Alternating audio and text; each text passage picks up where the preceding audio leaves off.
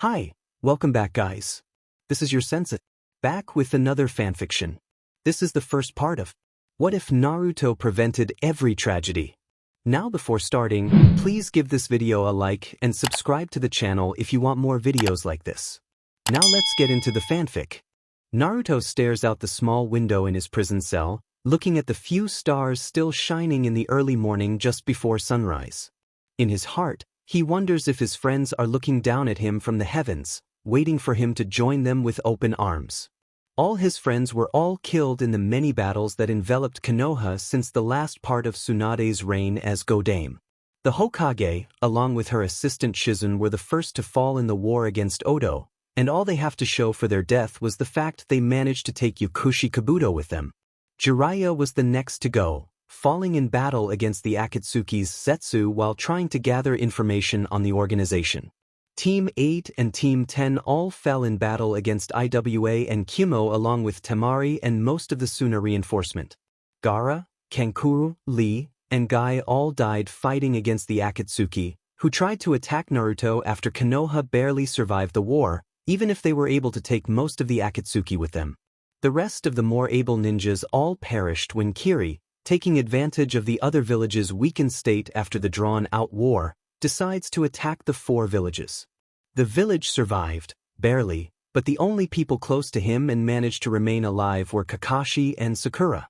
That is, until they died at the hands of Sasuke, who had decided to seek a new goal after killing the weakened Itachi after the Akatsuki attacked Konoha.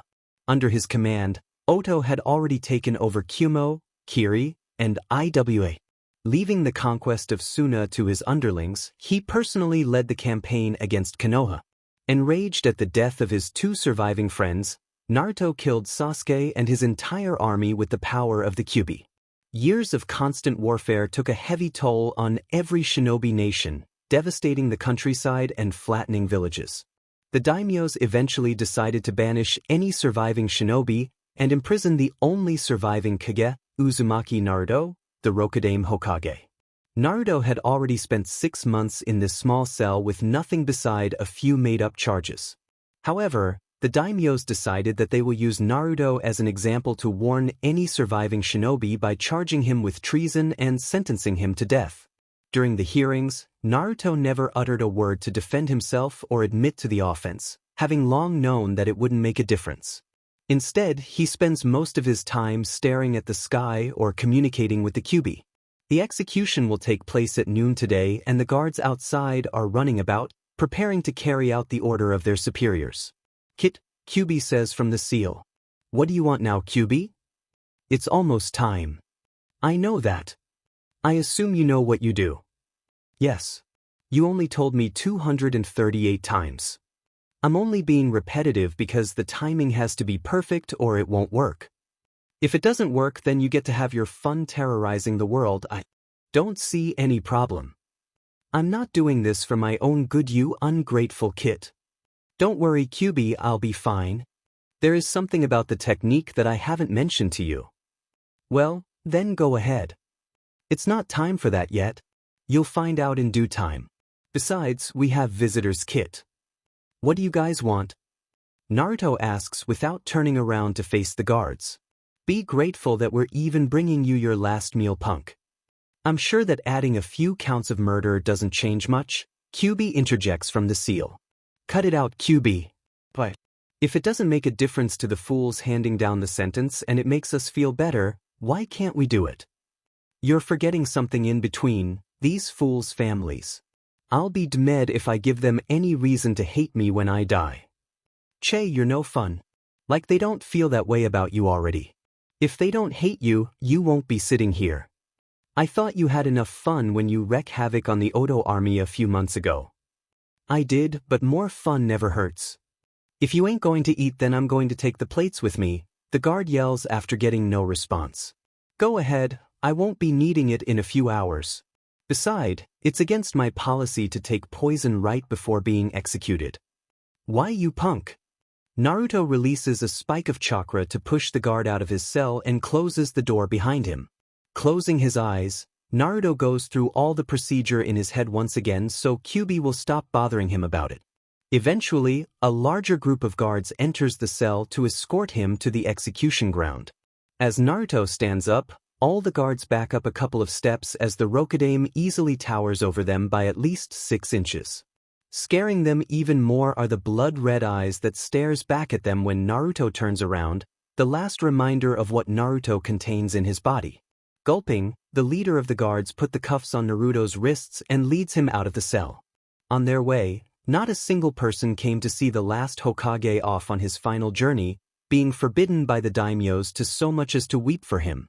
Your time has finally come, the official witnessing the execution says. The entire execution ground is empty beside Naruto, the official, the executioner, and a few guards. Kyuubi scoffs at the amount of defense at the ground.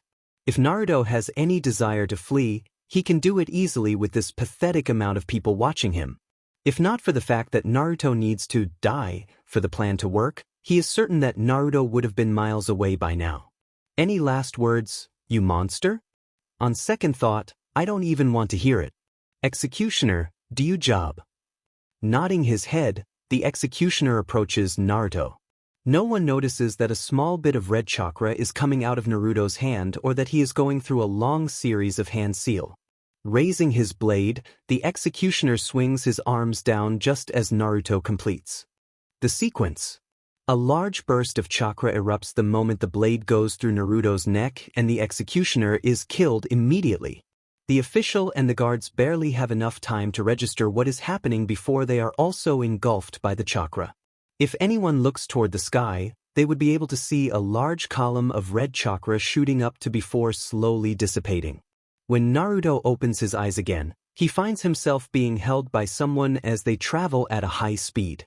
Trying to struggle out of the person's arms, Naruto finds that he doesn't have nearly enough strength to get away.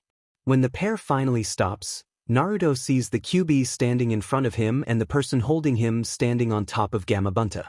Finally realizing where he is, Naruto tries to reach out and grab the person's arm before he can complete the last seal but is powerless to do so, and he finds himself in the presence of the Shinigami. Instead of doing what the person intends for it to do, the Shinigami reaches past the person and Naruto directly at the Kyuubi. What's going on? Namikaze. Normally I should take your soul away for bringing me to this realm. You should be glad that your child and his companion have given me a sacrifice to save your life, the Shinigami says. Now Kyuubi, be gone. Go back to your resting place. The time for your awakening will come, but for now, recuperate and be prepared to fulfill your purpose. Very well, Shinigami-sama. What is happening? Yondaime asks again. You will find your answer in due time as well, the Shinigami says before disappearing with the Kyuubi. As soon as the Kyuubi disappears, a silver-haired ninja appears next to Yondaime. He casts a confused glance at how the baby is staring at him in a disturbing way, but ignores it and turns toward the Hokage. Sensei, is the Kyuubi gone? I thought that your technique would... Not that I'm unhappy with you being alive. I understand, Kakashi. Even though I'm not entirely sure myself, the Kyuubi is indeed gone. I will deliver the news to Sandaime-sama and the rest of the village. Go ahead, the Yondaime says before turning toward the child in his arm. Naruto, you are a very special child, aren't you? If he doesn't know any better, Yondaime Hokage can almost swear that he can see a hint of pride in his son's eyes and a smirk on his face. Sighing, Namikaze Minato heads back toward the village with what is left of the ninja squads that were sent out to contain the Kyuubi. As soon as he steps into his office, he is bombarded with questions from everyone present, which includes his predecessor, the council elders, and the various clan heads. Is the sealing unsuccessful? Sandaime asks. No. I never managed to get to the sealing procedure. The Shinigami simply says something about my child offering sacrifices and orders the Kyuubi to leave. But how? One of the councilmen asks. The Shinigami only tells me that I will find my answer in due time. It's been a long few days. I think it's time for us to return to our homes and rest, Sandaime says before anyone else can raise any questions. Yes, I think it would be best. A 4-year-old Naruto runs away from the scene of his latest prank, after having put an illusion in the Yamanaka flower shop, turning it into a store full of man-eating plants and scaring every customer, as well as the family that runs the shop, out of their mind and out of the store. Right now, an irate Inoichi is running after him from rooftop to rooftop. Back at the store, his wife is still trying to calm their crying daughter who refuses to return to the store. Eventually, Naruto crashes into his father's office with Inoichi following him inside a few moments later, his anger completely blocking all thoughts of identifying where he is. "All right, Naruto, what did you do this time?" Minato asks, looking up from his paperwork. Ho Kage-sama. "It's okay, Inoichi. I'm sure my son has caused a lot trouble," Minato says before turning back toward his son. "Would you ever stop giving me trouble? I'm still trying to keep the Naras from trying to kill you for painting the nose of every deer they own to red and dangling ornaments in their antlers. As soon as you take me to the Shrine of Fire like you promised." "The Shrine of Fire?" Inoichi asks, his anger completely forgotten in the presence of the village's leader. "Yes. He has been clamoring about it ever since he knows how to talk. I'm still trying to figure out how he found out about such an out-of-the-way shrine. Excuse me, but perchance it has something to do with it?" There is a chance that may be it, but Naruto simply refuses to tell me the reason. "I want to go. I want to go." Naruto screams like the child he is. Fine. As soon as I take care of what you did to Inoichi, I will find Sarubi-sama to watch the village for a few days. Now, what did you do?" "Ino-chan says that I'm weak. I showed her. I'm not the one crying my eyes out and refusing to go back home." "Inoichi, what did he do?" Minato asks, sighing. "He put a genjutsu over my shop, turning it into a man-eating plant paradise. Normally I would be impressed that someone as young as Naruto can handle such a genjutsu, but to use it on my shop while Ino's still inside. I understand, Inoichi. I'll take Naruto over to your place and apologize to your family. After that, I will punish him accordingly." The punishment ends up being having Naruto study in the library under Chunin's supervision. Ino complained about the punishment after finally calming down, but to Naruto, not being allowed to run around or talk loudly would be crueler than anything Minato can think of. After serving out his sentence, Minato asks the Sandaime to step in for a week and takes his son to the Shrine of Fire in the forest north of the village. "Why is this place so run down?" Naruto asks when he arrives. "This shrine hasn't been in use since Nidaime's time."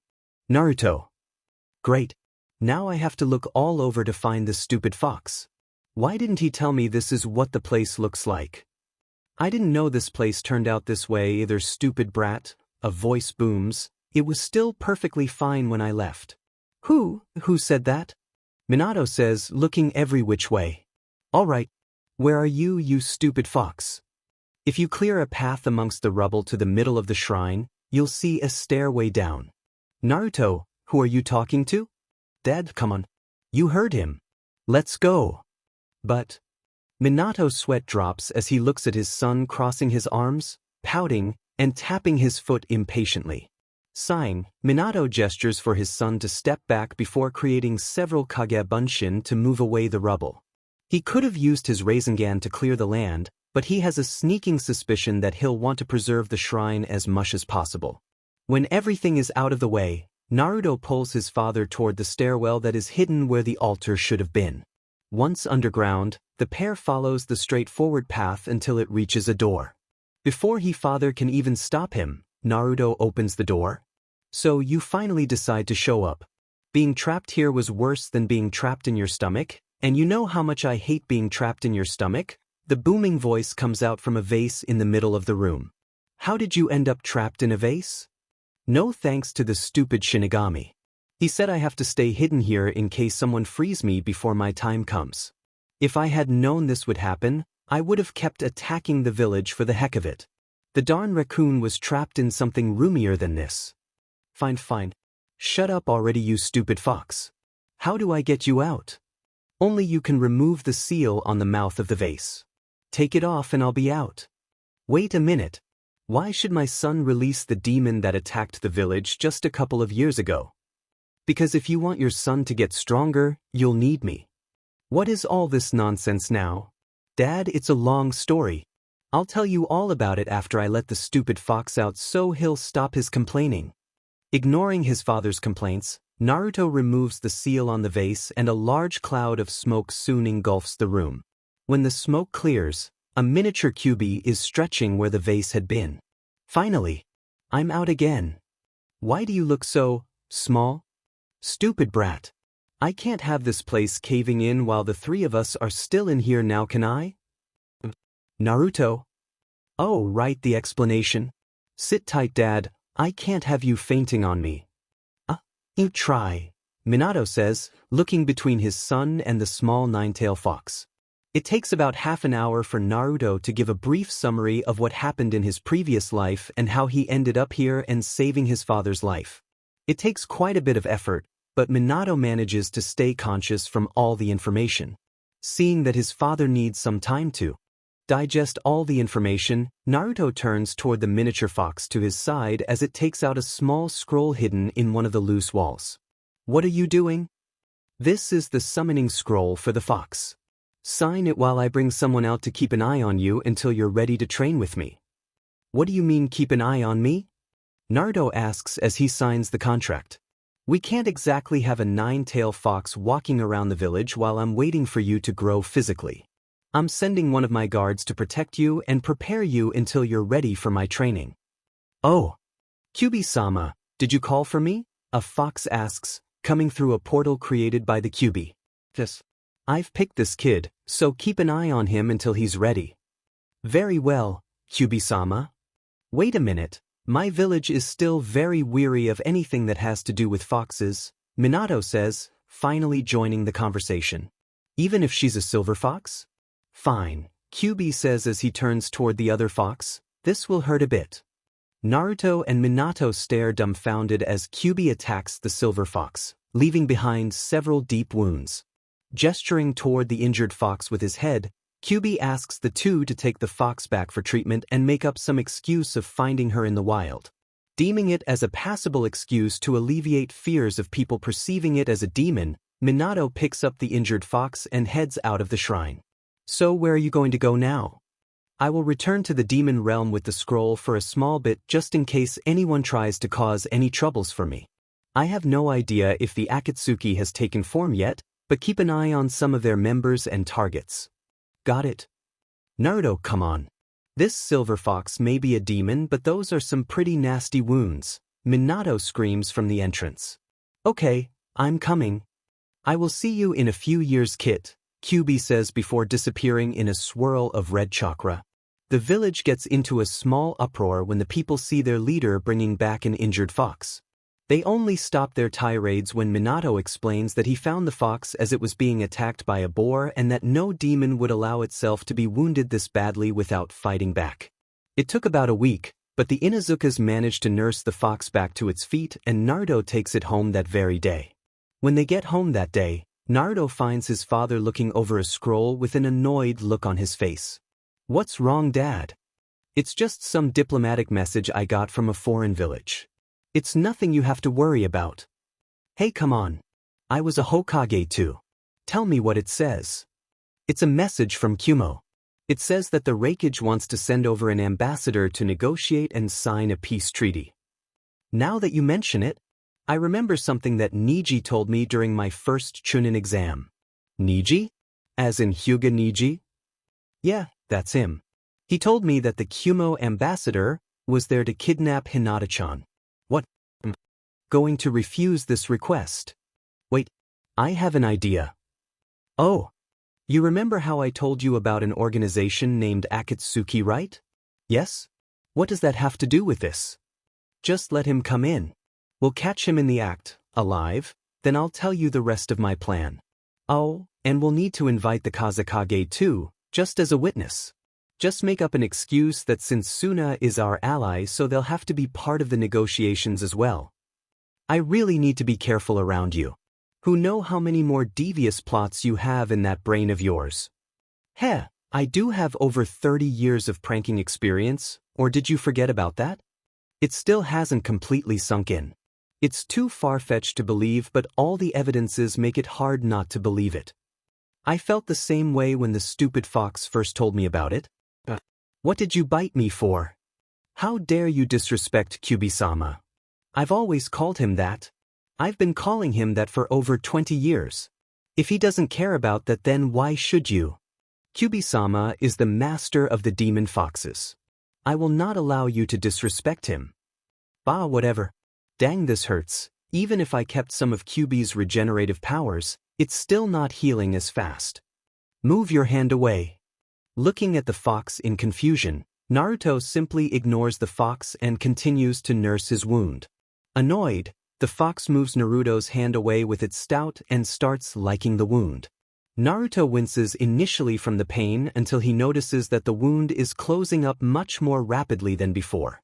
The silver fox backs away when the wound has completely closed up. My saliva has the same healing power as Kyuubi-sama's chakra.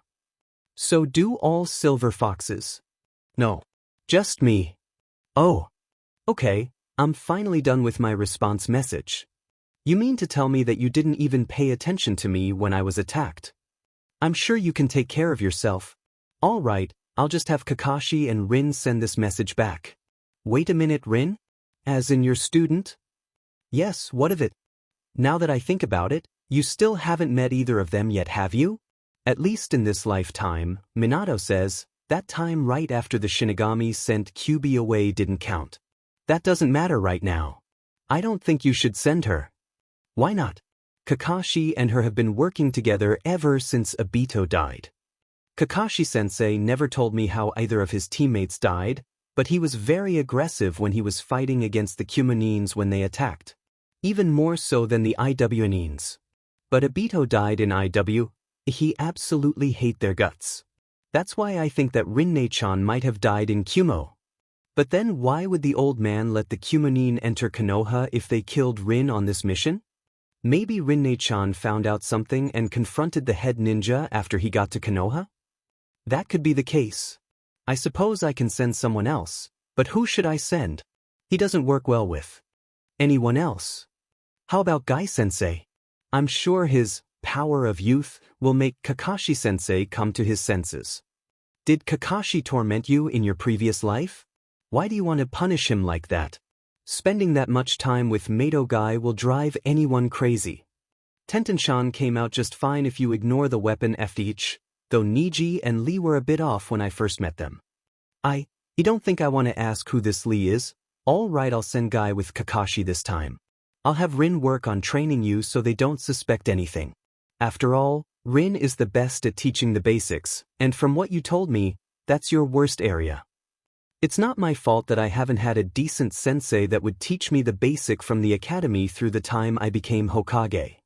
Yes, but you don't have to worry about that this time around. All right, time for bed, young man. I'll have Rin teach you starting tomorrow. What? But it's not even that late. No matter how old you are mentally, you're still a kid physically. Off to bed you go. But I could have helped you with the paperwork. Maybe you should have taken that into consideration before spending the day showing off your new friend to everyone. But the girls just won't stop petting her even if I told them I have to get home. Then that's not my problem. Off to bed. The next day, 5 young ninjas are summoned to the Hokage's office. When they arrive, they are surprised to find the Hokage's young son also sitting in the room. Hokage-sama, why have you called us here so urgently? Is there a youthful task that wish for us to accomplish? Yes. In fact, I have 2 missions that I need taken care of. Hokage-sensei, what is it? Why do you insist on calling me that, Rin? Anyway, Kakashi, Guy, you 2 are to deliver this message scroll to Kumogakure and escort their ambassador to Konoha. Asuma, Kurenai, you 2 are to deliver this scroll to Sunagakure and return with their response. Rin, your job is to start training Naruto in the basics of being a ninja. But Hokage-sensei, nice to meet you, Rin-chan. One look at Naruto's eyes and Minato knows that he has won the battle. Sighing, Kakashi places his hand on Rin's shoulder, nodding before leaving with Guy, who has already taken the scroll and is halfway down the staircase screaming about the powers of youth. Shaking their heads, Asuma and Kurenai pick up the other scroll before leaving the last 3 occupants in the room. Hokage-sensei, what about our other guest that I'm taking care of? Oh, I'm sure you can introduce her to Naruto. Hi, Hokage-sensei. Really now, Rin, stop calling me that. But Namikaze-sensei sounds too informal and Hokasama sounds too formal. Rin whines, besides, I like calling you Hokage-sensei. Fine, just get on with your mission. I still have a lot of work to do. Oh, make sure you bring Naruto home by 6. I have to take him over to the Hyuga compound. Hayashi invited me over for dinner at the compound tonight. Come on, Naruto-kun. Coming. Come on, Ginko-chan. Rin is slightly unnerved by the sight of such a large fox accompanying Naruto. She doesn't feel the same way about foxes as some of the villagers do, but from what she knows, that has been a wild fox up until a week ago, and it might suddenly attack the boy. However, she figures that if the Hokage allows it to be around Naruto all the time, maybe the Inuzuka worked wonders and tamed it within the week. Shrugging off the thought, Rin makes a quick stop back at her house to pick up her other guest before setting off toward the nearest training ground. On the way, Naruto can't take his eyes off the new addition. Man, I can't believe this. I knew Kakashi-sensei saved Kyuubi, but I never thought that he brought her back to Konoha. I thought Sandaya took her with him as soon as Kakashi-sensei got out of Yuki no Kuni. Naruto thinks, she's still as cold to everyone as when I first met her though. Is something the matter? Ginko whispers so that only Naruto can hear her. Hey, when we get to the training ground, can you help me cheer up Koyuki-hime? You seemed to work wonders yesterday. Fine, whatever. I'll try. Man, you're almost as cold as Koki-hime, Ginko-chan. Well, don't expect me to turn good and kiss you on the cheek after you got knocked out. Okay, we're here. Naruto looks up at Rin's words and immediately represses the urge to groan. Everything from the 3 tree stumps to the memorial stone near the edge of the training ground, Team 7's training ground doesn't look any different than the one Kakashi took Team 7 to after they first became a team. Is something wrong, Naruto? No, it's just that I don't particularly like seeing that stone. Makes me sad looking at all the names. Naruto-kun, those are the names of the heroes of the village. You should show them respect, not try to look away from it. Is that the only way for ninjas to be respected or be seen as a hero by the villagers? To die and have their name on that stone? That's not true, Naruto-kun. You and your father are seen as heroes for chasing away the Kyuubi. But so many other people died because of the attack just for us to be seen that way? I don't want it to happen that way. Naruto-kun, you're a really kind child, Rin says, giving Naruto a quick hug. Well, then you'll just have to get really strong so you can protect them from dying. I swear that I will take over for my old man when the time comes and become the best Hokage Konoha has ever seen. That's the spirit, Naruto-kun. To be able to do that though, you'll have to get through my trainings first. Hi Rin-chan. Okay Naruto-kun. I'm sure that Hokage-sensei already told you about the basics of chakra. I'm going to teach you how to control it properly. Oh, I just remembered something. Can you give me a moment, Rin-chan? Sure, go ahead, Rin says as Naruto and Ginko walks over to Kiki. Hey, can you keep an eye on Ginko-chan for me? Koyuki takes one look at Naruto and Ginko before nodding her head reluctantly. Rin has been getting on her for her to become more social ever since Kakashi brought her back to Konoha. She feels that it won't do to upset the ones taking care of her, and it's just an animal, so it's not like she will have anyone bothering her. Smiling, Naruto gives Ginko a wink before scrambling back Rin, who is watching the exchange with an amused look on her face. The pair spends the rest of the day going over the proper way of molding chakra, weapon throwing, and even a few crash courses on battle strategies. Every now and then, the pair would look over toward Koyuki and find her either stroking Ginko's fur or whispering into Ginko's ears. By the time they head home that evening, Koki keeps glancing over at the silver fox, not wanting to part with it. Seeing her reaction, Rin suggests for Koyuki to stay over at Naruto's house, which she eagerly agrees to. By the time Kakashi and Guy escorted the Kyumonin back to Konoha, both Kakashi and the Kyumonin can't wait to be rid of Guy and his youthful speeches. Kakashi decides to send Guy on his way and report to the Hokage with the Kyumonin by himself before Guy annoys the representative any further and destroys the potential for a successful negotiation. Kakashi noticed that the Kyumonin seemed surprised when Kakashi told him that Suna would also be sending a representative to Konoha, and Kakashi has been keeping a close eye on him ever since. The more Kakashi observes him, the more curious Kakashi becomes. The Kyuubi kept asking Guy about all the major clans of Konoha on the trip after failing on his first attempt with Kakashi, disguising it poorly as mere curiosity about the strength of Konoha before negotiation. Of course, Kakashi talked to Guy about that after the Kyuubi failed with Kakashi, so Guy had been holding back a large amount of information even if none of them are of any significance to the defense of the village. Leading the Kyuubi to the Hokage's office, Kakashi knocks on the door and enters when he is told to do so.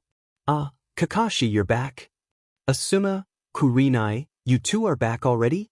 I would have thought that you two would spend some time on your own before coming back. Unlike you, we don't like slacking off. Where's Guy? I sent him back home. It's been a long trip."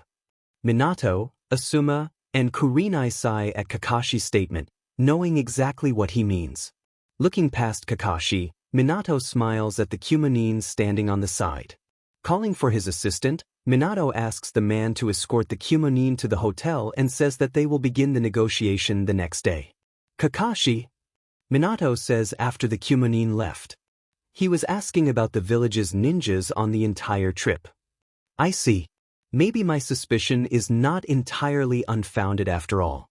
Very well, the three of you go and get some rest. You've all had a long trip. Hi. Hokage-sama. Hokage-sama, is Rin still?" Kakashi asks. "Oh, she should be training Naruto at Training Ground 7 right now." "Then what about?" "He is also there. She seems to have really hit it off with Naruto, well, with Ginkgo at least." "Oh, of all the things, the silver fox was what it took to get that princess out of her shell?"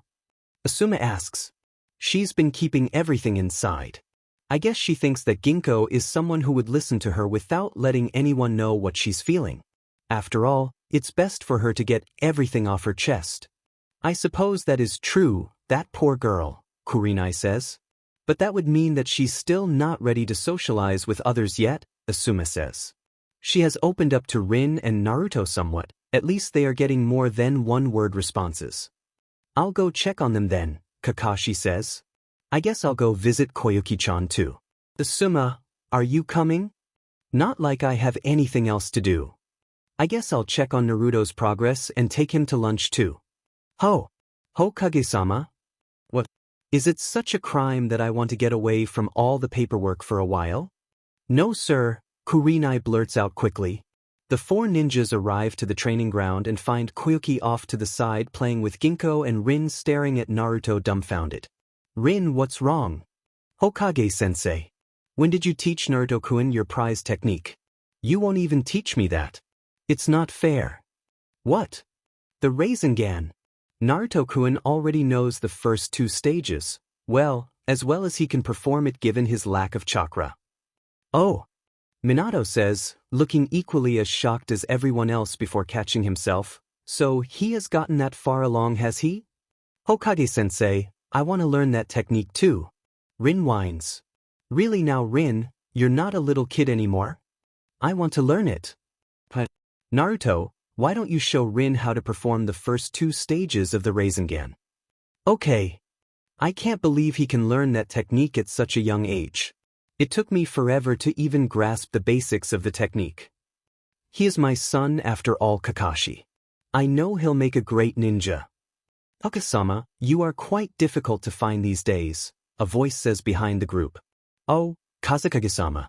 Is something the matter?" "There is a small issue that I wish to discuss with you. Your assistant told me that I would be able to find you here. May we talk in private?"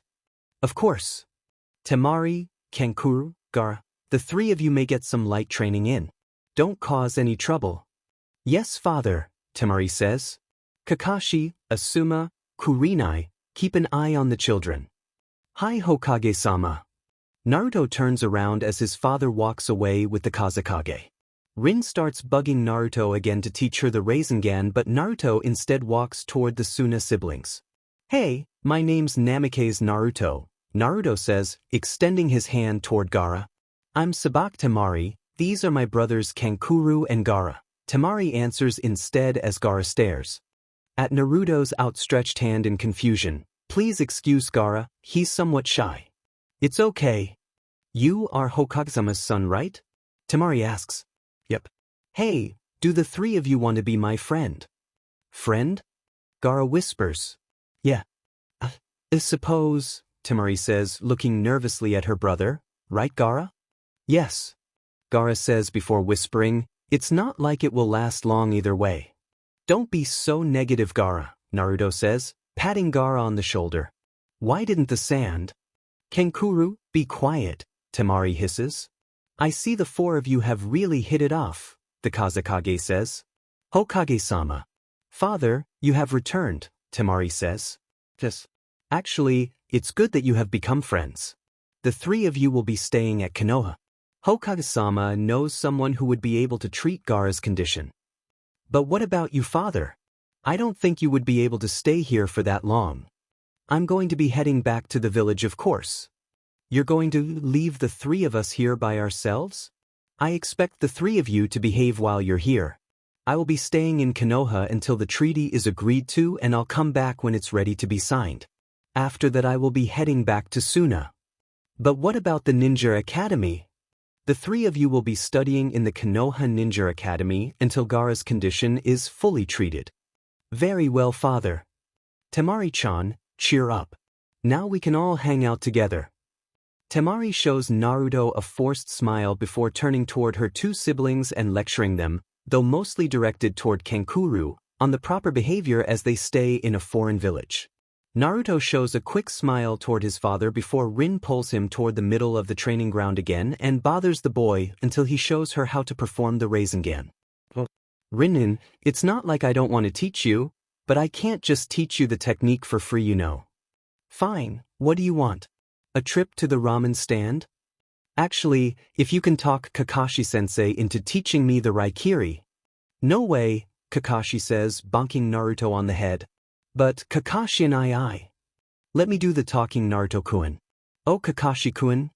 What is it, Rin? If you don't want to see your little books disappear in a Katon Jutsu accident, you'll teach Naruto-kun the Raikiri. Wait a minute now, Rin, that's not really playing fair. I want to learn the Rasengan. I don't care what I have to do to learn it. I can teach you that myself.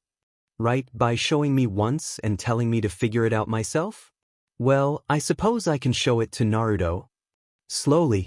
I want to see the hand seals. Fine, but let's find some place more private. The great Hitoki Kakashi, beaten by a kid, Asuma says, chuckling. I assure you that Naruto-kun is very persuasive.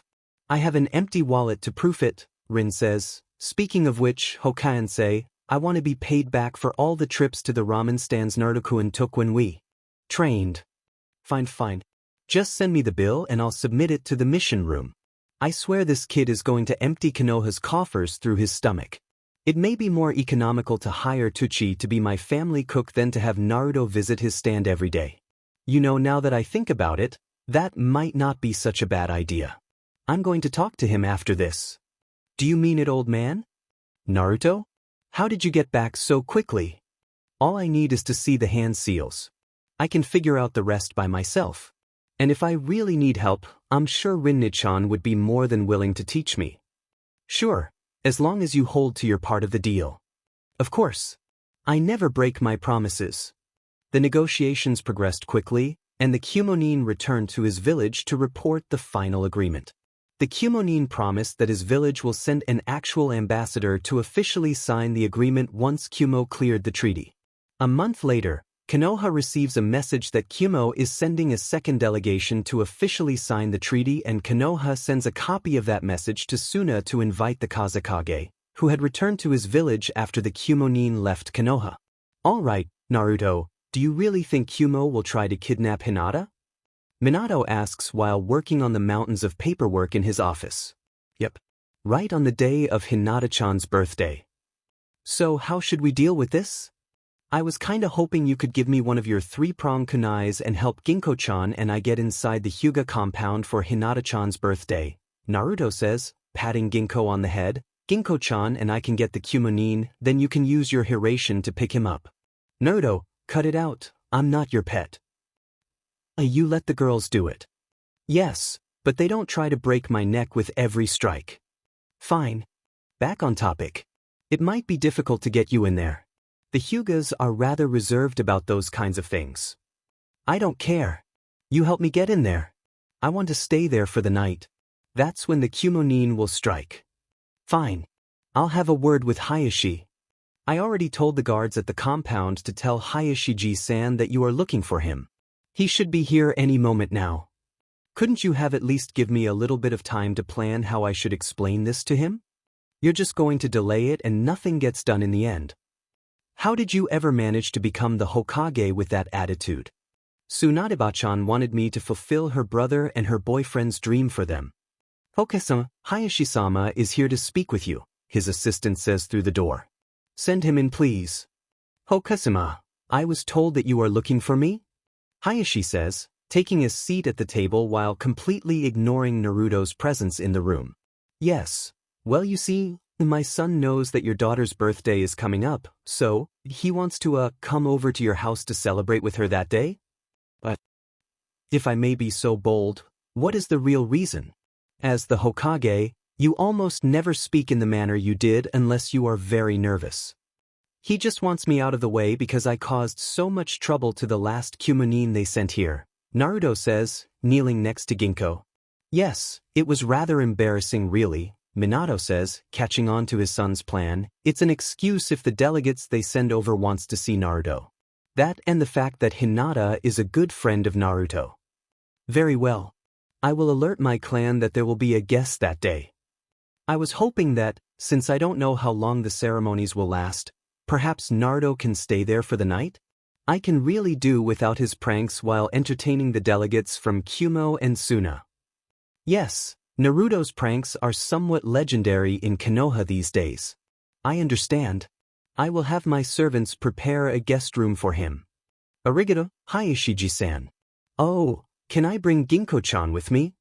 I don't see why not. It would appear that my daughter is rather fond of that fox herself. You take that long to decide if you want me there and you barely thought about Ginkgo-chan. Ginkgo doesn't cause nearly as much trouble as you do Naruto. That's not fair, Hayashiji-san. Regardless, if that is all Hokage-sama, yes, that will be all. I will send Naruto over first thing that morning.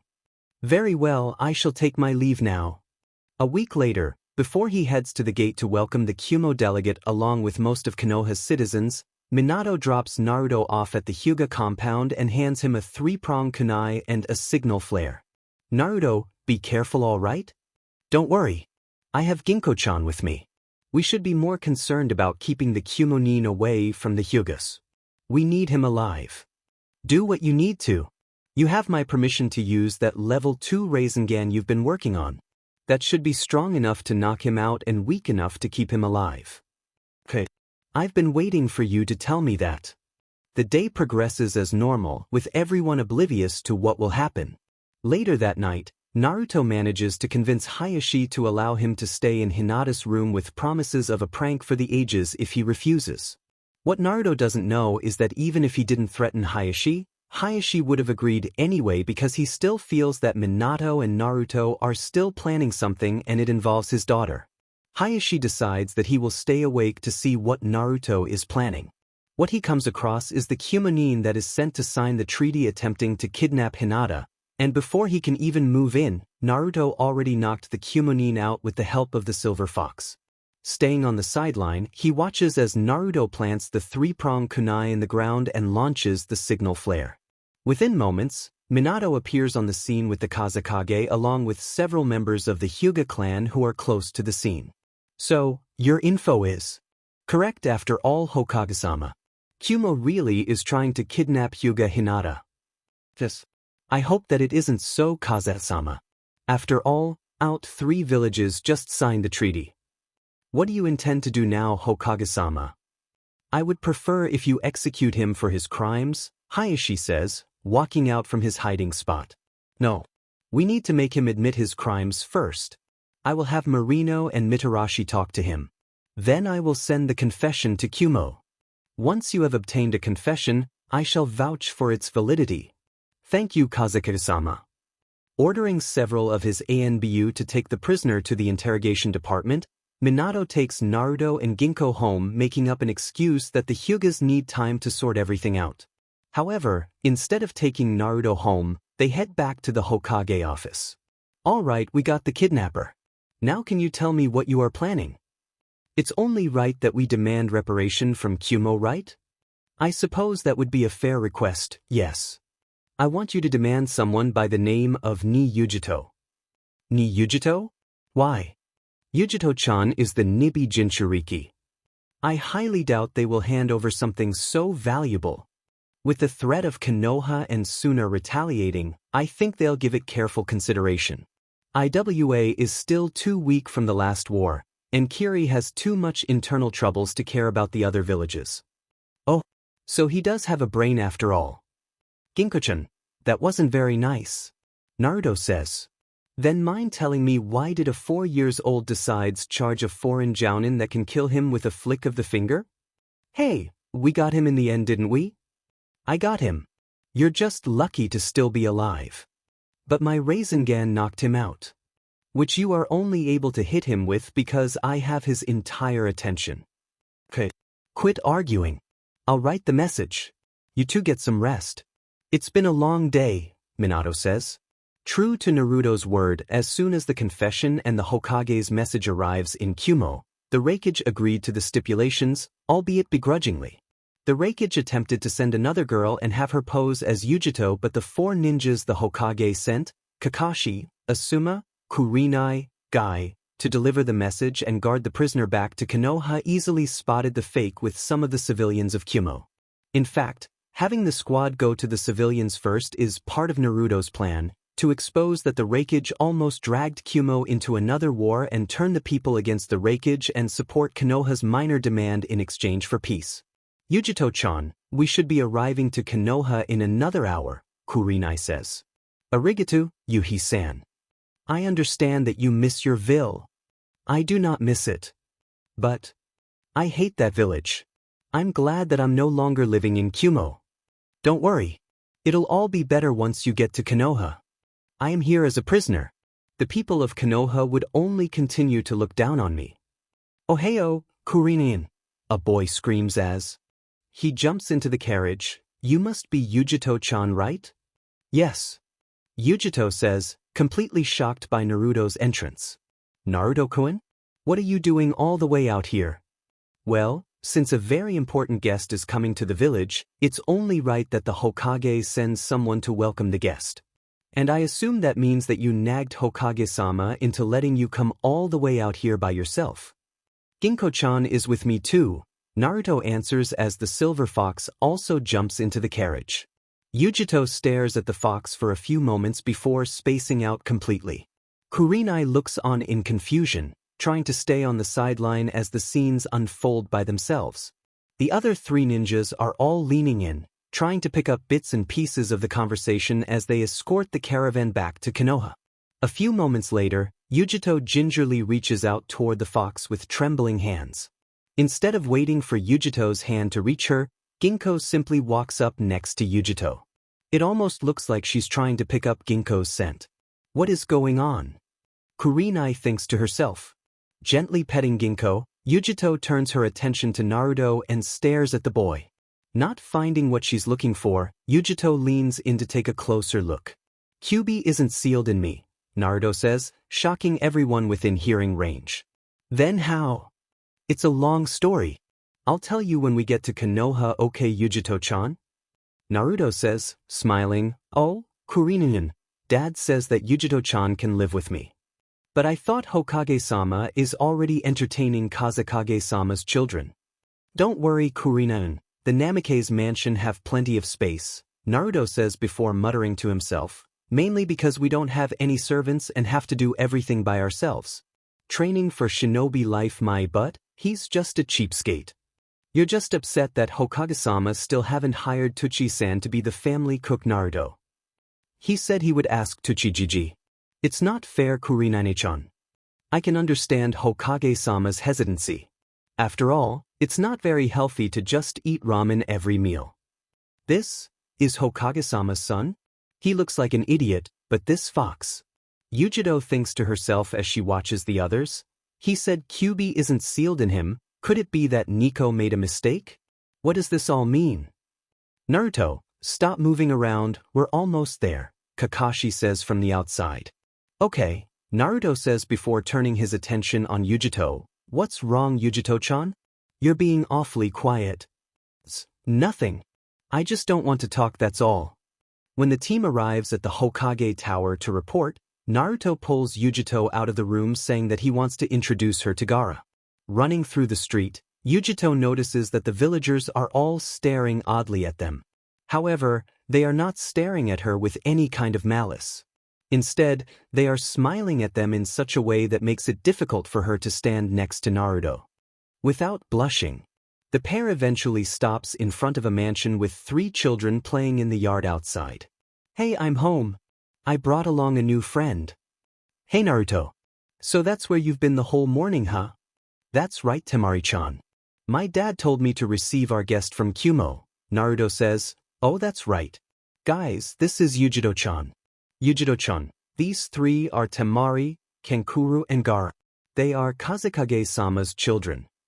I see. Yujito says, regardless, can you answer my question now? Yujito-chan, Gaara, please come with me. When Kankuro wants to go along with them, he's chased back by a wall of sand. Chuckling nervously, Naruto leads the pair to his room. On his way, Naruto hears Temari screaming something about burning dolls and turns toward Gaara for answers only to receive a look that says, don't ask. All right, take a seat while I check something out. After making sure that no one is spying on them, Naruto turns back toward the group and nods toward Ginkgo, who is lying next to Yujito.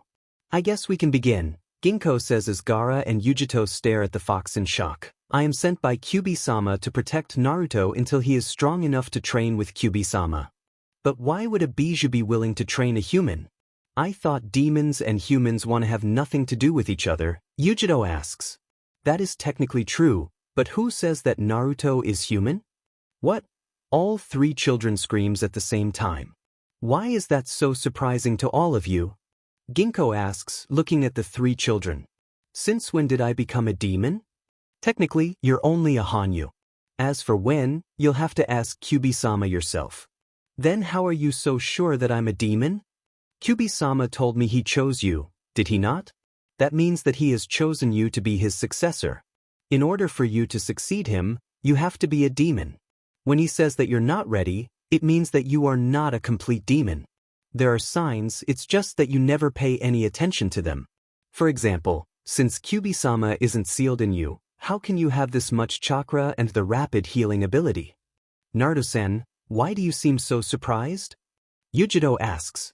I've never heard anything about this either. Then perhaps we should leave while you sort out this problem, Gaara says. No. This involves both of you as well, Jinchuriki of Shikaku and Jinchuriki of Nikomata. You mean he's? Nikoma? Yet another bijou. Since neither of your seals are produced by any kami, Naruto and Kyuubi-sama should be able to separate you from your bijou if Naruto can actually learn how to control his demon chakra. But wouldn't they die if we do that? No. If you forcibly remove them, probably, but this ritual is fairly safe for Jinchurikis and bijous as long as, like I said, that the seal isn't produced by any kami. Of course, there are side effects, but still. What do you mean side effects? Yujito asks, glaring at Ginkgo. Will become Hanyas just like Naruto. As for whether you will become their successors or not, that depends on Ichibi-sama and Nibi-sama.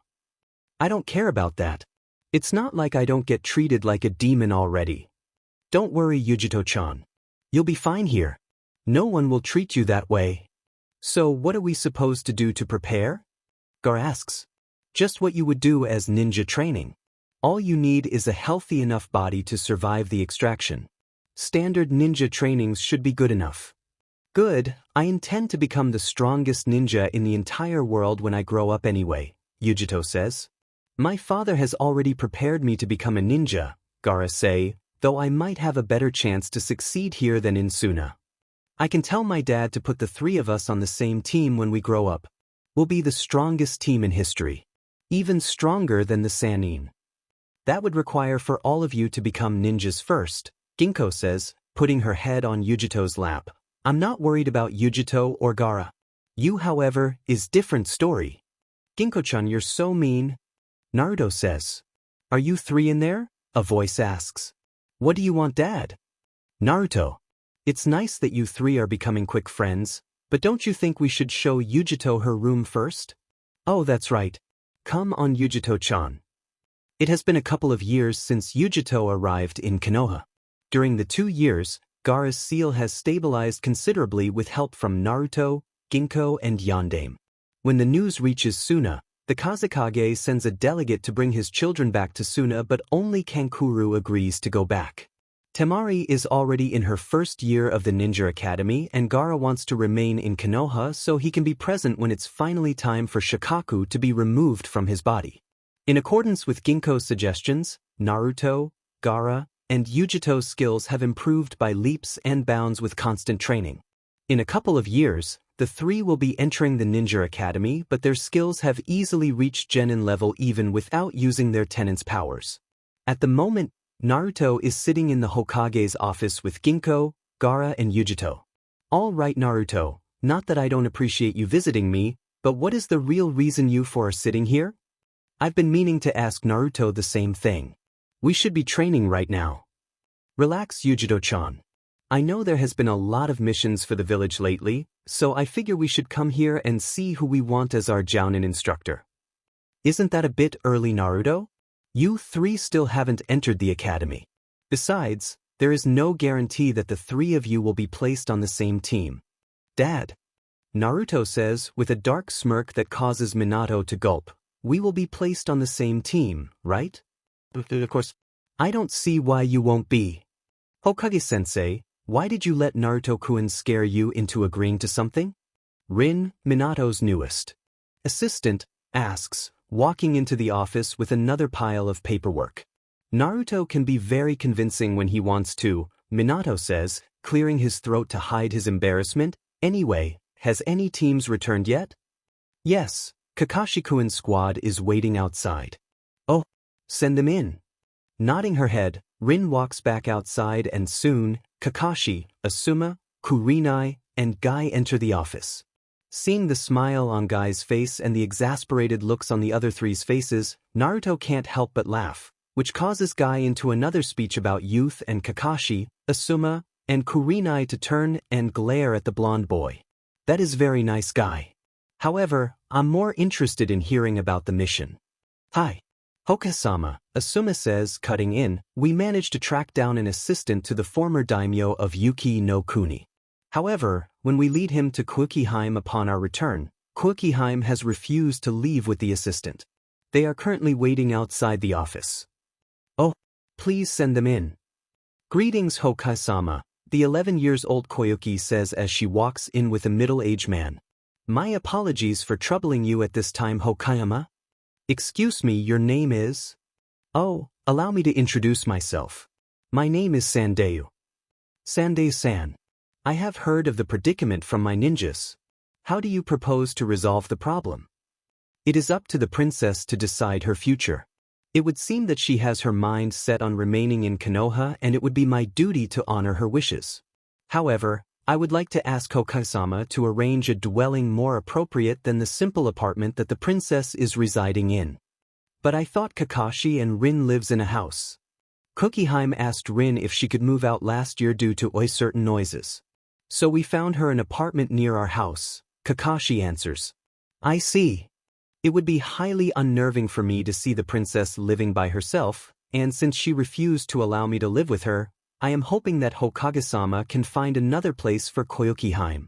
It's up to her to decide, but I suppose I can allow her to move into the Hokage mansion. Yujito and Temari are very good friends with Koyukiheim, so it should be appropriate. It would be great if I can live with Temari-chan and Yujito-chan. I suppose that is to your satisfaction as well? Of course, that is more than satisfactory. Well, then I guess this matter is settled. I would like to remain in Konoha as well, so if it's not too much trouble, would it be possible for me to move into Koyukiheim's apartment? Sandayu asks. Of course, it doesn't make much sense for us to leave it empty. Since it's going to be rented out again anyway, I don't see why you can't live there. Thank you, Hokage-sama. With the matter settled, Minato orders everyone in the room, including the 3 children, to go to Koyuki's apartment and help her move into the Hokage mansion. Just as everyone is filing out of the office, Minato notices Naruto pulling Guy to the side. "Naru-kun, is there something you want to tell me?" "Yes. Have you thought about adopting someone?" "I do not know if I would have the time. But adopting is the youthful thing to do," Naruto says, knowing exactly which buttons to push to get the response he wants. "Of course. I shall adopt every orphan in the village. Why don't we just start with one first?" "Why, Naruto-kun, do you have someone in mind?" "Yes. You see, Gaara, Yujito-chan, and I were playing yesterday and we spotted an orphanage. There is someone inside that tries so hard to become a ninja that I think your youthfulness will certainly help him on his quest," Naruto says, trying to keep up with Guy's enthusiasm. "Naruto-kun, you must tell me where this orphanage is and what is that child's name." "I don't know the exact name of the orphanage, but it's the one near the tower, and the boy's name is Rock Lee." "Thank you, Naruto-kun.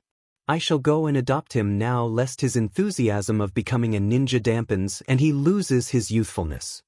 "Go ahead, I'll tell the others you'll join us later with good reasons," Naruto says as Guy runs off. "Well, that takes care of that. The way you're changing everything, you won't know what will happen in the future now," Minato says, walking up next to his son. "That's the point. If what happened in my last lifetime happens again, it'll be too late to reverse the damage," Naruto says. "Besides, I failed them last time. I'm not going to let that happen again. Anything I should know that will happen soon? You know someone by the name of Uchiha Itachi?" "Of course. He's the genius of the Uchiha clan." "Does he have a good friend by the name of Uchiha Shisui?" "Yes. What are you trying to get at?" "Itachi will try to massacre the entire Uchiha clan with the power of the Manjikyu Sharingan. The death of Uchiha Shisui will be the sign.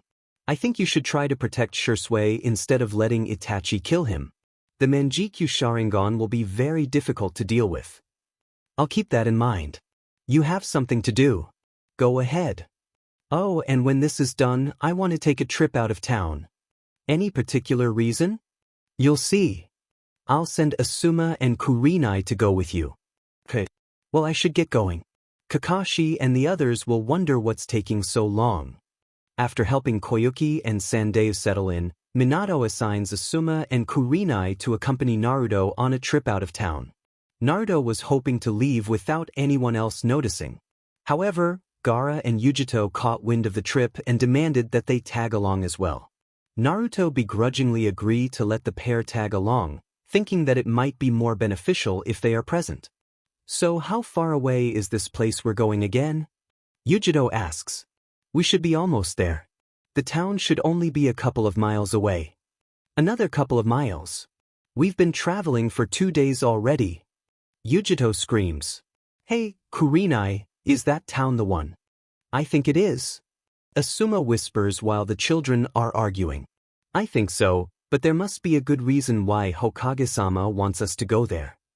Just before the group walks into the town, Naruto asks Yujito and Gaara to transform into adults with the Henge no Jutsu so they can blend in. What surprised Asuma and Kurenai more than seeing the children's ability to use the genjutsu so flawlessly is the fact that Ginkgo also transformed into a small dog.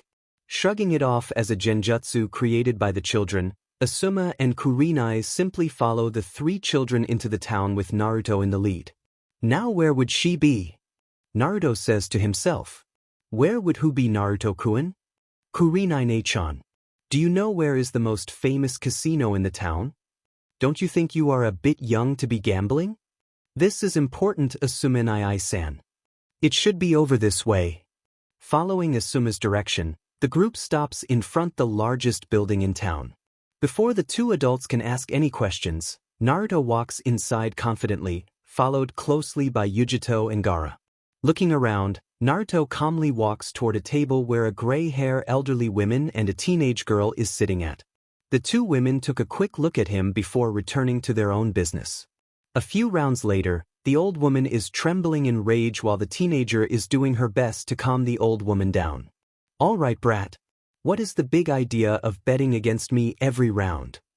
There's no rule saying I can't do that, right? Why you little? Please calm down, there's no need to draw so much attention on ourselves. The teenage girl says. You're right, let's go. I've had enough of this kid. As the old lady stands up and walks away, Naruto stretches and stands up as well and follows the two women out of the casino. By then, it's clear to the two women that Naruto's group is following them. Running up the street at a speed much faster than someone her apparent age should be able to run at, the old lady pulls the teenage girl around the corner.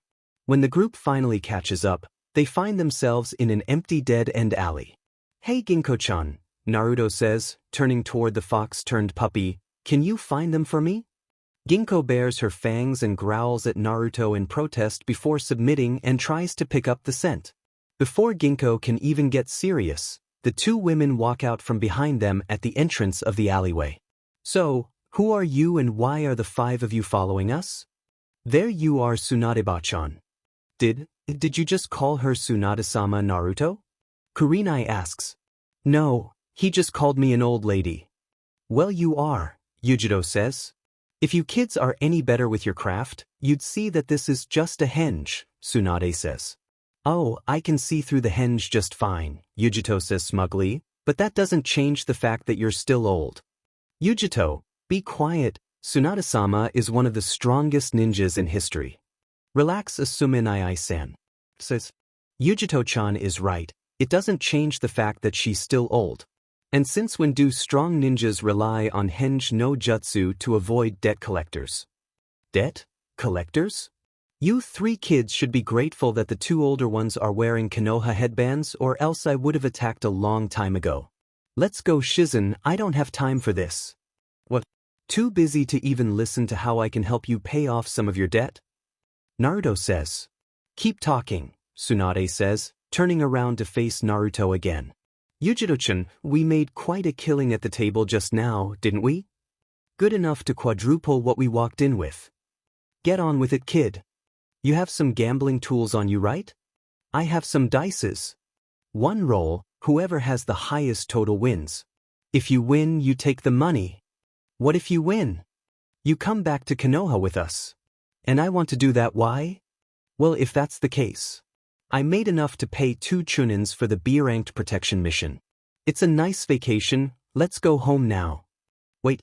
Fine, you got a deal, Tsunade says before muttering, can't believe I let a kid blackmail me. Well, let's go then. Alright, you go first. Taking the dice out of Tsunade's hands, Naruto rolls the dices and gets 2 ones and 1 2. Laughing, Tsunade snatches the dices off the ground and promptly rolls 3 ones. The legendary sucker strikes again, Naruto says, rolling on the ground in laughter. That one doesn't count. This is the real one. Rolling the dices again, Tsunade gets 1 5 and 2 6s. Still shaking slightly in laughter, Naruto picks up the dices and rolls 3 6s. Staring at the 3 dices in shock, Tsunade starts trembling in anger. Fine. You win. We'll go back to Konoha. Doesn't mean I have to stay there anyway. We have to go back to the hotel to pack. Let's go then. We have one more stop to make before going back Konoha. One more stop. Kurenai says, looking over toward Asuma. After checking out of the hotel, Tsunade and Shizun follows Naruto's group out of the town. It doesn't take very long for Tsunade to see where Naruto is leading them. You're not thinking about getting him, are you? Yeah, but I don't trust him around someone as pretty as Kurenai-chan. So I wanted you to come along to keep him in line. Aren't you a bit young to be trying those lines on a girl, Naruto? What does Kurenai-chan being pretty or not have to do with how old I am, Asuminai-san? You scared that Naruto might steal your girl away, Asuma? Tsunade jokes. I don't know what you're talking about, Asuma says, turning his head away blushing. About 2 days later, the group stops at a famous hot spring town about a day's travel away from Konoha. By this time, everyone besides Naruto is at the limits of their patience. Outside of Naruto and Tsunade, no one knows why the group has to travel for so long and still isn't resting comfortably in Konoha. Kurenai, Shizen, and Yujito forgave Naruto briefly when he mentioned the town's special attraction, but their anger returned tenfold when he told them they couldn't rest until they find their second target. They only relaxed somewhat when Tsunade told them it's in their best interest. So where should we go now that we're here? Yujiro asks. You all go and check in at that hotel. I'll go and start looking for my target, Naruto says. I'll go with you. I'll convince him to come to Konoha with us, Tsunade says. You seem eager. If I'm going back there to suffer, I'm taking him with me willingly or not. All right, let's go, Tsunade-bachan. Let's go and interrupt Ero Sennin's research. Tsunade, perhaps I should go with you. No, Shizun, you go with the others. Remember, you girls stay away from the hot springs until we come back. Oh, okay. I never thought you'd be so eager to go back to Konoha, Tsunade-bachan, Naruto says after the others leave for the hotel. What? The quicker we find Ero Sennin, the quicker we get out of town, the quicker we get back to Konoha. I guess the thrill of pounding that old buffoon to the ground outweighs the negatives. Heh, you call him an old buffoon but you won't admit that you're old yourself. Young man, I'll have you know that women are like fine wine. The more time they have to develop, the better they become. Yeah, and if you let them develop too long they turn into vinegar. I don't mind drinking wine, but vinegar? Blah. I'll have you know that vinegar happens to be very good for your body. It might be for you, but I ain't interested. Tsunade's eyebrow twitches at Naruto's retort. She contemplates killing the boy then running off with his money, but she realizes that she'd be leaving Shizun behind. Taking a few deep breaths to calm herself, Tsunade turns her attention back to the small boy in front of her. Your name is Naruto, right? Are you Minato's kid? Yeah. How are your folks doing? I haven't seen those two brats ever since I left Konoha. My dad's the Hokage. I don't know much about my mom though. What? I've never seen her my entire life. I guess she didn't make it out of the maternity ward and my dad is not telling me cause he doesn't want me to be sad. Tsunade raises her eyebrow at Naruto's words. Last she remembers, Kushina happens to be a perfectly healthy young woman. While there is always the chance that her health deteriorated or she had complication during childbirth, she ranks the chances pretty low unless there was extreme stress during the process. Tell me, kid, when's your birthday? The day Kyuubi attacked, Naruto says, knowing where Tsunade's question is leading. Well, that would explain the stress, but the chances of death is still pretty low. I wonder which hot spring is Ero Sennin peeking in on. Did you just say he's peeking in on a hot spring? I thought you said he's researching, Tsunade asks, all thoughts on Kushina flying out the window. Yeah, that's what he does for his... It's for his books. Why that no good little... I knew he's a pervert and likes to take a peek every now and then, but just wait till I get my hands on him. Naruto winces as Tsunade stomps through the street, her hands going through the motions of wrangling someone's neck. Fearing for Jiraiya's safety, Naruto quickly rushes up next to Tsunade, hoping to at least be present to save Jiraiya from certain death, though he probably can't do much about the extended hospital visit the old pervert will no doubt endure. Eventually, the pair finds the Sennin sitting up in a tree giggling perversely. Emitting a low growl from her throat, Tsunade knocks the tree over with one punch, which completely shatters the trunk. Even as he's falling to the ground, Jiraiya knows exactly who is responsible for his fall just from seeing the destruction. Hello, Jiraiya, Tsunade says, cracking her knuckles. Hello, Tsunade. Fancy seeing you here. Even with Naruto wrapping his arms around Tsunade's ankle, the medicine simply drags Naruto along and proceeds to dish out one of the more painful beatings in Jiraiya's life. Tsunade finally stops when she remembers why they are looking for the old pervert to begin with. Picking him up by the collar, Tsunade glares at Jiraiya, giving him a silent warning to not let her catch him again before dragging him toward the hotel. Tsunade, what are you doing here? Jiraiya asks after finally regaining his senses. To drag you back to Konoha. But Tsunade, you hate that place. Why would you want to go back there? That's none of your business. Beside, I would think you would want to see that student you are so proud of. But I thought the brat. According to this kid, Minato is still alive and well. I've been meaning to ask, who's the runt? My name is Namikaze Naruto, Ero Sennin. What did you call me? You have no right to complain, Jiraiya. Do you want me to teach another lesson? No, it's okay. Scrambling to his feet, Jiraiya quickly dusts himself off before gesturing for Tsunade to lead the way. Putting her hand on Jiraiya's shoulder to make sure he doesn't try to escape, Tsunade nods toward Naruto, telling him to follow. To say Kurenai, Asuma, and Shizune are shocked when Naruto's group arrives at the hotel is understatement. While Asuma is focused on all the injuries on Jiraiya's body, Kurenai and Shizune have an understanding look on their face when they consider why Naruto and Tsunade won't allow them to use the hot springs. Jiraiya-sama, what happened to you? Asuma says, rushing next to the Sannin. Tsunade-bachan happened to him, Naruto says, putting his arms behind his head, I'm heading to my room.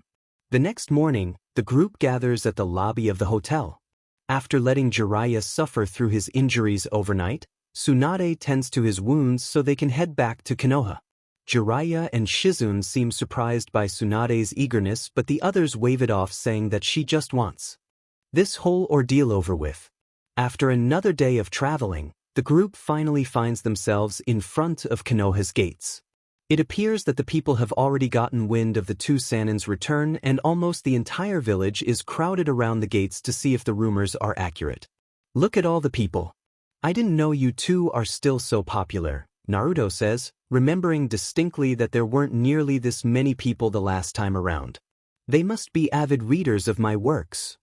As if anyone would want to read the garbage you write.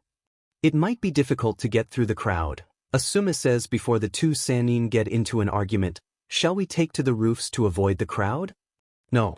Let's just get this over with, Tsunade says. Better do this now than to have them stopping us in the streets at every turn. Naruto studies the crowd as the group wades through slowly. Out of the corner of his eyes, he notices a little girl around his age with large chocolate-colored eyes staring at Tsunade in admiration. One look at her hairstyle and Naruto knows exactly who that is. Tugging at Kurenai's arm, Naruto gestures for the Chunin to lean in before whispering something in her ears. Nodding her head, Kurenai disappears, leaving behind a group of very confused ninjas. Giving them his innocent smile, which only increases their suspicion, Naruto gestures for the group to keep moving.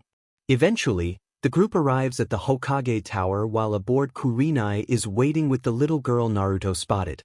The girl's face brightens up as soon as she sees Tsunade and rushes up to her before Kurenai can try to stop the girl. Tsunade-sama. It's a pleasure to finally meet you, the girl says. Kurenai, who's this? Tsunade asks. I'm not quite sure. Naruto asked me to bring her here. Arigato-sama, the girl says, bowing toward Naruto. That's all right, Tenten-chan. And what did I tell you about calling me that? Naruto, is she a friend of yours? Asuma asks. Yeah, we met Tenten-chan while Gaara, Yujito-chan, and I were playing at the park one day. She told me one day when we were talking about becoming ninjas that her idol is Tsunade-bachan. Oh. Don't call Tsunade-sama that. Tenten screams as she hits Naruto again. There's the Tenten we know, Yujito says. The adults can help but smile as they watch the kids interact with each other. A few minutes later, Kurenai reminds the group that they still have to meet with the Hokage. Naruto makes Tenten go with the group to meet his father despite her claim that she wouldn't be allowed near the Hokage. Tenten is surprised when the entire group is allowed to enter the Hokage's office with a simply wave from Naruto to the assistant. Oh Naruto, I see that Tsuflo returned. Minato says as he notices the people around his son. Jiraiya-sensei? Tsunade-bachan? Shizune? Minato, you little brat. You and your son are exactly the same. Sorry, Tsunade-bachan. Minato says, shielding himself just in case. It's a pleasant surprise to see the three of you. You should thank this little brat for bringing us back, Tsunade says, ruffling Naruto's hair. Hey, cut it out. Naruto says, swatting away Tsunade's hands. Why don't you all wait outside? Tsunade says. Jiraiya, Minato, and I have some things to discuss. Looking toward the three adults in confusion, the group slowly files out of the room. Back in the office, Jiraiya and Minato notice the change in demeanor on Tsunade and immediately become serious. Now, I want you to tell me exactly what happened 6 years ago. 6 years ago, that's when Kyuubi attacked, right? Minato says. Yes. I want to know what happened. Minato looks hesitant for a moment, something that's not lost on Jiraiya and Tsunade, before telling the two Sannin what happened, leaving out details of the events a couple of years afterward. That's great, Minato, but what really happened? Tsunade asks again. I'm more interested in what happened to Kushina. Minato looks brightened up for a moment before becoming downcast again. Kushina, of course, she was your favorite. She's still in the hospital? Naruto told me that he thinks she's dead. She's in a coma. Been that way since she gave birth to Naruto, Minato says, still avoiding the other's eyes. The doctors says that they don't know if she'll ever wake up, but every bit of emotional support helps. I've been visiting her every day. Don't you think it would be better for Naruto to see her? I'm not even sure if she'll live. I don't want to get Naruto's hopes up just to lose her. The doctors already said if not for the fact I've been visiting so often, she probably would have died already, Minato says. Besides, she knows what I intended to do to Naruto. I'm not sure if she agrees with my decision. I don't know if she can accept it for Naruto to talk to her. It might worsen her condition. Minato, don't be unreasonable. Naruto is her son. No matter if Naruto has the demon sealed in him or not, she'll still love him. You're right. Well, now that you got that out of the way, I'll start asking my questions, Jiraiya says. So, did you ever figure out why things happened as it did when you tried the sealing? I think it's best if you ask Naruto. It's not my story to tell. What is that supposed to mean? Jiraiya asks. Naruto wants to keep that a secret. I tend to agree with him. What does that little kid have to hide? Tsunade asks, the conversation piquing her curiosity. I can only say there is a lot more to the little kid than what meets the eyes. Well, if I'm not going to get any more information, I think I'll visit Sarutobi-sensei. You go ahead, Jiraiya. Tell Sarut-sensei I said hi and that I'll drop by later, Tsunade says. Minato and I have to visit someone first. And I better not find you out of this village or peeking in on hot springs. But Tsunade, Jiraiya says as Tsunade glares at. This isn't about the hot springs. It's just that, well, I don't think you should go see Kushina with your hemophobia and all. I've gotten over it. At least I think I did. I've been practicing the last 2 days after Naruto told me that he thinks Kushina is dead. Why would you? I think I would be quite well aware of my favorite apprentice's health conditions, Jiraiya. I find it highly improbable that she would die from childbirth. Actually, I am surprised that her condition is bad as what Minato said. I guess I gave the doctors more credit than they deserved. I'll have my hands full training them. Train them? Does that mean you will stay in Konoha? Minato asks. I'm not going to leave Kushina like this. I guess I'll stay until she recovers. It's been a couple of months since Naruto brought back the two Sannin. Ever since Tsunade had the talk with Minato, he has been a lot more forthcoming with Naruto about Kushina's conditions as well as everything he feels his son should know about his mother. Kushina's condition has also been improving consistently with Tsunade's care as well as Naruto's presence. Also in that short period of time, the two veteran ninjas found out firsthand just how cunning the prized young trio is, especially their de facto leader Naruto. In those 2 months, they had already gotten Jiraiya to promise to stop peaking for a year to the joy of the kunoichi population of Konoha and for Tsunade to stop gambling and drinking for a year much to the happiness of Shizune. Being as famous as the two Sannin are, they can't go back on their words, especially since Naruto, Yujito, and Gaara deemed it fit to announce the news to the entire village. During that time, Naruto also managed to make Tsunade take on a new apprentice in Rin, who was best friends with Shizune before Shizune left the village with Tsunade. Unbeknownst to Tsunade, Naruto has more plans for her, but he knows he needs the help of his mother since he found out how close Tsunade is to Kushina from his father. At the moment, the trio is training in one of the training grounds being observed by Jiraiya while Koyuki is playing with Ginko on the side, same thing that has been happening for the last couple of weeks ever since Jiraiya was banned from the bathhouses. To say that Jiraiya is shocked by the kids' ability is an understatement, as each of them is at least high genin rank before attending the academy. He already knows about Gaara and Yujito's condition, but he has yet to figure out how Naruto can match them in chakra, which only serves to build the mystery around the young boy, as Naruto hasn't exactly been forthcoming with the story Minato talked about to either him or Tsunade. Alright, why don't the three of you take a break? Already? We aren't even tired yet. We just started warming up, Yujito says. I would have thought you already know our training regiment after watching us for 2 weeks. To be fair, he was sleeping for most of those 2 weeks, Naruto-kun. Either that or we were training in a sandstorm I created. Well, we never know where we will be sent on a mission, so it's best to get used to all kinds of environment. That's thinking a bit too far ahead, aren't you, Naruto? You're not going to be traveling too far outside of Konoha unless the missions are C-ranked or above. You won't be getting those for a few years yet, Jiraiya says. Don't underestimate us, Ero Sennin. Yujito-chan and I can handle anything. In fact, I bet the three of us can defeat you in an all-out fight. Po. You really think so, do you? What are you going to put on it? Double or nothing. If we win, we double your punishment. If you win, you're freed of your obligations. Now I'm really going to take this seriously. Naruto and Yujito move in front of Gaara as Jiraiya gets into his stance. The three kids run at Jiraiya as soon as he gestures for them to proceed. Jumping to the side, Naruto attacks Jiraiya from his right while Yujito moves in from his left. Going though hand seals, Jiraiya's hair starts to stretch and covers his body with his ninpu, Harajuzu. Just before Naruto and Yujito jump right into the spikes, Gaara's sand wraps around their waist and pulls them back, and another sand column moves forward, pushing Jiraiya back. When the sand column collapses, Jiraiya's hair starts to soften, but instead of shortening to its original length, it gets longer and wraps around all three youngsters with his Ranjishigami no Jutsu. Just as Jiraiya is about to ask them to surrender, the trio dissipates into sand. Before he can even wonder when the kids switch to Suna Bunshin, Jiraiya feels a slight shift in the ground and leaps up to avoid the Doton, Shinjiuzanshu no Jutsu by Naruto.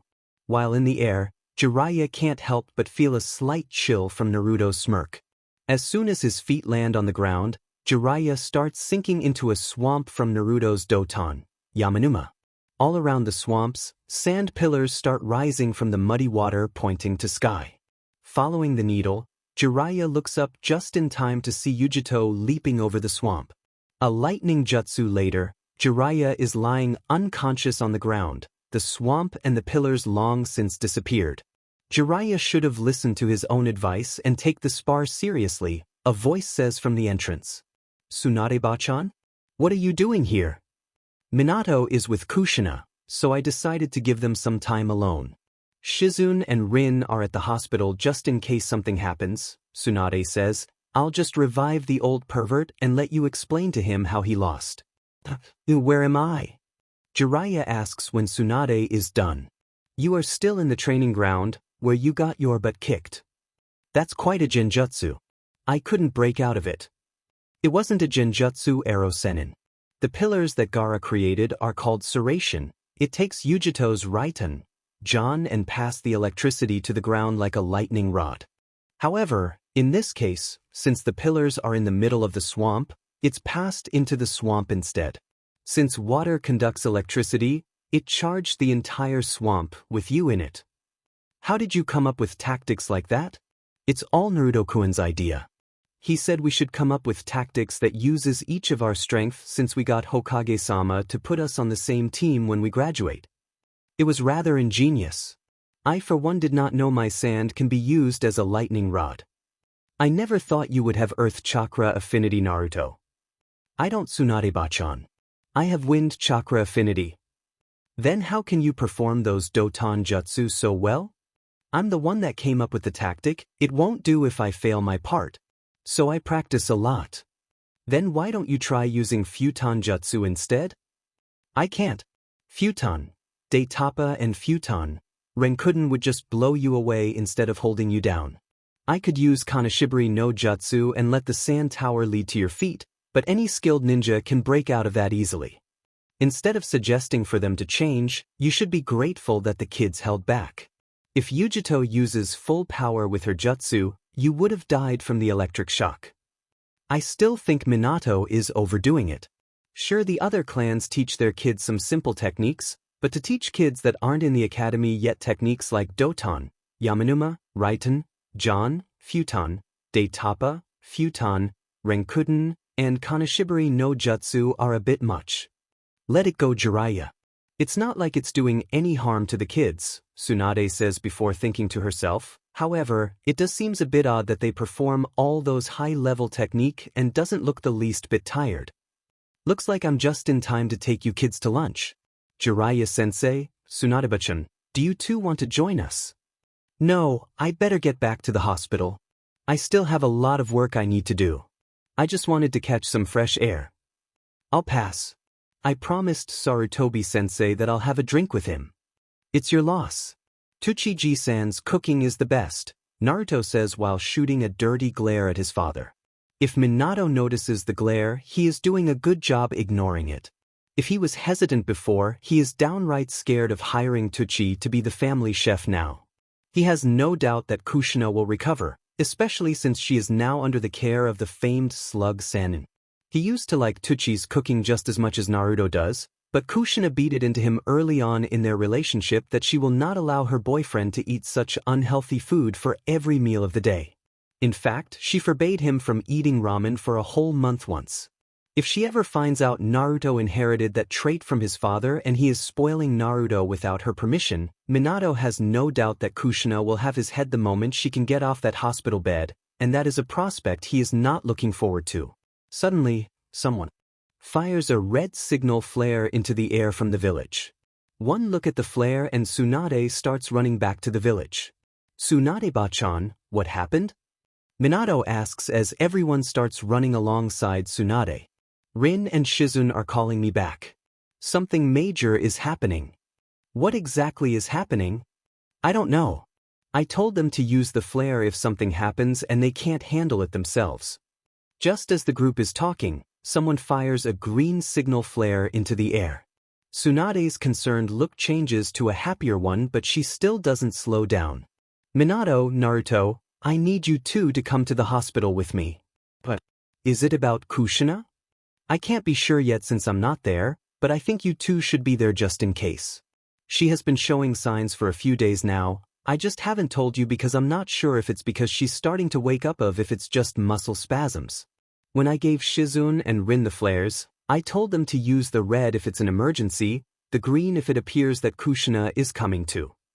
Jiraiya-sensei, please take the 3 kids back to Minato's place. Naruto and I need to be at the hospital, Minato says before coming to a complete stop. Suna-sama, please slow down. What are you doing, Minato? We need to be at the hospital now. I left behind a kunai in Kushina's room. We'll use my special technique. When the group arrives at the hospital room with the Hiraishin no Jutsu, they find Shizune and Rin pacing about the room nervously. Making her apprentices push Minato and Naruto outside, Tsunade starts checking on Kushina's condition. A few moments later, Tsunade emerges from the room and gestures for the 2 Namikes to follow her inside. She's up, but she is still very weak. She should be resting and trying to build up energy right now, but she wants to see the 2 of you first. Kushina-chan. Minato screams as he rushes to his wife's side. Oka-san. Minato-kun. Naruto-kun. Kushina whispers as she tries to reach out but is stopped by Minato. Tsunade-bachan, how much longer is Kushina going to stay in the hospital? Given how long she was out, another month at least, and that's with the help of medical ninjutsu, Tsunade says, but all the signs are good. She should be able to make a full recovery. Of course, that's not to say I recommend she rejoin the ranks of Konohanins once she recovers. Ah, but Tsunade-bachan. No. And you and your family have best stop calling bachan. Tsunade says as Kushina lets out a weak smile that quickly morphs into a yawn. All right. Everyone out, she needs to rest. I'll be back tomorrow, Kushina-chan. Me too, Oka-san. It has been a couple of months since Kushina woke up. Tsunade released her from the hospital a couple of weeks ago and she can now move around with the help of a wheelchair. At the moment, she is sitting in the training ground with Minato watching their son training with his friends. Minato-kun, what do you think about Yujito-chan? What do you mean? She seems like a nice girl, doesn't she? She's pretty close to Naruto-kun too. Kushina-chan, I don't think we should get involved in this, Minato says, already knowing what his wife has in mind. Temari-chan and Koki-chan seem like they like Naruto-kun too. I wonder if any one of them is capable of fighting off the others like what I did. And I wonder if Naruto can fight off the council as well as I did. Ero Sennin hasn't corrupted my Naruto-kun, has he? I've been paying special attention in keeping him from teaching Naruto anything inappropriate, Minato says before whispering to himself, not that it makes any difference. What do you mean, Minato-kun? What? What do you mean it won't make any difference? Kushina-chan, there's something you need to know about Naruto. I think it's best if you hear it from him, however, Minato says before gesturing toward Naruto. Hey Naruto, I need to get back to work. Why don't you spend some time with your mother? Nodding his head, Naruto rushes over to Kushina's side with Ginkgo as Temari starts training with Gaara while Yujito shows Koyuki a few moves so she can protect herself. Naruto-kun, your father told me there is something I should know about you, but he won't tell me what it is and that I should ask you myself. So he told you that, huh? I don't know if I should tell you just yet. You just got out of the hospital. Give your mom a bit more credit. I am just fine. Now, what is the big secret that you and your father are keeping from me? Closing his eyes and taking a deep breath, Naruto tells Kushina a shortened version of everything that happened in his previous life as well as its effect on his current life. When he finally finishes his story, Naruto looks up at Kushina to gauge her reaction, but he only sees a blank look on her face. Mom? Are you all right?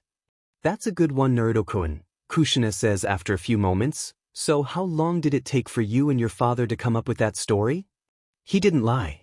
I heard the same story from Kyuubi-sama himself, Ginkgo says. Kushina stares wide-eyed at the silver fox. Putting her hands together, Kushina tries to dispel the genjutsu she believes she is caught in. When she finally realizes that the talking fox isn't an illusion, she turns her shocked eyes on her son, who looks back with concerned eyes. Kemi, you weren't joking around? Kushina whispers before stealing her glare. Why I ought to kill all those villagers for treating you like that. I told Minato the people will never see you as the hero, Kushina continues and softens her glare, though it's nice what you did for Hinata-chan and Yujito-chan, Naruto-kun. So that's why you didn't want me to be a Jinchuriki. That's right. It must have been tough for you without either Minato-kun or I, Kushina says, wrapping her arms around her son. Now, I don't think I heard anything about my future daughter-in-law. Never. Married. What? Why? I guess with everything about Akatsuki and Odo, I just never had the time to think about it. We can't have that happen this time around. Minato-kun and I won't allow it. It won't, Ginkgo says, liking her paw. How would you know, Ginkgo-chan? You'll see in due time. Both Kushina and Naruto stare at Ginkgo in confusion, but the silver fox closes her eyes and rests her head on Kushina's lap. Kushina and Naruto huff and glare at the fox at the same time, which draws a chuckle from someone behind them. Sometimes you two act so much alike it's scary. He is my son, Tsunade-bachan. Why you little, stop calling me that. I brought you back from a coma. Show some respect. Kushina and Naruto both stick their tongue out at Tsunade, which draws another chuckle from the person standing next to Tsunade. And what are you laughing at, Ero Sennin? Why, you little brat? Even your father doesn't call me that. Good job, Naruto-kun. That's exactly who he is, Ero Sennin. Kushina, you're ruining the youths of Konoha. You should be teaching them how to respect the elders, not encouraging them to talk to us like he does. You deserve exactly what you get, Ero Sennin. What did you call me, Tsunade-bachan? That's it. Naruto-kun, let's get out of here. We don't want to get in the middle of their fights. Nodding his head, Naruto helps Kushina back into her wheelchair and wheel her away, gesturing for the others to follow them. Mere seconds after the group clears out of training ground, everything inside is reducing to splinters and rubble. A few hours later, a harried Shizun and Rin rush to the training ground after everything has settled to treat the two injured Sannin. Even with the help of Shizun and Rin, it still takes Tsunade and Jiraiya a whole week to completely recover and be released from the hospital. While Tsunade is recovering, Naruto talks to his mother about his plans for Tsunade. After hearing Naruto's plan, Kushina is even more eager than her son to begin the plan. Ohio Tsunade-bachan. I'm here for my checkup. Don't call me, oh forget it.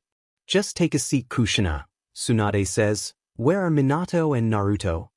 Minato-kun is stuck at work and Naruto-kun is playing with his friends after dropping me off here. Don't those two know you still need at least one of them accompanying you? I feel just fine Tsunade-bachan. I can start moving about on my own. I'm sending Rin with you when you leave. Oh, that's okay. Naruto-kun will pick me up with his friends. Alright. He seems mature enough to know what he should do if anything goes wrong. If Tsunade is paying attention to Kushina, she would see that Kushina has a brief dark grin when Kushina tells her Naruto would come to the hospital. As such, she is blissfully unaware of what Kushina and Naruto has in store for her. However, Shizune, who is Tsunade's assistant for the day, notices the grin and begins fidgeting, having heard stories of and seen. Personally, some of Minato and Kushina's famous mischief, most of which Naruto has already surpassed at his young age, much to the pride of his parents. Shizune, there's no need to be so nervous. It's just a routine checkup. Go, Gomen Tsunade-sama. Hey Tsunade-bachan, what do you think of Naruto-kun? That annoying little brat? Sometimes he acts twice his age, sometimes he acts half his age, I don't know how to read him at all. Doesn't looking at him and his friends just makes you want to have a child of your own? So I can have a brat like that annoy me all day? No thanks.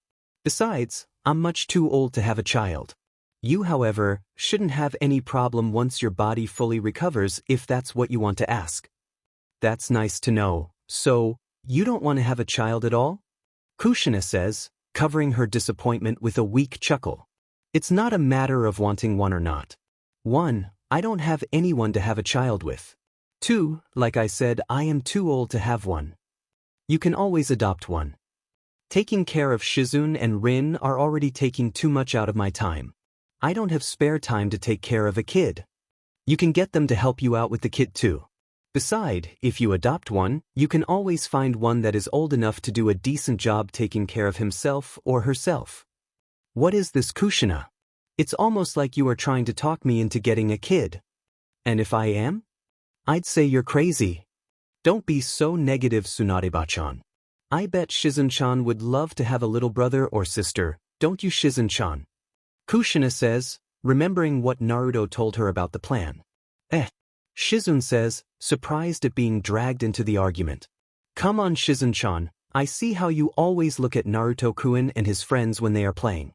They just remind me of how I was when I was younger playing with Kakashi-kun, Asuma-kun, Gunma-kun, Rin-chan and Kurenai-chan, that's all. So you don't want to have a sibling? Well, that's not exactly it either. So you do want one then? Shizune stutters, fidgeting with her fingers blushing. All right, if you have any suggestions Kushina, let's hear it, Tsunade says. I heard that there is this little girl who simply idolizes you. This is all Naruto's idea, isn't it? Tsunade says as she glares at Kushina. If Shizune wants a sibling then I don't mind taking one in, but I don't want someone who looks at me more like a hero than a mother. Tsunade-bachan, just give Tenten-chan a chance, Kushina says. Are you talking about Naruto-kun's friend? Shizune asks, the one that we met on our first day here in Konoha? Yeah, that's the one she's talking about. She is actually a very nice girl Tsunade-sama. I'm surprised that she's an orphan, the poor girl. So you approve of her then? Tsunade asks sighing, knowing she can't win against both women. Yes, but the final decision is yours of course Tsunade-sama. Kushina smirks knowing that the battle is won. It still amazes her how well Naruto understands Tsunade. Of course, she has no reason to doubt the story Naruto told her, but it's amazing how well Naruto can read other people and uses that information to his advantage. When Tsunade finishes Kushina's checkup and walks out of her office together, they find Naruto waiting outside with Tenten sitting next to him swinging her leg trying to figure out why the boy brought her along to the hospital. Oka-san, is everything okay? Yes, the checkup went just fine. Konnichiwa, Kushina-sama, Tsunade-sama, Tenten says, bowing. Ohio Tenten-chan. I think Tsunade-sama and Shizune has something to talk to you about. Kushina says smiling, Naruto-kun and I will just head home now. Smiling toward his mother, Naruto helps Kushina out of the hospital. When the pair gets home, Minato notices the grins on their face and asks them about it. Are you sure that is such a good idea, Naruto? Minato asks after he hears the whole story.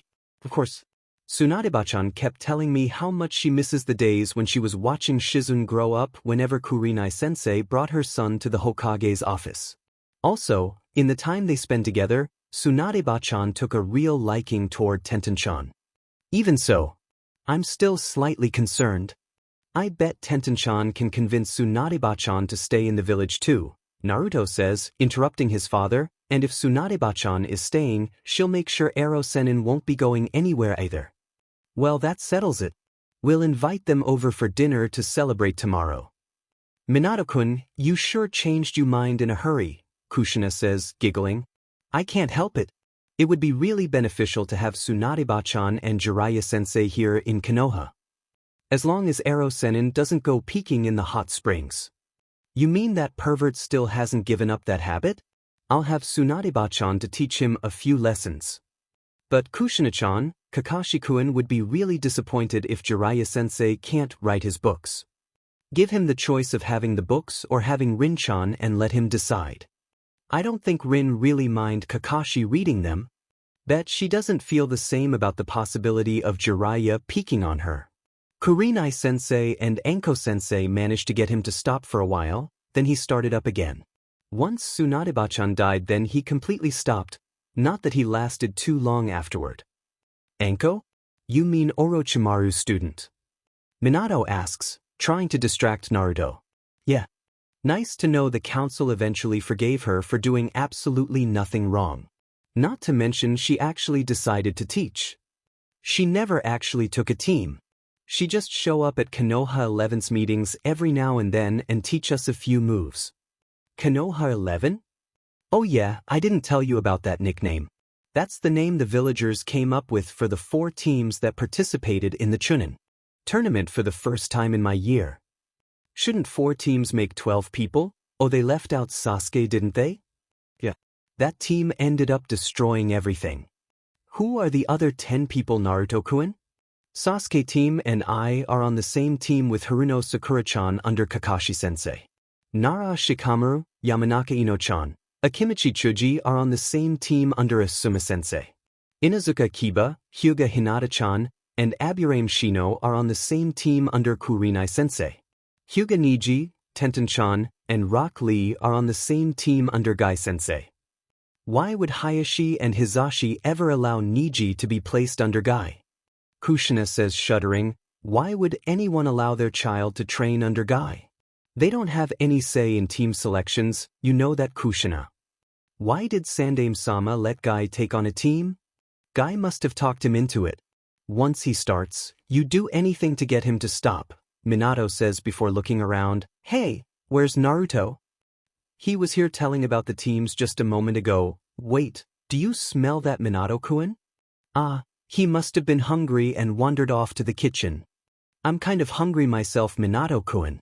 Go fix lunch. It's been a couple of years since Kushina awakened from her coma.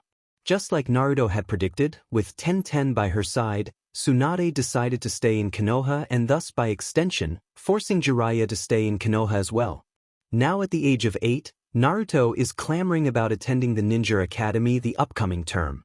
Despite his desire to hold Naruto back another year so Naruto can spend more time with Kushina, Minato agrees to the demands since he has the obligation of entering Gaara into the academy this coming year, and he shudders to think what kind of disaster Naruto will cause if Gaara is the only one allowed to enter. While going through the paperwork in his office and sending messages to Suna updating Gaara's progress, Minato receives an urgent message from Ginkgo telling him to go home. Ignoring protests from his new secretary, Minato rushes home with Ginkgo by his side and finds a man with short flaming red hair sitting in the living room enjoying a cup of tea and talking with Kushina. Kushina, who's this? Oh, Minato-kun, you're home. This young man says that he's your old acquaintance. You let him in just because he says that? No, of course not, silly. Naruto-kun and Ginkgo-chan says that you know him as well. Yes, it's been 4 years since we last met Hokage. Kyuubi no Yuko, the young man says. Suddenly, the young man's chakra begins to spike and 9 tails emerge from his back. Out of instinct, Minato pulls Kushina out of her seat and shields her with his body, his trusted 3-pronged kunai in his hand. Ignoring the tense atmosphere, Ginkgo walks past Minato, moves next to Kyuubi, and, after a quick bow, nuzzles against Kyuubi's leg. Seeing that the Kyuubi doesn't mean any harm, Kushina leaves the living room to handle the ANBU that is sure to arrive. Oi, you stupid fox, what do you think you're doing scaring my parents like that? Naruto screams, coming downstairs, and hide your stupid tails. We need to find a cover story for when the ANBU gets here. Che, you always want to spoil my fun kit, Kyuubi says. All right, Shikata, Nikomata, stop cowering and get down here. Begrudgingly, Gaara and Yujito slowly descend the stairs. Even if Kyuubi isn't paying attention to them, Gaara and Yujito can't help but to feel slightly scared, and they decide to hide behind Naruto. There are a few things we need to discuss, so take a seat, Kyuubi says to the 3 youngsters. Did I miss anything? Kushina asks, returning to the living room. Not at all. We are just getting started, Kyuubi says. It's getting near the time when we extract Shikaku and Nikomata from these 2. In order to do that, we need the power of the Shinigami. Why would we need the Shinigami? Naruto asks. We need someone with the power to extract souls from a human body. I can't think of any other beings who can perform the job. But in order to do that, we need to use the Shiki Fujin. Minato says. Yes. But with a sacrifice of soul, we can exchange it to spare yours. Shinigami should be happy to make that deal. After all, he can't be too happy about having his pets sealed in a human. You mean we need to offer someone as a sacrifice? I can't. Don't worry, little Hokage. We have a spare soul handy for use, Kyuubi says, patting Ginkgo's head. You mean you're going to sacrifice Ginkgo-chan? Naruto screams. Heavens no. There is no way I'll offer her up. She still need to serve another purpose. I'll get to her next, Kyuubi says. I'm talking about the spirit of the mad priest sealed in Gaara along with the Shikaku. I'm sure the Shinigami wanted to collect that overdue soul for a while now. I almost forgot about that. That's what made Shikaku so difficult to control in the first place. That's right, Kit. Now that you and your father managed to separate the 2, it makes things much easier for all of us. So when and where should we perform the ceremony? In a secluded area on the night of the new moon, Kyuubi says. The lack of light should hide our purpose well. This isn't something we want to do in broad daylight. That's a week away, but where should we host it? How about the Forest of Death? How would you know about that god-awful? Minato says before noticing his son's annoyed glare. Right. Forgot about that. Anyway, the Forest of Death should be secluded enough. That takes care of one order of business. Now, the second topic at hand relates to your son. What do you want from me now, you stupid fox? Like I said 4 years ago, I have chosen you to be my successor. I'm certain Ginkgo already told you about how you're a Hanyu. Naruto-kun's a Hanyu? Why didn't you tell me about that, Minato? I don't know he's a Hanyu either. Don't blame. Dad, it's not something that's easy to bring up, so I didn't tell either one of you, Naruto says. It's a side effect from how I got back here. You already made up your mind, Kyuubi, so why bring it up now? Seeing that you're not exactly my kin, I have to have a good reason to hand my throne to you. Being trapped in me for that long still isn't a good enough reason? I never was trapped in you in this lifetime. Therefore, there is no good reason for you to succeed me. What are you trying to get at? Ginkgo, do it. Nodding her head, Ginkgo stands up on her hind legs and slowly morphs into the form of a young girl. When the transformation is complete, a young girl with pale skin and waist-length silver hair dressed in a sparkling silver robe stands in front of everyone. Ginkgo-chan, you never told me you can transform into a human, Naruto says. I'm a kitsune. All kitsune has the ability to take the form resembling a human. The other demons can transform to a certain extent as well, but the weaker ones would have difficulty holding the form. And I can assure you that my daughter is a very powerful kitsune, nothing like the others. Ginkgo-chan is your daughter? You are not planning what I think you are planning, are you? Minato says, eyeing both Kyuubi and Ginkgo. You're going to force Naruto and Ginkgo to get married? That would make him my kin, wouldn't it? Kyuubi says, I see no other method that would appease the other demons. If the demons start fighting each other for power, it can very well spill over to the human world. That is something that neither of us want to happen. But that's enough, Naruto. We can get back to this topic later, Minato says. Very well. We don't need to go into details for a few years yet. This brings me to last topic at hand. But first, I need to speak to Shikaku and Nikomata directly in private.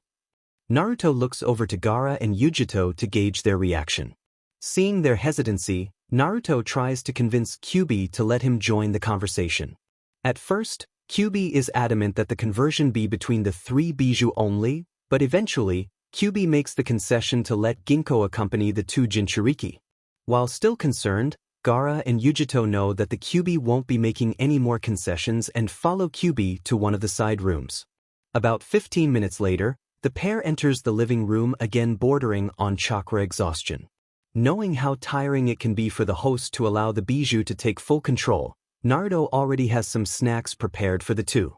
I found out all I need to know, Kyuubi says as he walks into the living room with Ginkgo. Now, after the ceremony, Shikaku, Nikomata, and I will be taking the three children on a small training trip, just to let them learn their new abilities from becoming a Hanyu. Exactly how long is this small trip? Minato asks. Depends on how quickly they learn.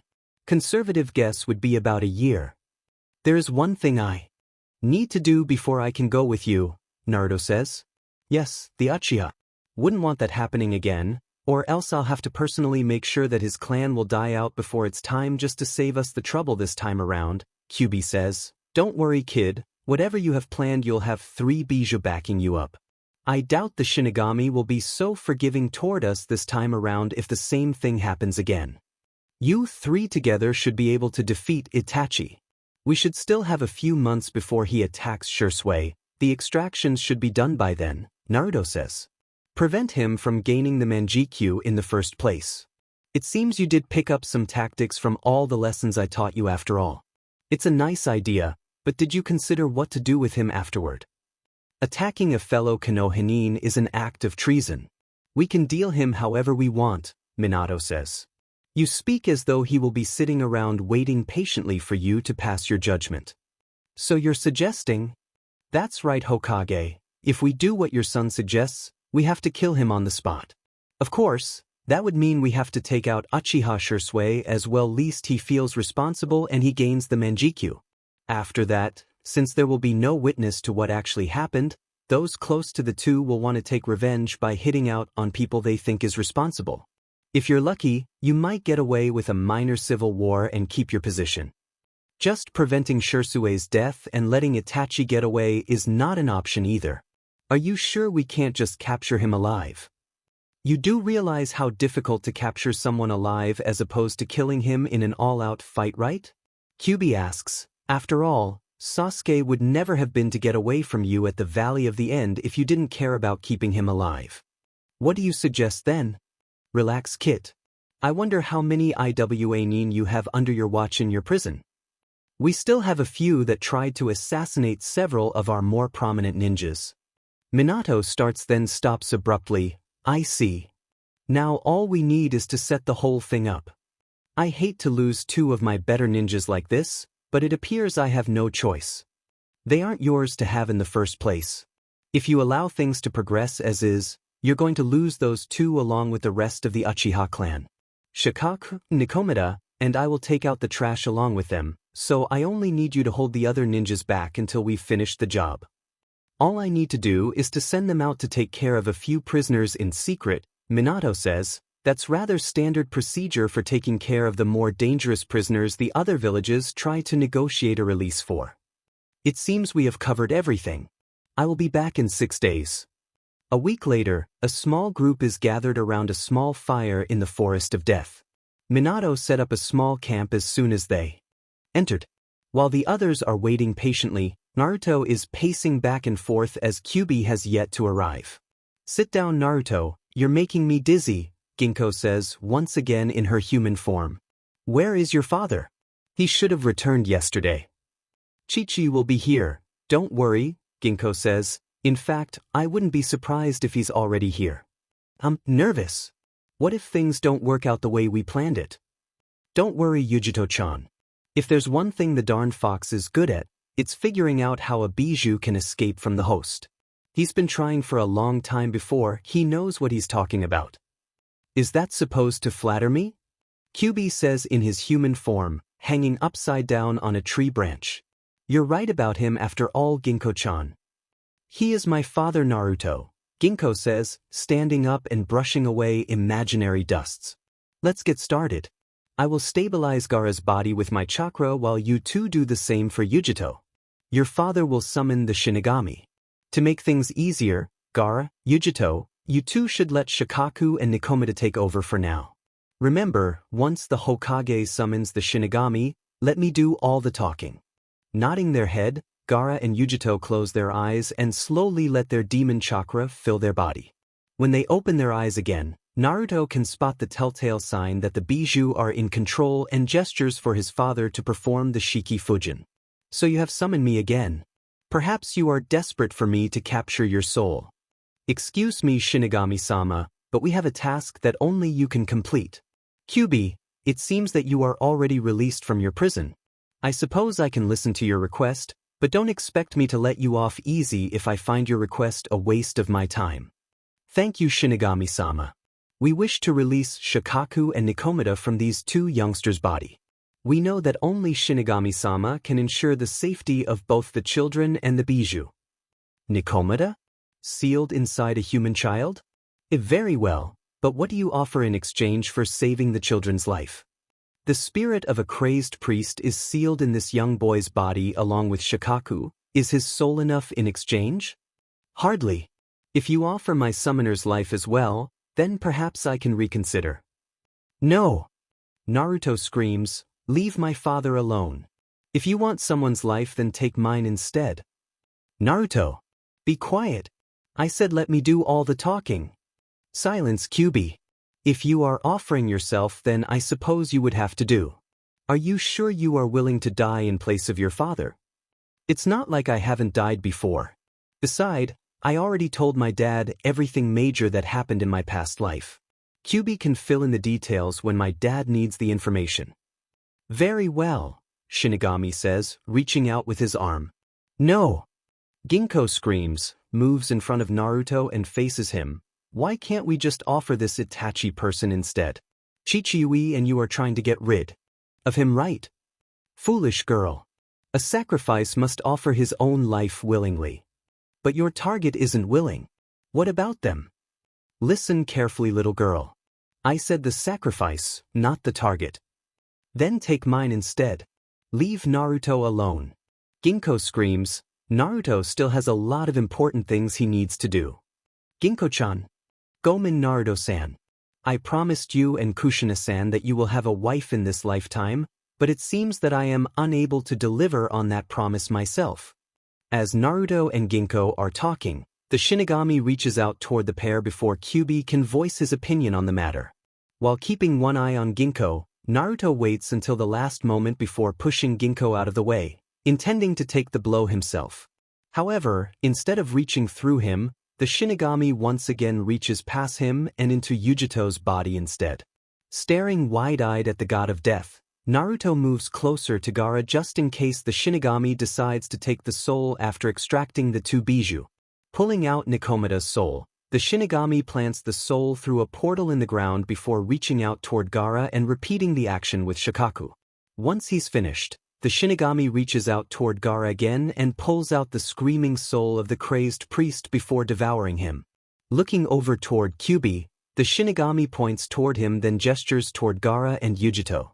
Finally understanding the Shinigami's instructions, Kyuubi calls out to Ginkgo and Naruto as he rushes over toward Gaara and transfers a small amount of his chakra to the young boy's body while the pair does the same for Yujito. You, the Shinigami says, pointing toward Naruto, still serves a purpose in this world. The care you two show toward each other convinced me that you could accomplish the task assigned to you. I shall allow you two to stay in this realm for now, but rest assured, if you should fail in your task, your punishment after your death shall be most painful. Just as the Shinigami disappears, two forms slowly come out of the portal in the ground. At first one figure has the rough form of a raccoon while the other resembles a cat, but they slowly morphs into a man at about Kyuubi's height with brown hair and a woman with black hair a couple inches shorter.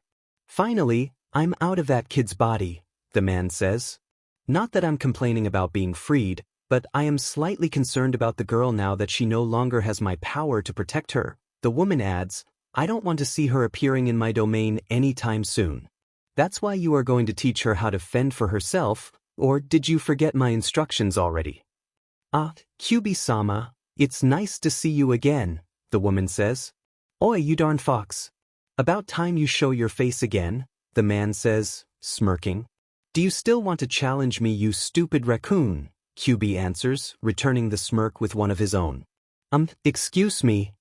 What do you want, you stupid? Human child, the man screams. Why aren't Gaara and Yujito-chan waking up? Do not be concerned about your friends, the woman says, kneeling next to Naruto. They are merely exhausted. They should be fine in the morning. You and your father should be honored. No one survives meeting with Shinigami-sama once, yet both of you survived twice already. I wouldn't suggest tempting fate too often though. Shinigami-sama is most generous for forgiving you twice. Nikomata? Naruto says as the woman nods, and he's Shikaku. That's right, brat. Surprised to see us in this form? Not really. Ginko-chan did say that powerful demons can take human forms. Ah yes, the kitsune brat. Never thought I'd see a kitsune grow so attached to a mere human. Be quiet, Shikaku.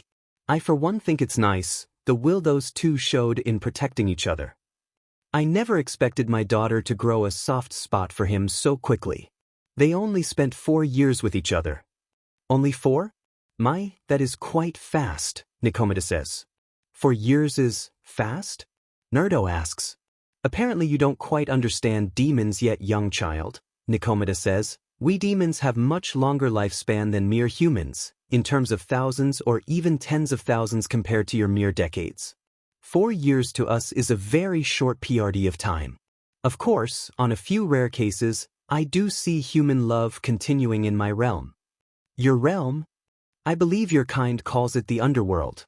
It is the realm I stay in with my master Shinigami-sama. No need to tell him everything. The fox will tell him in due time if he's planning what I think he's planning. I suppose you are correct, Shikaku. Did you find what you asked for, Kyuubi-sama? I'll have them sign the contract when they wake up. Or, you can give it to them yourselves, Kyuubi says, taking out 2 small summoning contract scrolls. Why are your summoning contracts so small?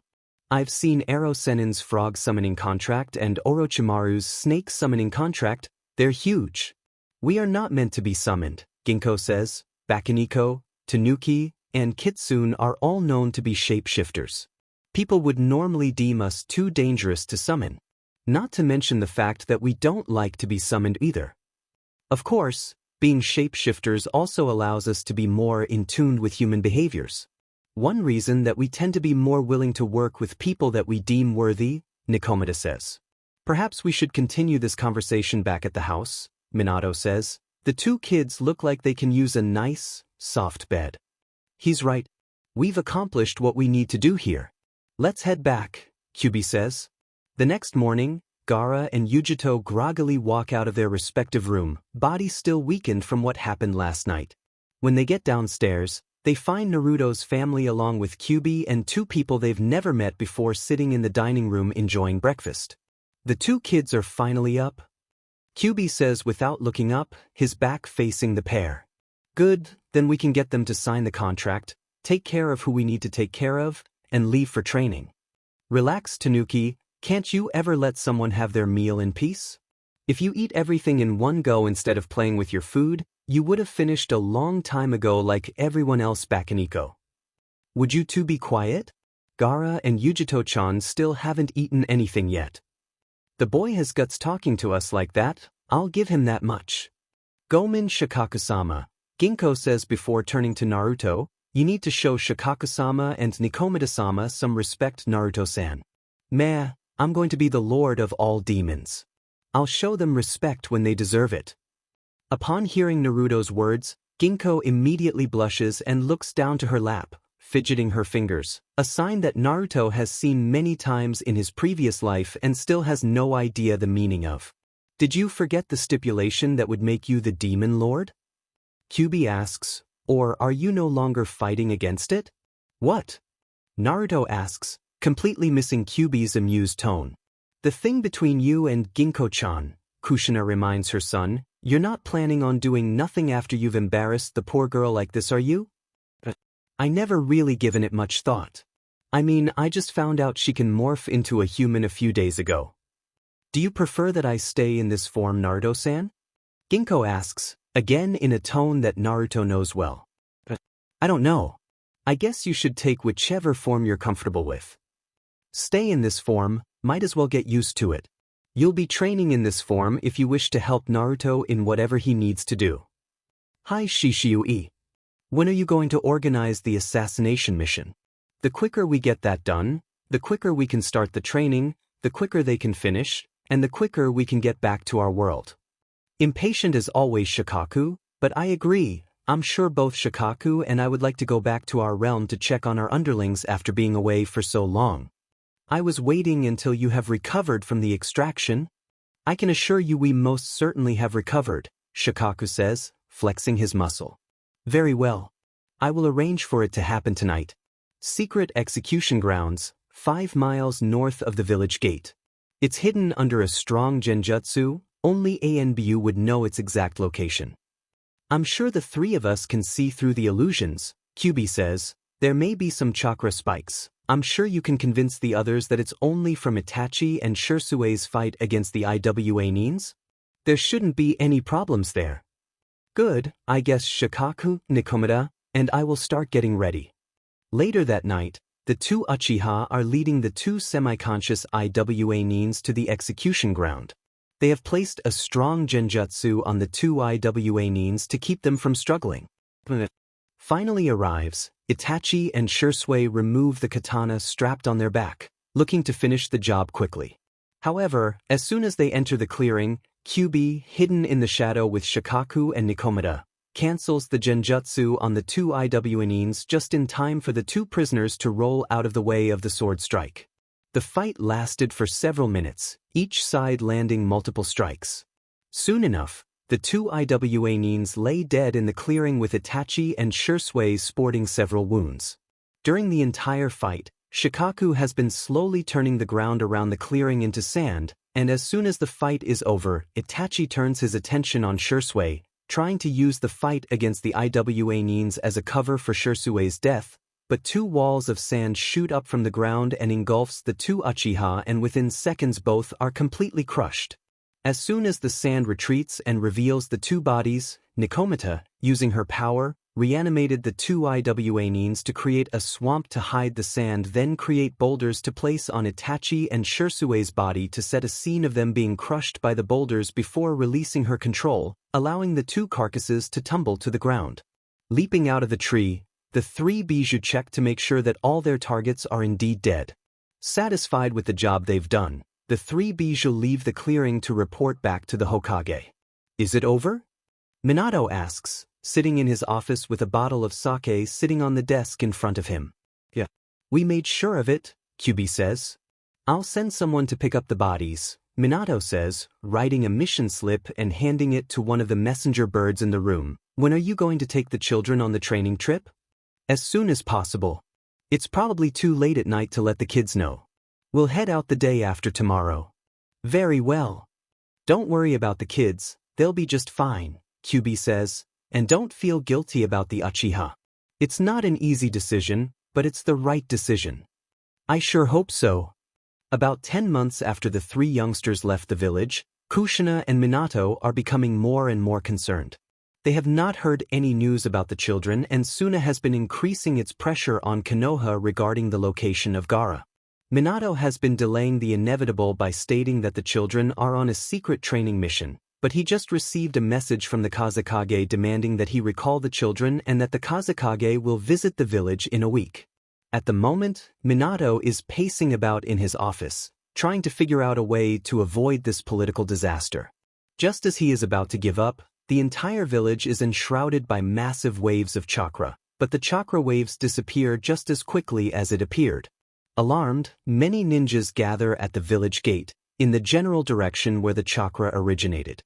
What they find there are 4 small, cloaked figures approaching the gate. With all the attention focused on the 4 figures, they completely miss the 3 figures hidden in the shadows of the trees. When some of the ninjas finally shake out of their stupor, they find the 4 figures have already walked past them in the direction of the Hokage Tower. Before the ninjas can stop them, Minato appears in front of the figures and engulfs one of them in a hug. "Welcome home, children," Minato says, finally letting go of the figure. "It's good to be home, Dad." When the figures remove their cloaks, all the ninjas present are surprised to find the 3 children that had been mysteriously missing for the past 10 months, along with a silver-haired young girl they have never seen before. "I'm glad that the 4 of you are back. The Kazekage is visiting in a week and he's demanding to see Gaara. I figured we can't keep this a secret for too long," Naruto says. "Well, at least we got back in time." "Yes, and I bet Kushina will be thrilled to know that you 4 are back. Speaking of which, that was quite an impressive trick." "That was just Kyuubi-sama, Nibi-sama, and Ichibi-sama," Ginko says. "They are hidden in the shadows." "That'll get some unwanted rumors going," Naruto says, looking back toward the ninjas still gathered at the gate. "It would appear that way. I'm sure my father will catch wind of this display as well. We can use that to our advantage. Look at how strong you got after this secret training. Surely your father can't complain about the result," Naruto says. "And I'm sure Kumo will regret giving up on me after hearing what just happened. You do not need to be concerned. Shinigami-ma cannot be happy that the people of Kumo sealed Nikomata-sama in you. They will feel the wrath of Shinigami-sama eventually," Ginko says. "Let's go home. It's starting to feel weird having all these people staring at us," Naruto says. "Yeah, you're right." As soon as they walk through the doors, Naruto is tackled to the ground by Temari and Koyuki. It's not until Ginko practically tears the 2 girls away from Naruto forcefully with a low growl that the 2 girls acknowledge the other 2 former Jinchuriki. While he doesn't show it, Gaara is fuming that his sister passed over her own brother for another boy. "Look, Minato-kun, our little boy is all grown up." "You're right, Kushina-chan. He's turning into a heartbreaker." "Mom, Dad, don't be ridiculous. Minato-kun, we should invite Tsunade-chan and the others over for a welcome-back feast tonight." "That's a good idea, Kushina-chan. I bet they miss Naruto after not seeing him for so long. I'll send someone to tell them." "I got it, Mom," Naruto says, creating a Kage Bunshin and sending him off. "I'm heading back to my room. Wake me up when they get here, okay?" With Temari and Koyuki's attention focused on Gaara and Yujito, they miss the fact that Ginko is following Naruto up to his room. While they heard part of the story from Gaara and Yujito, the 2 girls still have no idea about the handshake agreement between Naruto and Kyuubi regarding Ginko's future. Another thing they don't know is that there is a second handshake agreement, this one between Ginko and Yujito. When Temari and Koki ask the 2 Jinchuriki to train with them, Yujito says she needs to rest up and heads upstairs, leaving Gaara with the 2 girls. Instead of going back to her own room, Yujito heads into Naruto's room, where Naruto is already lying in his bed trying to go to sleep and Ginko is sitting on the floor watching him. The 2 girls' eyes meet for a brief moment and Yujito casts a genjutsu on Naruto, putting him to sleep immediately. Once that's done, both Ginko and Yujito jump into bed with Naruto, one lying on each side of the boy cuddling up against to him. That night, when Kushina walks into her son's room, she can't help but smile at the scene in front of her. Naruto is still in his bed, his arms around the 2 girls' shoulder. The 2 girls are cuddled up against him, their tiny hands clutching at Naruto's shirt. It's not until Naruto turns his head toward Kushina that she realizes her son is awake. "Now, I expected you to wait a few years before you go sleeping around with girls. They put me under a genjutsu then sneaked in bed with me. Well, if they did, how did you break out of it? When my Kage Bunshin dispelled, it generated an influx of chakra that helps me break out of the illusion. Well, let's wake up the 2 girls, everyone is waiting downstairs. You do it. I want to see their reaction." "You are a mean child, Naruto." Naruto winks at her mother before closing his eyes and pretends to be asleep. When Kushina goes and wakes Ginko and Yujito, Naruto can't help but smirk at how the two girls bolt upright, as evident from the sudden disappearance of the pressure from their head on his shoulders. Suddenly, Naruto lets out a soft groan, which causes the two girls to practically leap off his bed and hide behind Kushina. Reaching with his hand, Naruto pretends to rub the sleep out of his eyes and roll over on his side before slowly opening his eyes to see his mother smirking at him, silently telling him that the girls still haven't realized they are tricked. Sitting up, Naruto returns Kushina's smirk as the two girls slowly walks out of Naruto's room to clean up and get ready for dinner. You should have seen how red those two's face got when I woke them up, Kushina says as soon as the girls left the room. Oh, I can just imagine, Naruto says, applying a certain Hyuga's blush on the girl's face in his mind. Well anyway, everyone's here so you should probably get ready. By the time Naruto gets downstairs, everyone is already gathered in the living room, talking and laughing. When they see Naruto enter the room, everyone becomes quiet, save for some soft snickering from Kushina. Naruto's here, maybe we should start dinner, Yujito says, blushing bright red. Yeah, I'm really hungry, Ginko says, her face matching Yujito's. Without even asking, Naruto already knows what they were talking about before he entered the room. Deciding to spare the two girls from further embarrassment, Naruto agrees with them and clamors for dinner to begin. As soon as everyone is seated, Tsunade reaches into her pocket and pulls out a few bottles of sake while talking to Kushina. Reaching into her weapons pouch, Tenten grabs one of her training kunai and fires it at the bottles. Before the kunai gets close enough for Tsunade to react, Naruto fires one of the unused chopsticks to intercept the kunai. Naruto-sama, why did you do that? Oka-san shouldn't be drinking. Come on, Tenten-chan. We're celebrating tonight. Let them have their small bit of fun, Naruto says. I guess Naruto-kun is right, Tenten. We should let Tsunade have her fun tonight. She does have tomorrow off after all, so it's not like it's going to interfere with work. You too, Shizune-chan? Oh fine. Don't expect me to help you carry her home. Despite how righteous Tenten tries to act, she along with the rest of the children beside Naruto are the first ones to get drunk as the adults decide to let them try a small bit of sake. Naruto, having seen the adults replace the water with sake, avoid drink anything for the entire meal. By the end of the meal, Naruto is the only one awake, which leaves him with the task of taking care of everyone. Creating a mass of kage bunshin, he moves everyone to their respective rooms before heading back to his own where he finds Ginko sitting in his bed waiting for him. Naruto-sama, you're back. Ginko-chan? I thought you're asleep. I'm sure you will find that I'm as adapted at pretending to be asleep as you are, Naruto-sama. So you knew.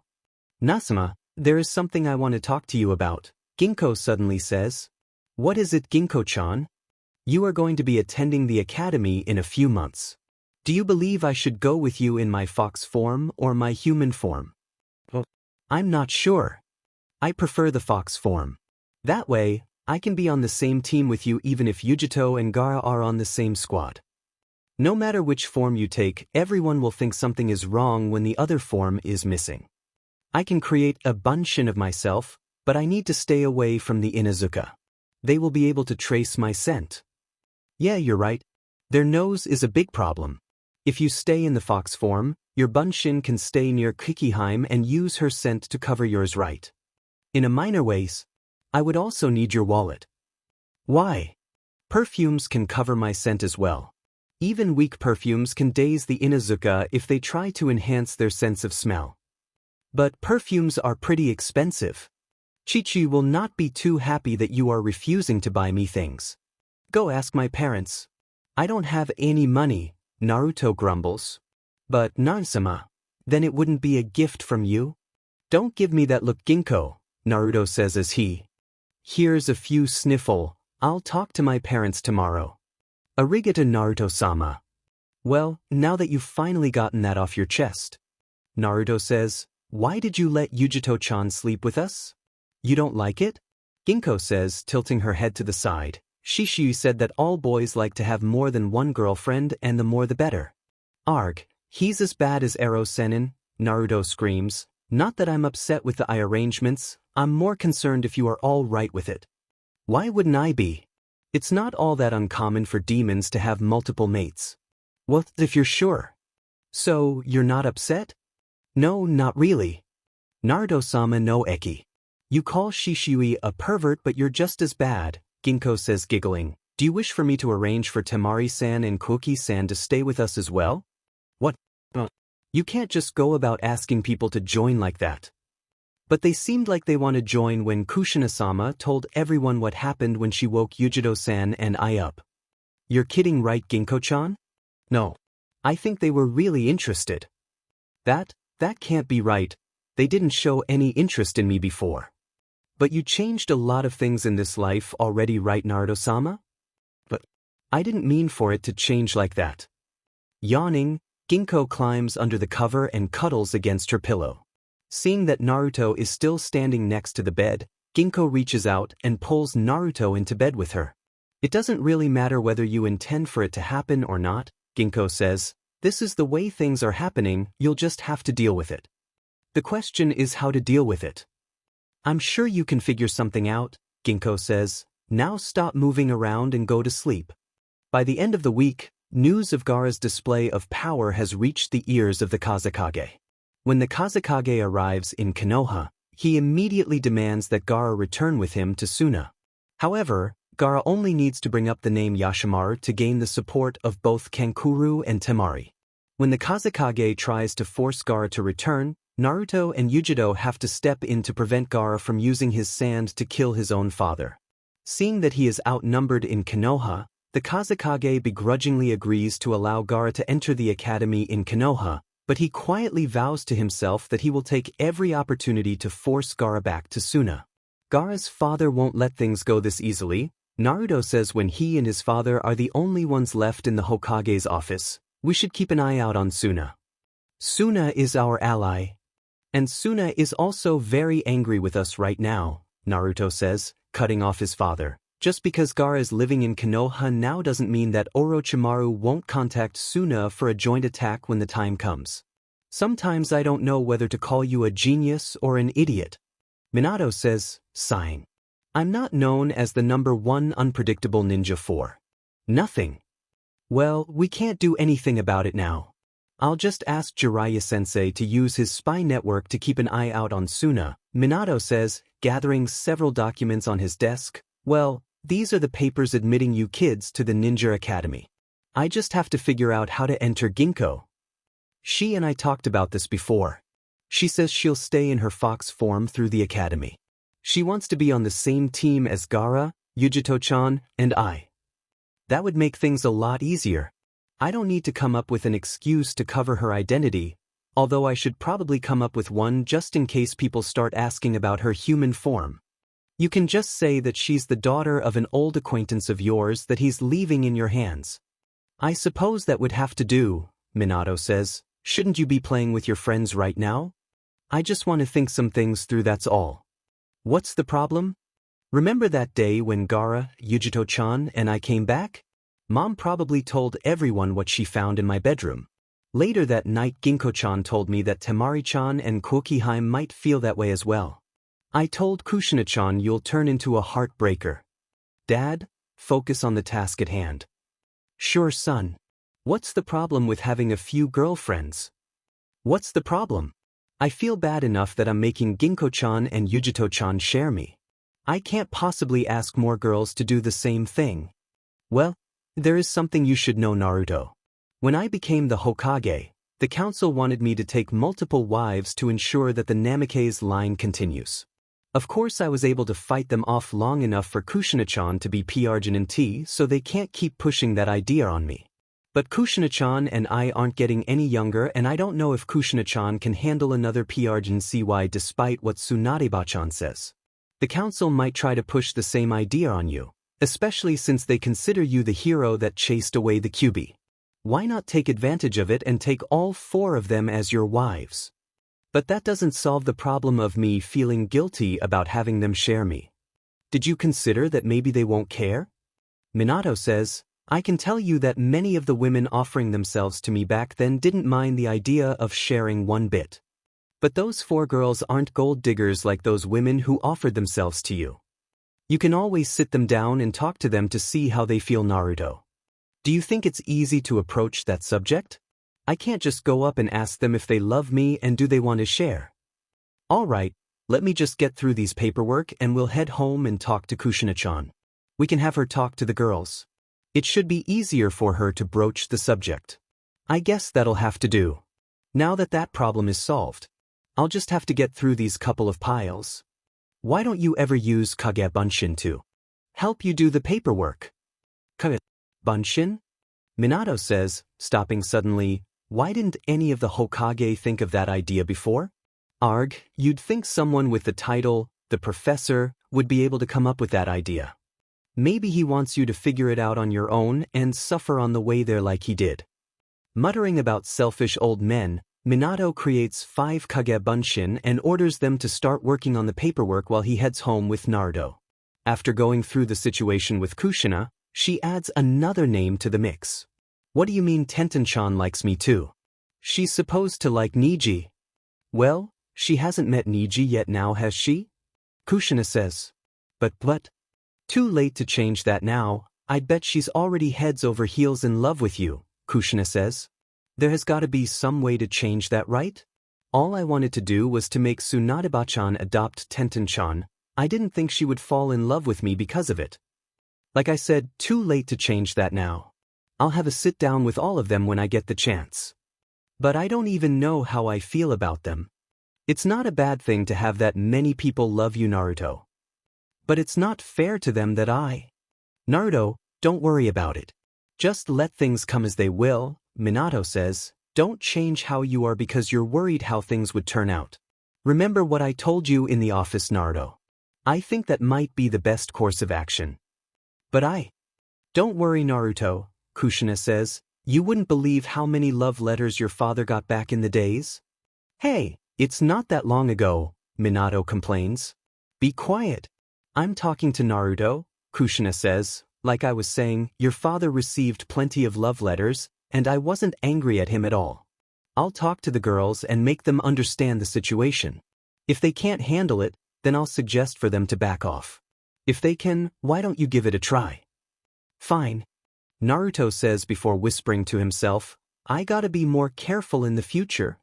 What did I tell you about letting things come naturally, Naruto? Minato says. What's so natural about having this many girlfriends? It's good to know that Ero-sennin hasn't corrupted you yet, Naruto, Kushina says, but Minato-kun is right. Don't let this change who you are. Besides, it's perfectly natural for girls to be fawning all over us, Naruto. It's a curse that we Namikes must bear. Smiling, Kushina turns her attention on Minato. If Minato is paying attention like Naruto is, he would notice that the smile seems slightly off. Grabbing Minato by the ear, Kushina drags Minato upstairs, twisting it with every step, leaving the Hokage screaming in pain all the way back to their room. The next day, after a particularly grueling training session with his father, Naruto stumbles back to his room only to find it completely empty. Looking back toward the door, he finds his mother leaning against the door frame. Smiling at him. What happened to my room, Mom? Naruto asks, sighing. This isn't your room, dear. What do you mean this isn't my room? Naruto asks again, quickly getting tired of the conversation. This was your room yesterday, but since Tsunade-chan says that she's moving in, your father and I decide to give her this room. So where is my room now? Down the hall, the second master bedroom. What am I going to do with a huge room like that? Naruto asks, completely awakened by the news. Well, you are the second master of this house. Besides, you'll find enough use for it soon enough, Kushina says. Now why don't you go take a shower and get changed like your father? I'll call the two of you downstairs when dinner's ready. All right, Mom, Naruto says, walking past Kushina and down the hall. And I expect you to help Tsunade-chan move her things over tomorrow, Kushina says, calling after her son. Fine. Naruto says, walking into his room. The first thing Naruto notices when he enters his new room is the absurdly large bed sitting against the wall opposite of the door. Then he notices the numerous closets lining the walls off to his left. Thinking nothing of it, he picks up the fresh change of clothes on his bed and heads to the private bathroom in his room. Half an hour later, Kushina is standing outside the bathroom pounding on the door.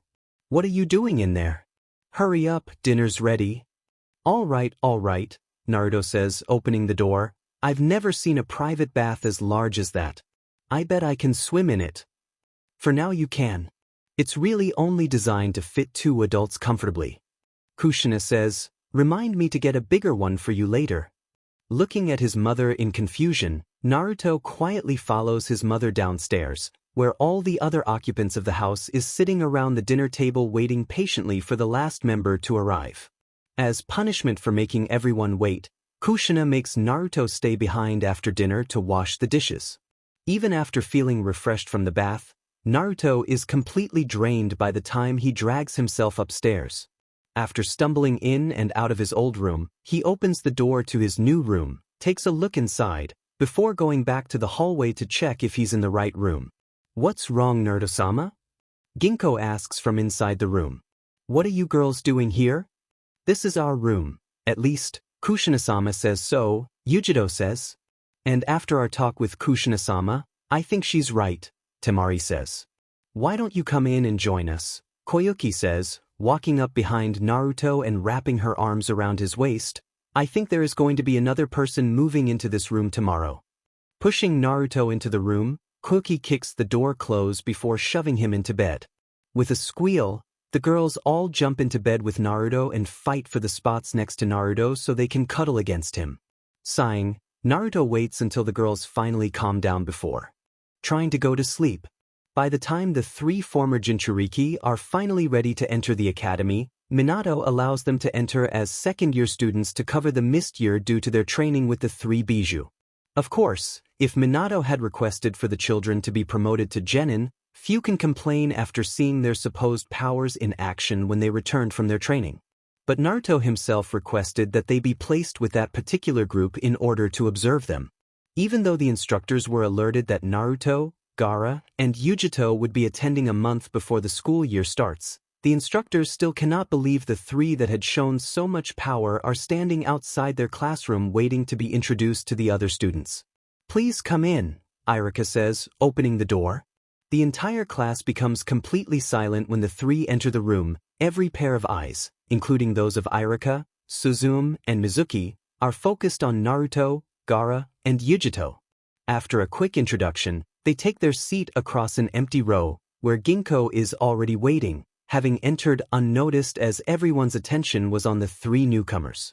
While everyone in the room is paying attention to the 3 instructors as they begin the lesson, Ginko looks around the classroom, studying everyone that Naruto asked her to keep an eye on.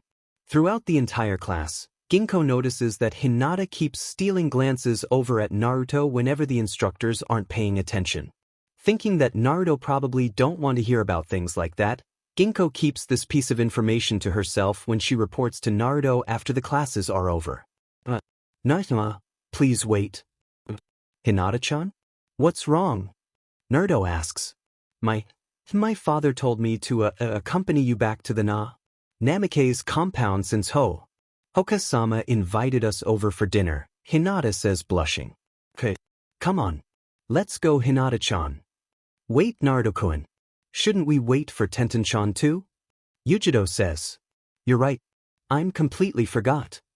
"How can you forget about me?" Tenten says, walking up behind Naruto and faking a few sniffles. "You really aren't fooling anyone with that, you know, Tenten-chan. You're so mean, Naruto-kun." "Sorry, Tenten-chan. You ready to go home now?" "Fine. Only because we have important guests over tonight," Tenten says. "You're going to make it up to me, mister." "Don't worry, Tenten-chan. I promise I'll make it up to you." Walking up, Naruto gives Tenten a quick hug before circling behind her and pushing her out of the academy's courtyard. Giggling, Yujito follows them with Gaara and Ginko not far behind.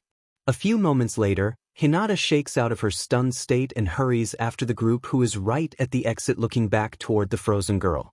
Muttering a soft apology, Hinata quietly falls in step with the group on their way to the Namikaze compound. "Ah, here are the children," Kushina says as the group enters the house. "I hope you all had fun today." It's fine outside the history lessons. I already know the village's history like the back of my hand. Since I was an outsider, I supposed it was interesting to know about Konoha's history, Yujito says. Agreed, Gaara says as he walks past everyone cluttered at the door. So where is everyone? Naruto says, peeking into the empty living room. Minato-kun and Hayashi-san are discussing something in the study.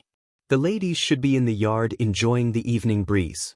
I'm just here fixing up some small snacks waiting for all of you to get home. I should get started on my assignments. I'll be in my room, Gaara says before walking off. I'm going to put away my things, Tenten says. Kushina-sama. There's no need to be so nervous, dear. Just treat this like your own home. Hi Kushina-sama.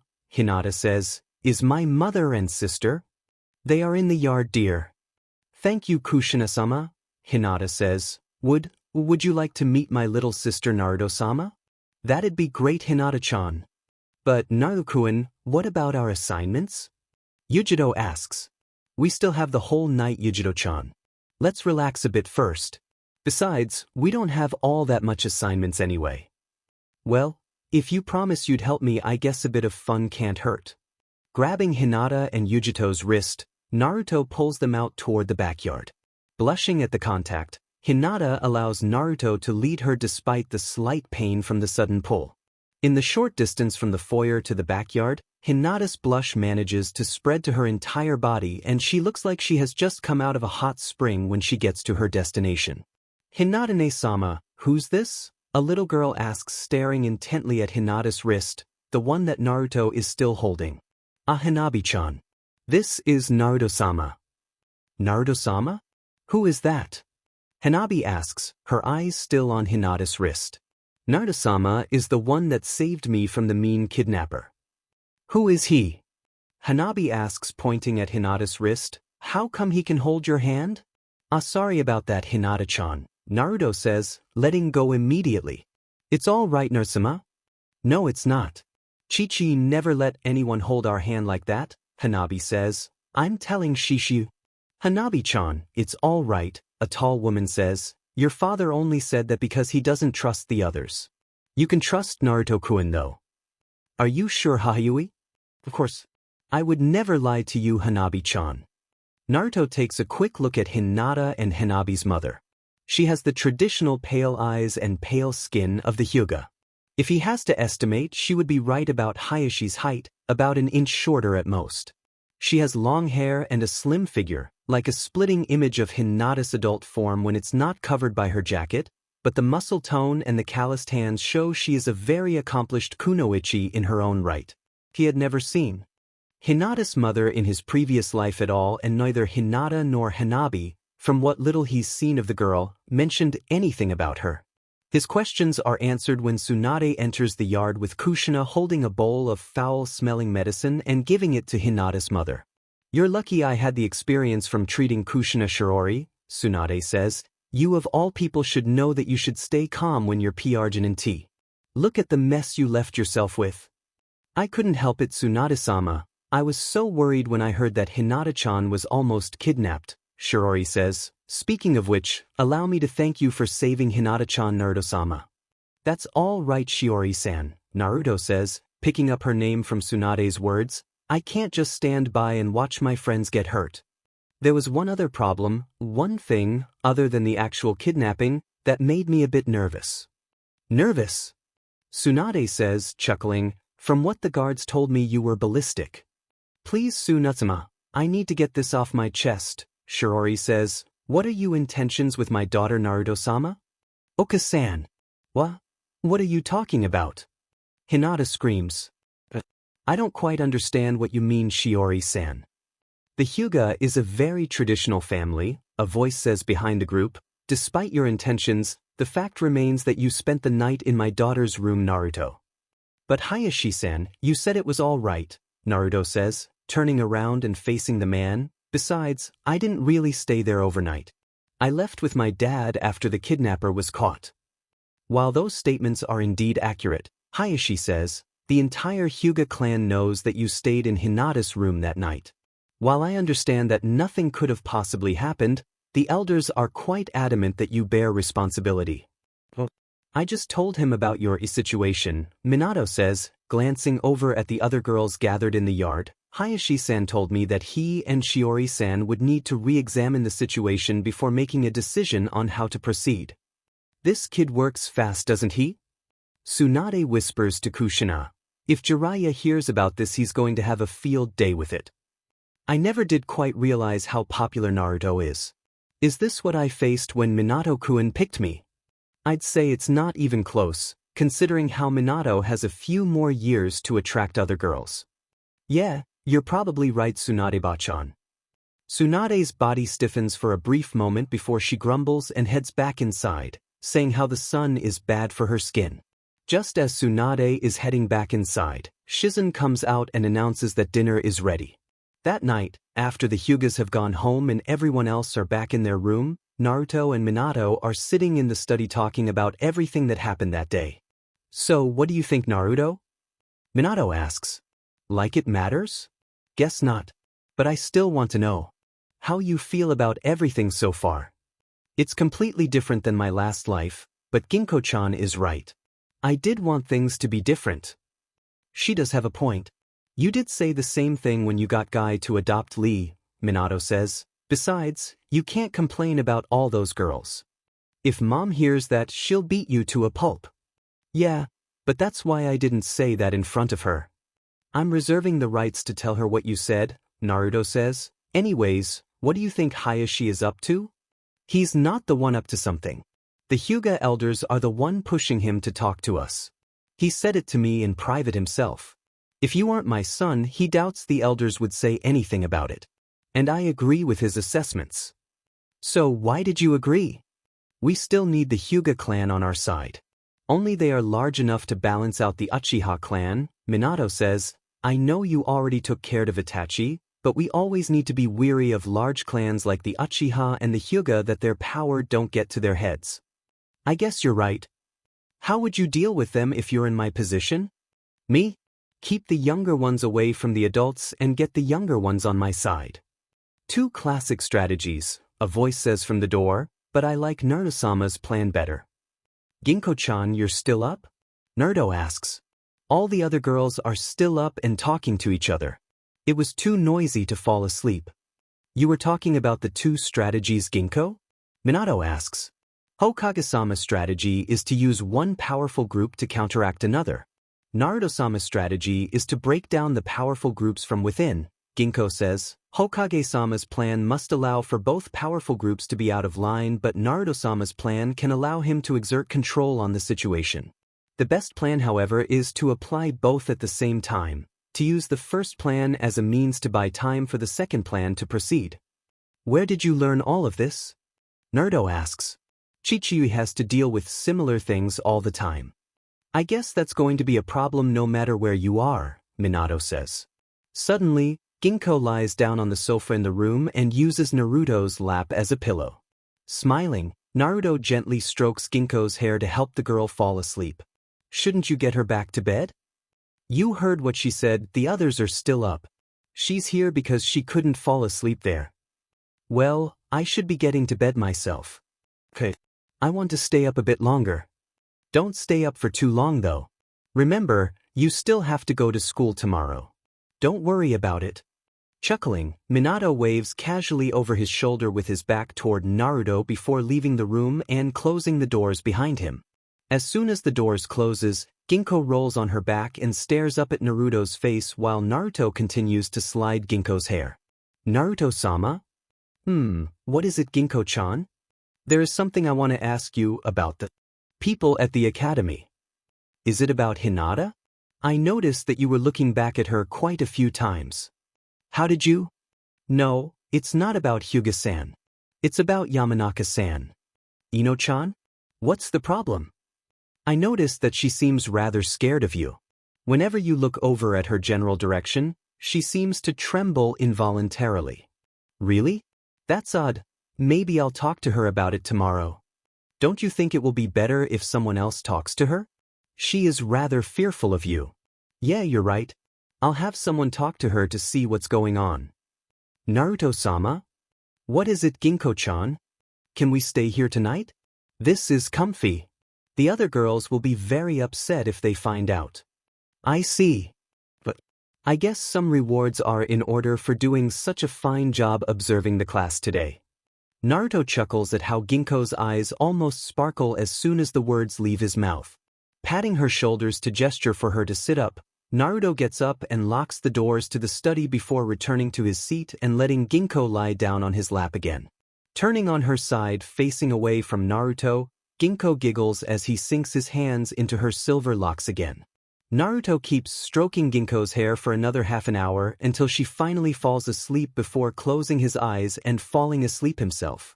The next morning, before anyone is inside the classrooms, Naruto pulls Shikamaru and Chuji to the side in the schoolyard and asks them to investigate into the matter brought to his attention yesterday by Ginko.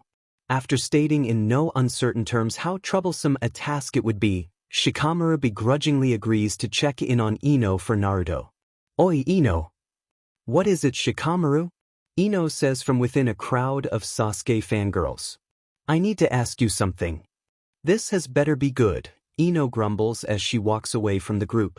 Naruto asked me to talk to you. I knew it would be troublesome, but he talked me into it. Naruto? Ino says. Shikamaru can see what Naruto was talking about when he says that Ino is afraid of him. The fear in Ino's eyes is difficult to miss. Neither is the trembling body.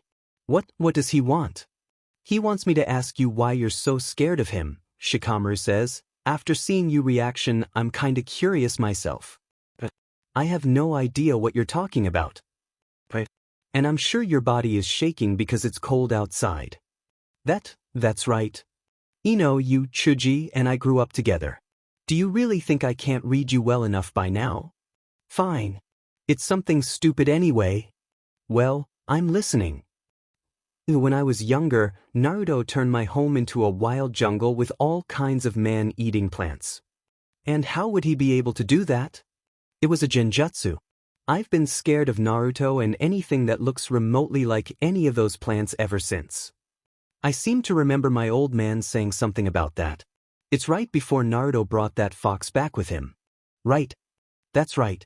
I'm one of the few kids that didn't get anywhere near that fox no matter how much I want to go up and cuddle and play with it because Naruto is always right next to it.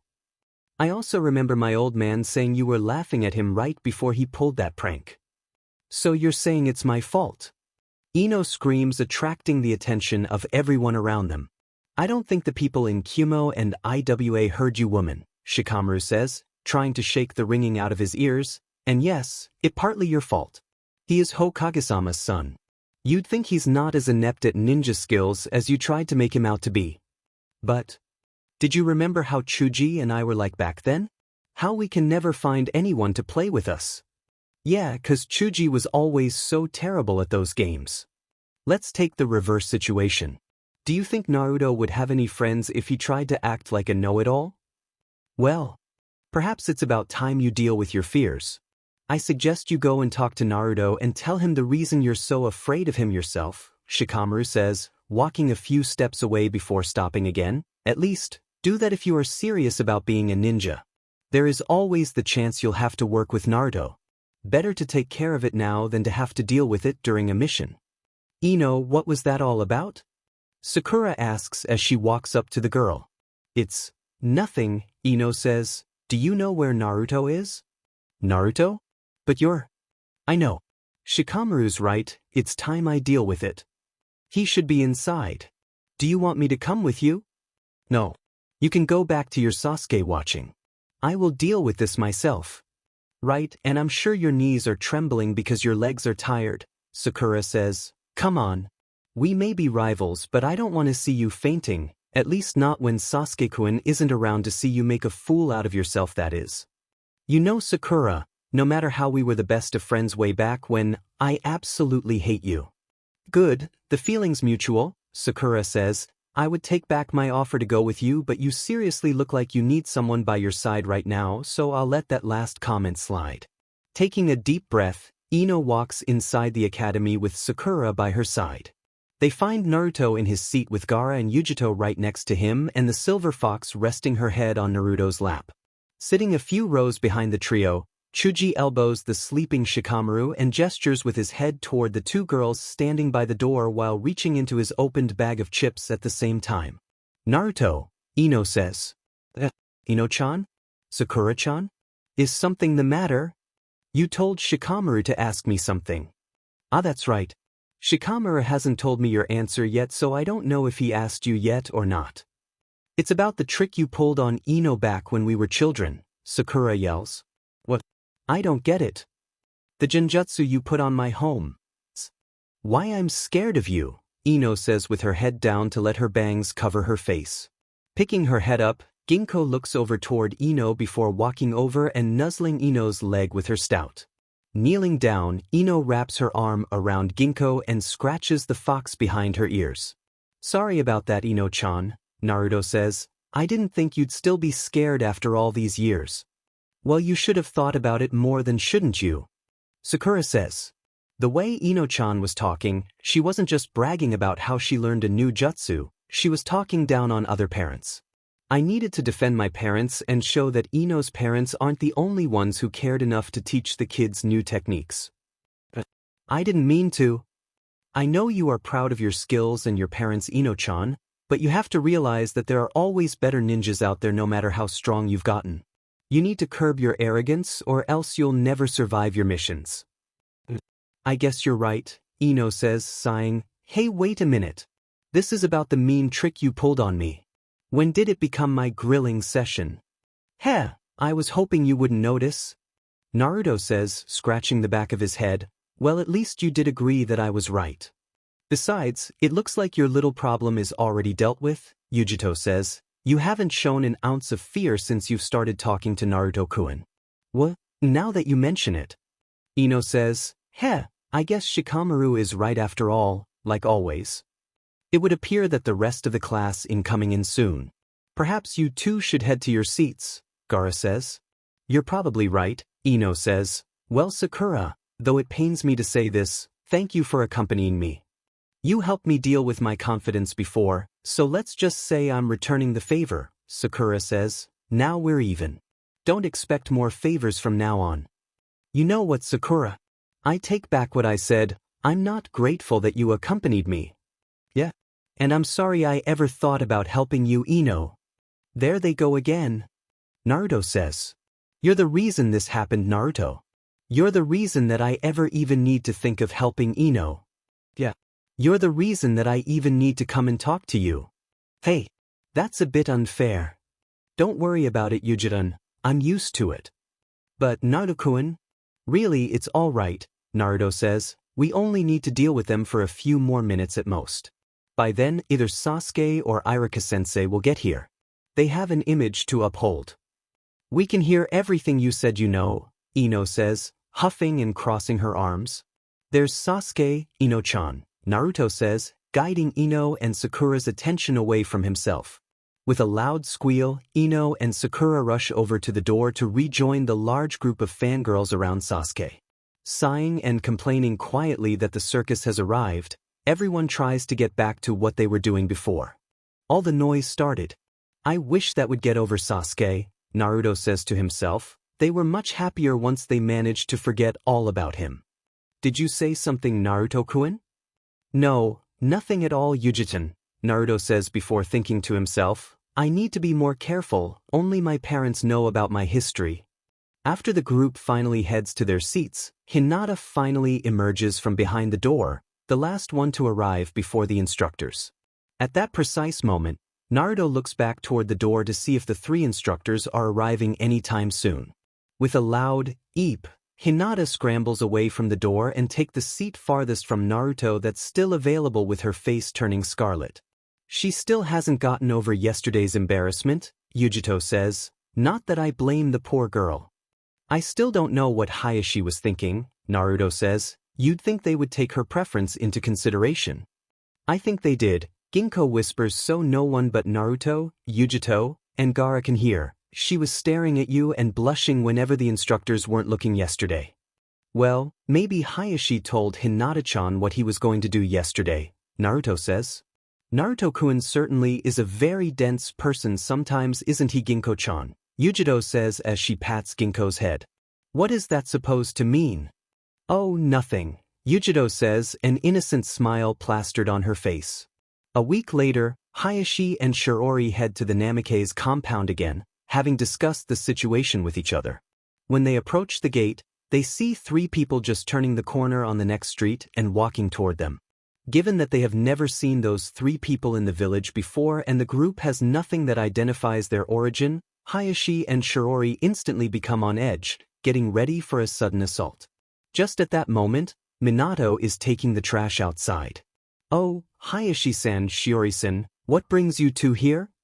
Hoka-sama, perhaps we should talk inside, Shiori says, trying to get away from the 3 strangers. Oi, Minato, one of the 3 strangers screams. Curious, Minato stretches his neck to see past Hayashi and Shiori. Walking up toward them are a man with flaming red hair, wearing a yellow shirt, long white pants, and an opened blood-red robe, a man with brown hair, wearing a yellow muscle shirt with the sleeves torn off, a pair of dark brown fingerless glove, and a pair of white sweatpants, and a woman with waist-length black hair, wearing a black kimono with white pants underneath. Oh, Kitsune, Nico, Tanuki, what brings the 3 of you here? Do you know them, Hokage-sama? Shiori asks. They are my associates from other areas. I usually communicate with them using code names. I see. I was concerned that they are intruders, Hayashi says. Even with them trying to suppress their strength, I can still sense the power flowing within their body. So, no sense standing around. Out here. Let's talk inside, Minato says. Oh my, what brings all these rare guests here today? Kushina asks as everyone enters the mansion. I'm just here with Kitsune, Shikaku says, using the alias the Hokage made for them, that and to check in on my godson. And I my goddaughter, Nikomata says. You have godchild living here? Shiori asks. Oh, they're just talking about Garakuen and Yujito-chan, Kushina answers for the 2 Bijou, but the children are at the academy right now. Ginko-chan is out in the yard with Kyuuki-chan though. She'll notice my presence soon enough. There is no need for me to find her. As if on cue, the human form Ginkgo bursts into the living room and jumps into Kyuubi's arms. Just from picking up the girl, Kyuubi can tell that she is merely a clone. Since the children are at the academy at the moment, the Kyuubi figures that his daughter is with Naruto in her beast form. Putting the clone on the floor, the Kyuubi turns his attention toward Minato again as Hayashi starts to speak. Hokage-sama, even after alerting my clan's council of Naruto's availability, they have decided that they will continue their pursuit. I see. Minato says, well, I suppose I should draft the documents then. Suddenly, Shiori lets out a sigh, drawing everyone's attention on her. Is something wrong, Shiori-san? Kushina asks. No, it's nothing. I suppose I should be happy. This is what Hinata-chan wanted after all, especially after what Naruto did for her, Shiori says. The problem lies with Hanabi-chan. She seems to have taken an interest in Naruto after meeting him, constantly asking Hinata-chan and I about him. I wonder how she would react to the news. Well, I'm sure it can't be too bad. Minato says. There is a rivalry between Hinata and Hanabi. Ever since Hanabi was born, they knew that it would be their destiny to compete against each other in all aspects of life. Hayashi says, I suppose one of them shall be the heir of the clan, and by all counts Hinata should be the heir since she is the eldest child. However, Hanabi has proven to be much more talented than Hinata, even at her young age, and probably in part due to their one-sided rivalry. So, since your eldest daughter has taken an interest in Naruto, your youngest is doing the same just for the sake of beating her sister, Kyuubi says, sounds like something you should nip at the bud. It is not quite as simple. While the initial approach is probably due to the rivalry, it would appear that Hanabi has taken a genuine interest in Naruto. Where this interest may lead I have no idea, but it certainly is concerning to say the least, Shiori says. Even at his age he already has women trouble, Minato says. Just like you did all those years ago, Hokage-sama? It hasn't been that long ago, Hayashi. You still remember what the council tried on me the first couple of years after Kushina-chan was in a coma, don't you? I suppose I do. What did they try, Minato-kun? Kushina says, fire burning in her eyes. They tried to find other women for Hokage-sama to marry, Hayashi says, of course, Hokage-sama enlisted the help of a number of clans to fight the proposal to a standstill. A number of clans? Kyuubi asks. The Uchiha clan was a strong supporter of the proposal, probably in part due to the fact that at least one of the women would come from their clan. Hokage-sama enlisted the help of my clan along with those of the Yamanaka, Nara, Akimichi, Inazuka, and Aburame to fight off the political alliance between the Uchiha and some of the smaller clans. So what happened? Kushina asks. Naruto happened, Minato says. Like I said, they only tried to force the proposal the first couple of years, because by then, every time they want to approach the issue, Naruto would cause quite a stir in the council chamber. We all know firsthand just exactly how destructive Naruto can be when he wants to. I think I can still see the remnant of some of the tricks Naruto left behind in that chamber. That's my boy. I'm glad you're happy about it, Kushina-san, Shirori says. The council gave it one last shot when Naruto was 4. It took me ages to help Hayashi-kun clean off the stench of the stink bombs he left in that place. That's probably how Hanabi-chan came about, right? What are you complaining about? Kushina says. That's not the point. Shirori screams, blushing. Kushina-chan, that's enough. There are other people in the room, Minato says. Oh, sorry about that, Kushina says, looking completely embarrassed, though not as much as Shirori. Regardless, Hayashi says, clearing his throat to get everyone's attention. Kitsune-san is right. The Hanabi situation is something we should keep a close eye on. Well, let's get to my office to work on the document, Minato says. When will the children be home, by the way? Nakomata asks. Minato-kun and I are going to see them at the academy in about half an hour, Kushina says. Their class should be having a sparring session then. Interesting. I think I shall check in on their progress as well. After all, I need to see if Naruto is fit to be my son-in-law. And my godson-in-law as well. Kitsune-san, Nico-san, you mean to say that Naruto-kun is engaged to Ginko-chan and Yujito-chan as well? And my daughter as well, Shirori, Tsunade says, coming downstairs, along with the sand and snow princesses. Tenten-chan, Koyuki-chan, and Temari-chan too? Why do you sound so surprised, Shirori? I thought we discussed this already. But Hayashi-kun, you only told me that there are a couple of girls who are interested. You didn't tell me that Hinata-chan would be 6th in line. Would it have made a difference? Hayashi asks, staring at his wife. Well, no, and I don't think Hinata-chan would mind, not with her nature.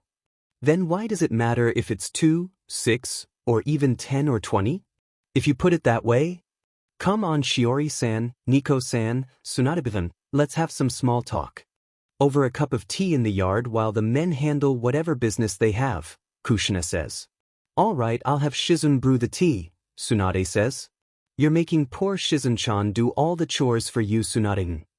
Well, she's my apprentice. Besides, she loves doing these kinds of domestic works.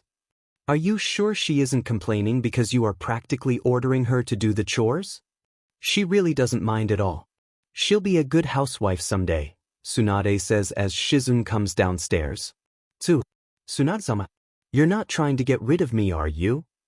Shizun asks, rushing toward the Sannin with a concerned look on her face. No, I'm not trying to get rid of you, Tsunade says. It's just that I don't want you to dedicate your entire life just for me. Why don't I go and make the tea while you two talk it out, Kushina says. No, it's okay, Kushina-sama, I'll do it, Shizun says.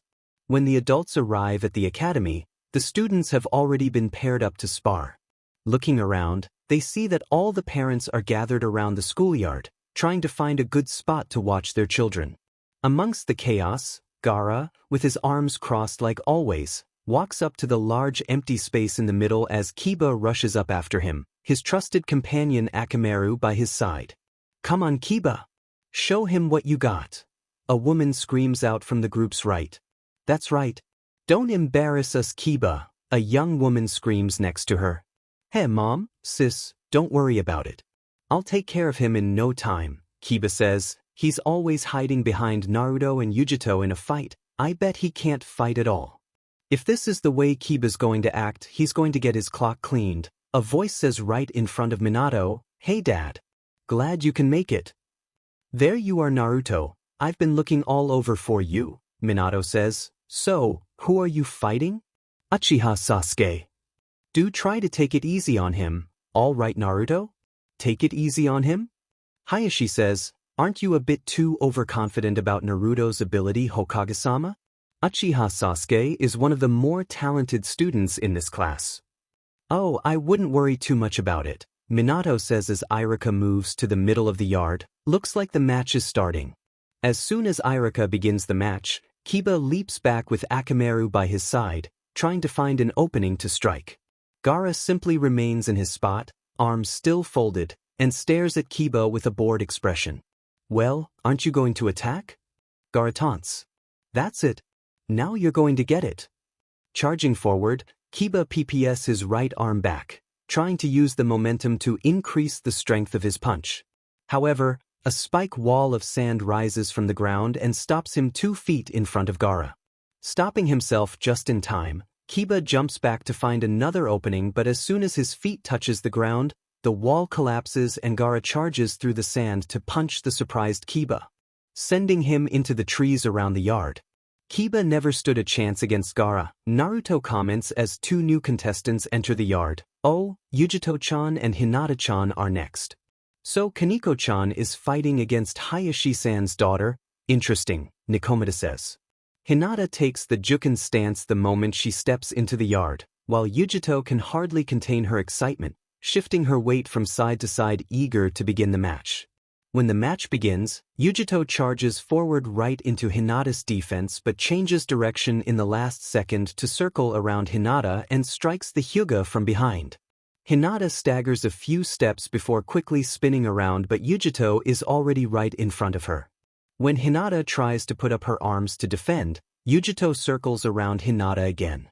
Instead of striking Hinata, however, Yujito simply whispers something in Hinata's ears. The reaction is instantaneous as Hinata activates her Byakugan and spins around, throwing Juken strike after Juken strike before Yujito can even back away. Just what did Yujito-chan tell Hinata-chan? Naruto says to himself. With her left arm disabled by the Juken strikes, Yujito leaps back to get away from Hinata's frantic strikes. While continuing to dodge, Yujito focuses her chakra to her left shoulder and blasts it down her left arm to force open the chakra points. With her Byakugan activated, Hinata is shocked to see the effect of her strikes diminish. Also, Yujito's chakra level continues to increase as Hinata is starting to slow down from the strain on her chakra by the continuous use of the Byakugan and Juken. How can you be so strong? Hinata says, breathing hard and her Byakugan receding. I might not look it, but I train very hard every day, Yujito says smirking. Like I said, if you want to even have a chance to impress Naruto-kun, you still have to work much harder. Please don't tell me she just said what I think she said. Naruto says on the sideline. Okay, I won't. Mom. With Hinata running out of chakra, Yujito only needs a few well-placed strikes to knock Hinata out. Walking up to the 2 kunoichi in training, Naruto helps Yujito move Hinata to her parents just as 2 other female students prepare for their turn. Hey Naruto, who are they? Minato asks as he tries to find a chakra pill for Hinata. Oh, that's Sakura-chan and Ami, Naruto says. My match is right after theirs. Their build, they might struggle with some of the more physical tasks of being a ninja. I'm not going to tell them that, Naruto says. You can go and tell them. That's scary, huh? You have no idea. It doesn't take very long for Sakura to fall flat on her face. Sighing, Naruto walks out to the middle of the yard as Ami celebrates with her crowd. Walking up to Sakura, Naruto offers his hand to help her up. Sasuke is supposed to come here and comfort me. Why do you have to go and ruin everything? He's already standing there waiting for his turn to fight Sakura, Naruto says. Are you sure you want to keep lying there and delaying his fight? With one look over at the boy of her dreams, Sakura quickly scrambles to her feet and heads to the sidelines. While waiting for Iruka to begin the match, Naruto does some light stretching while glancing over at the ever-impatient Sasuke out of the corner of his eyes. The crowd all await the battle with bated breath, and occasionally, people would complain about the delay as Iruka talks with his colleagues, none of whom seem to have any desire of proctoring the match. Eventually, Iruka begrudgingly steps between the two students and explains the rules once again, just to make sure that the two completely understand them. "Oh, step aside, Iruka," Tsunade says after seeing the hesitation in the Chunin's eyes. "If you're so worried about proctoring this match, then I'll do it." "Please go ahead, Tsunade-sama," Iruka says, not even bothering to hide the look of relief on his face. "It would be our honor to have one of the Sannin proctor a match." "All right," Tsunade says, taking Iruka's spot. "I trust that we all know the rules. So let's start the match." The moment Tsunade begins the match, Sasuke charges forward, trying to gain the advantage. Naruto steps to the side at the last moment, sticking out his foot to trip Sasuke, making the Uchiha lose his balance. Stumbling a few steps before spinning around to find Naruto standing in the same spot smiling at him. Growling in anger, Sasuke charges again only to have the same thing happen. Before Sasuke can try for a third time, Naruto decides to make his move. Instead of moving straight for Sasuke, however, Naruto moves from side to side, making Sasuke shift his weight constantly to guard against Naruto's movement. As Naruto gets closer to Sasuke, the width of his movement becomes progressively narrower. Up in the trees, a particular kunoichi narrows her eyes seeing Naruto's steps. Once Naruto gets within striking range, his movement speeds up, drawing Sasuke to guard one side before quickly shifting his weight to attack the unguarded side. Naruto manages to get a good number of hits in before Sasuke decides to stay still to guard both sides and waits for the perfect moment to counter. The moment Sasuke shifts his tactics, Naruto also changes his strikes, moving from a speed-based to a power-based attack as Naruto tries to break down Sasuke's defense. Seeing that Sasuke can never hope to counter Naruto's attacks, Minato tries to go in and stop the match, but Kushina pulls her husband back. "Kushina-chan, don't you think that's quite enough?" "Don't worry, Minato-kun, Naruto-kun knows what he's doing," Kushina says. "Besides, it'll do him good to let off some steam." "I hope you're right." When they turn their attention back to the fight, they find that Naruto has pushed Sasuke back within steps of the crowd, a few feet away from a glaring Uchiha Fugaku who is clearly disappointed with his son's inability to mount a comeback. With everyone's attention focused on the fight, they miss a small girl of around 7 years old standing amongst the Uchiha contingent who's looking at Naruto with pure adoration. When the fight is finally over with Naruto knocking Sasuke out cold and sprawling on the ground right at Uchiha Fugaku's feet, every Uchiha member besides Uchiha Mikoto, who is tending to her son, leaves the academy, not one sparing a glance at the defeated Sasuke. Everyone standing in the schoolyard is clearly appalled by the Uchiha's reaction. When Tsunade offered to use her medical ninjutsu to help Sasuke recover, Mikoto simply thanked Tsunade but refused the offer before helping her son stand up and heads back to the Uchiha compound together, seeing that classes are over for the day anyway. "That was rather rude of them," Naruto comments as he and Tsunade walks back toward Minato. "I still think you overdid it, Naruto," Minato says. "Oh well, someone's got to knock that arrogant bastard down a few pegs." "Even I think that was a bit much, Naruto," Kushina says. "You didn't have to completely embarrass him in front of everyone like that." "Guess I don't know my own strength." "This is serious, Naruto. You don't go and embarrass a clan like the Uchiha in front of everyone and get away with it. There's going to be major trouble." "Don't worry, Oka-san. If they want trouble, I'll give them more trouble than they'll ever want," Naruto says. "Besides, it's important for me to do that. Everyone is saying that there are only a few candidates to succeed Ota-san as the Hokage, and Sasuke and I are two of them. Now that I completely destroyed Sasuke in a fight, it gives me an edge down the road." "Well, I suppose I can't argue with that logic," Minato says, "but there are still more immediate concerns that who will become the Hokage in the future, like how to repair relations with the Uchiha clan." "There are no relations for you to repair in the first place, Ota-san," Naruto says. "They've been going against every one of your decisions ever since you became Hokage, didn't they?" "Yes, but they are still one of the major clans of Konoha." "Well, if they want trouble, then Kitsune-sensei and I will take care of them." "Don't get overconfident, Naruto. The Uchiha clan is at worst an even match for all of us combined," Kyuubi says, "and if they truly are the master of the Sharingan like they claim to be, then we will be at a definite disadvantage. Anyway, are there more interesting matches?" Minato says before their discussion starts to draw interest. No, not really. You guys missed most of the fights, Naruto says. So I guess school is over for the day, right? Kushina says, so let's go home already. Yes, we still have many things to discuss, Minato, Kyuubi says, glancing over at the tree where the kunoichi was glaring at Naruto. With most of the children having already gone through the sparring session for the day, the crowd gathered in the yard starts to thin. The group heads out along with everyone else after Tenten and Temari have joined them. When they are almost back to the Namikaze compound, Kyuubi suddenly grabs a hold of Naruto and takes out 2 shuriken from his weapons pouch and fires them into a tree to the side. There are 2 loud clanks as the shuriken are deflected and a shadow jumps out of the tree, attempting to attack the Kyuubi. Before they can exchange blows, however, Minato moves in and stops the kunoichi. Anko, what are you doing? Hokage-sama, he attacked me. The way you were perched on that tree and with your glare on Naruto, I could have sworn you're the one who's looking for a chance to attack. Is what Kitsune said true? Minato asks, what's going on here? I think I can answer that, Naruto says. The moves I used to beat Sasuke, at least the first part of it, was Ankone-chan's Hibi no Mai. I saw her practicing with it once, then I got overexcited against Sasuke and used it without thinking. Not only did you spy on me, you stole my moves and actually have the gall to use them without my permission. Anko says, I never used those moves in battle, now everyone will think that I got them from you. Well, there is a simple solution to that, Minato says. I'll have you train Naruto, then you can tell everyone you are the one that taught him the Hibi no Mai. After all, Naruto's form is still rather rough around the edges.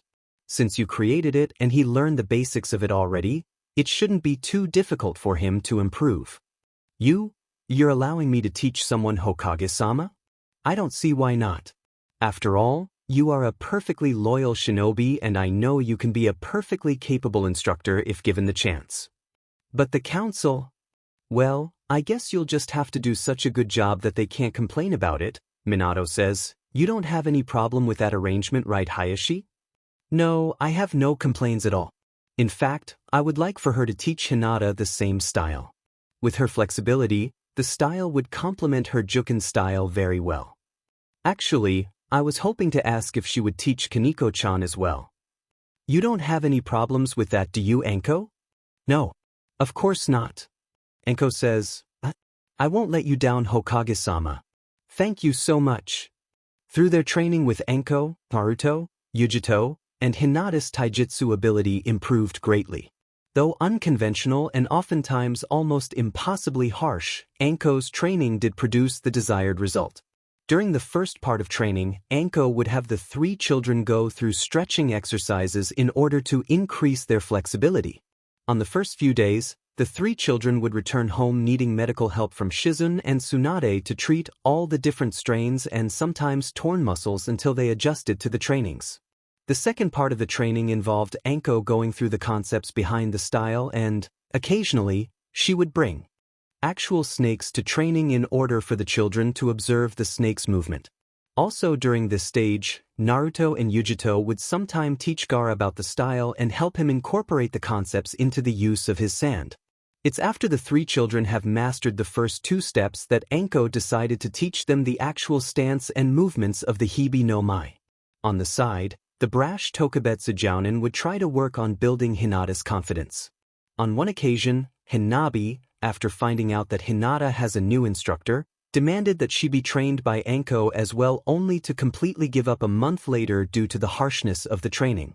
When Anko brought up that point a few days later, Hinata would meekly point out that Anko had been especially harsh on Hinabi after getting upset at the little girl's attitude. From that day on, whenever Anko brings Hinabi's training up again, Hinata's response got fiercer and fiercer until even Naruto and Yujito were shocked by the often shy girl. Of course, the confidence only stayed in the training ground, as Hinata would return to her usual timid self when training ended for the day, a fact that vexed Anko to no end. The entire training spanned just about a year, after which Anko decided to let the children work through the rest by themselves, using their unique traits to develop the style into something that belongs only to them. While the 3 children were training under Anko, Kyuubi took Ginkgo back to the demon world to further her training per Ginkgo's request. Ginkgo felt that the academy was not teaching her anything capable of assisting Naruto in the future. The taijutsu taught at the academy is completely useless once the trainees become full-fledged ninjas, and the basic jutsus, Kawarimi no Jutsu, Henge no Jutsu, and Bunshin no Jutsu can easily be duplicated with her demon powers, as proven with the human form clone that Ginkgo has been using. Being a relatively young demon herself, she also felt that she should learn about the inner workings of the demon world to prepare for the day Naruto finally takes over for her father. Also during this PRD, the Namikaze household receives a surprise after one of Kushina's checkups. What do you mean the family is getting a new member? Calm down, Naruto, Minato says. I thought you would want a sibling. A sibling? Oh, so I'm not getting another wife? Naruto says, that would mean mom's PRD. That's right, Naruto-kun, Kushina says as she walks down the staircase. Mom, you shouldn't be moving around like this. Oh, calm down, Naruto. I can move about just fine. But, she's right, Naruto. Just because Kushina's PRD, it doesn't mean she should be stuck in bed all day, Tsunade says, coming downstairs. In fact, a moderate amount of exercise will do both her and the baby some good. Well, if you say so, Tsunade-bachan. Regardless, you should be a bit more careful, Kushina. You're really just around the time when it would start to get dangerous to have a baby, and your coma spell before doesn't help things at all. You worry too much, Tsunade-bachan. Quit fooling around, Kushina. I am serious.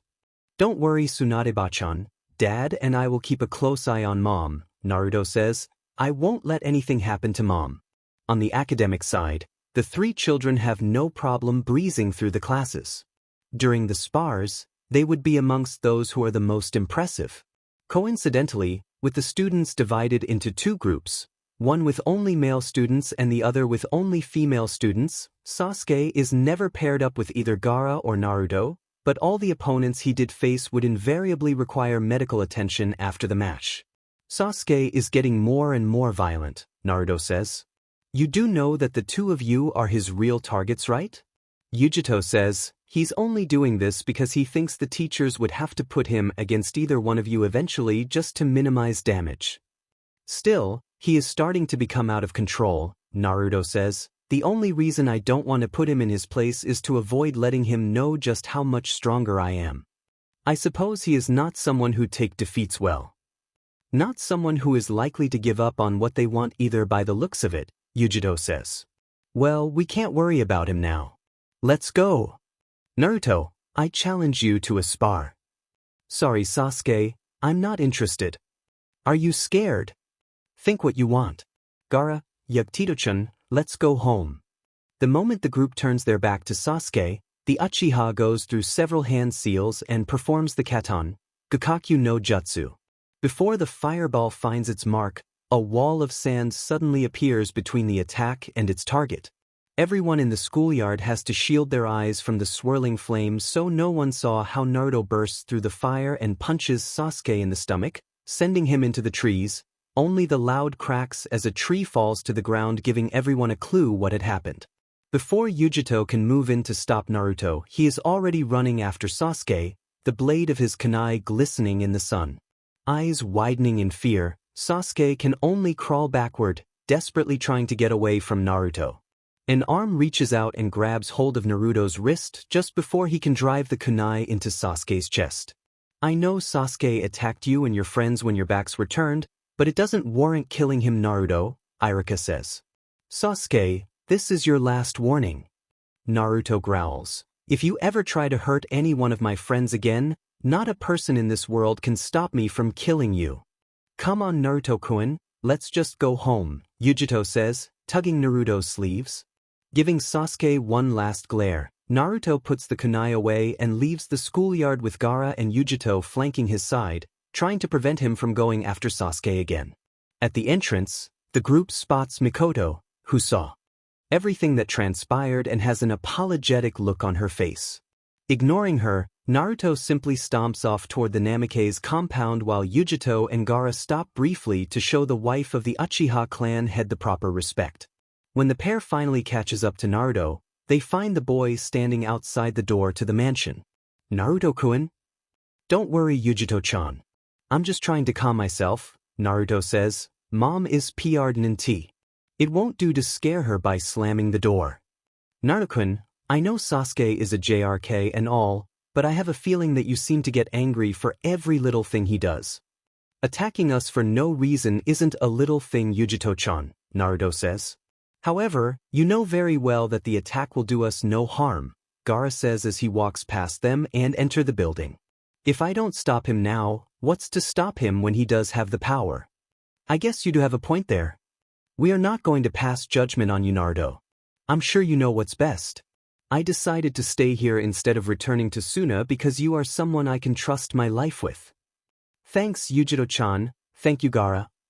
Now what are you kids standing around in the hall for? Come in, Kushina says from the living room. We were just talking, Mom. Oh, something you don't want me to hear. Kushina teases. No, that's not it. I'm just kidding, dear. Why are your clothes singed? This is just from a little spar. Naruto, what are you hiding?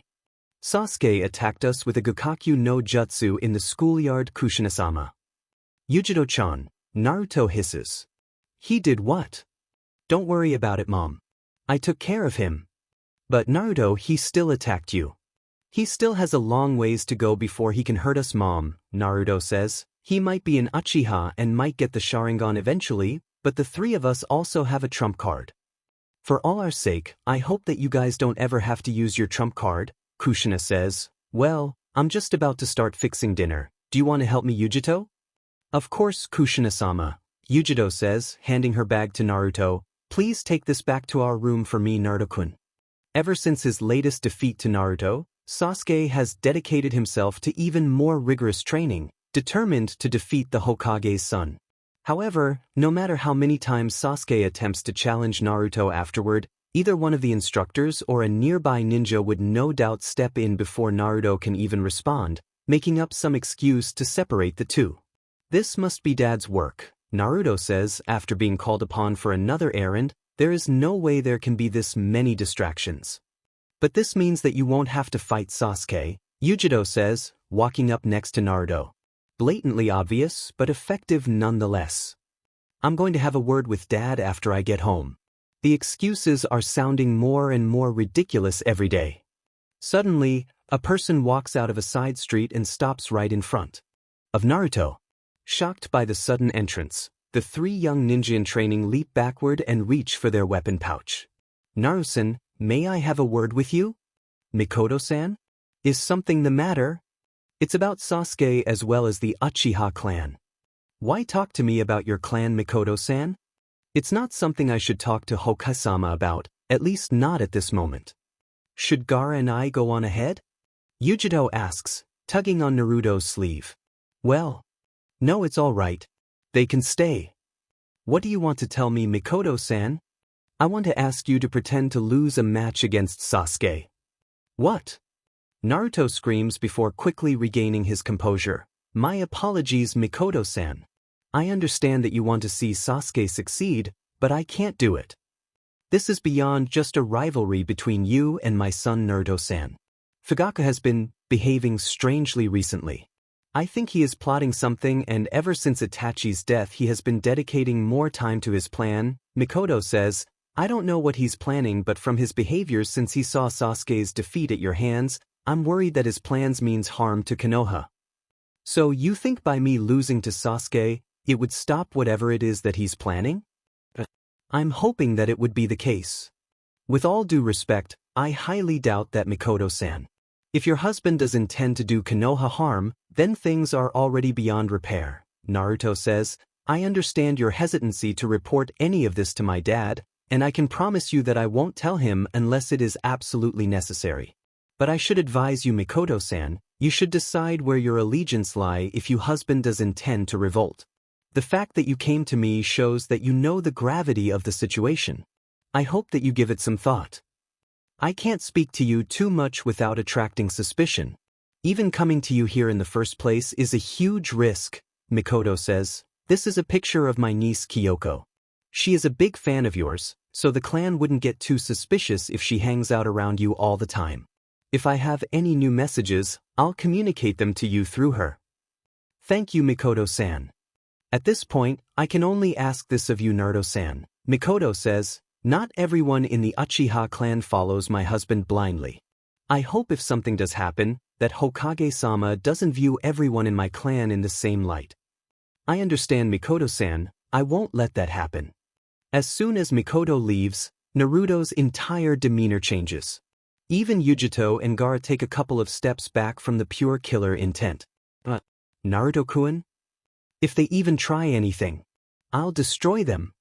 But Naruto-kun, didn't you promise Mikoto-san that? I know what I promised Yujito-chan, but for her sake I hope she doesn't betray my trust. I'm sure she's not that kind of person. Do you realize what she wanted me to do by losing to Sasuke? No. I mean, it's just a small spar, Yujito says. Everyone in the village is saying that either Sasuke or I will succeed my father as the next Hokage. All they need is one opening to push Sasuke to the top, Naruto says. Only the school children and their parents saw the two fights between me and Sasuke.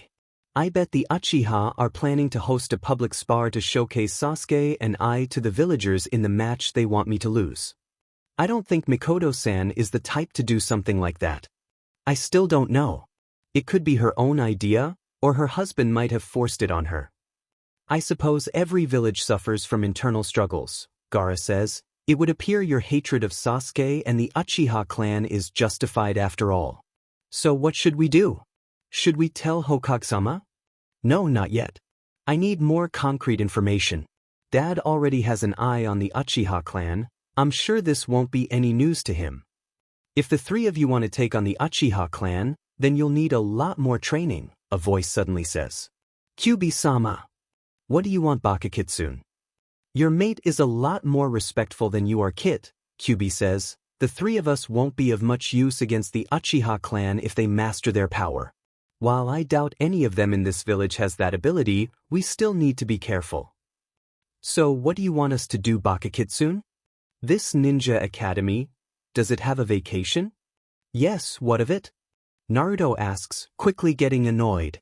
Whatever vacation you would have, the three of you will be training to utilize your second gift. Second gift? Yujito asks.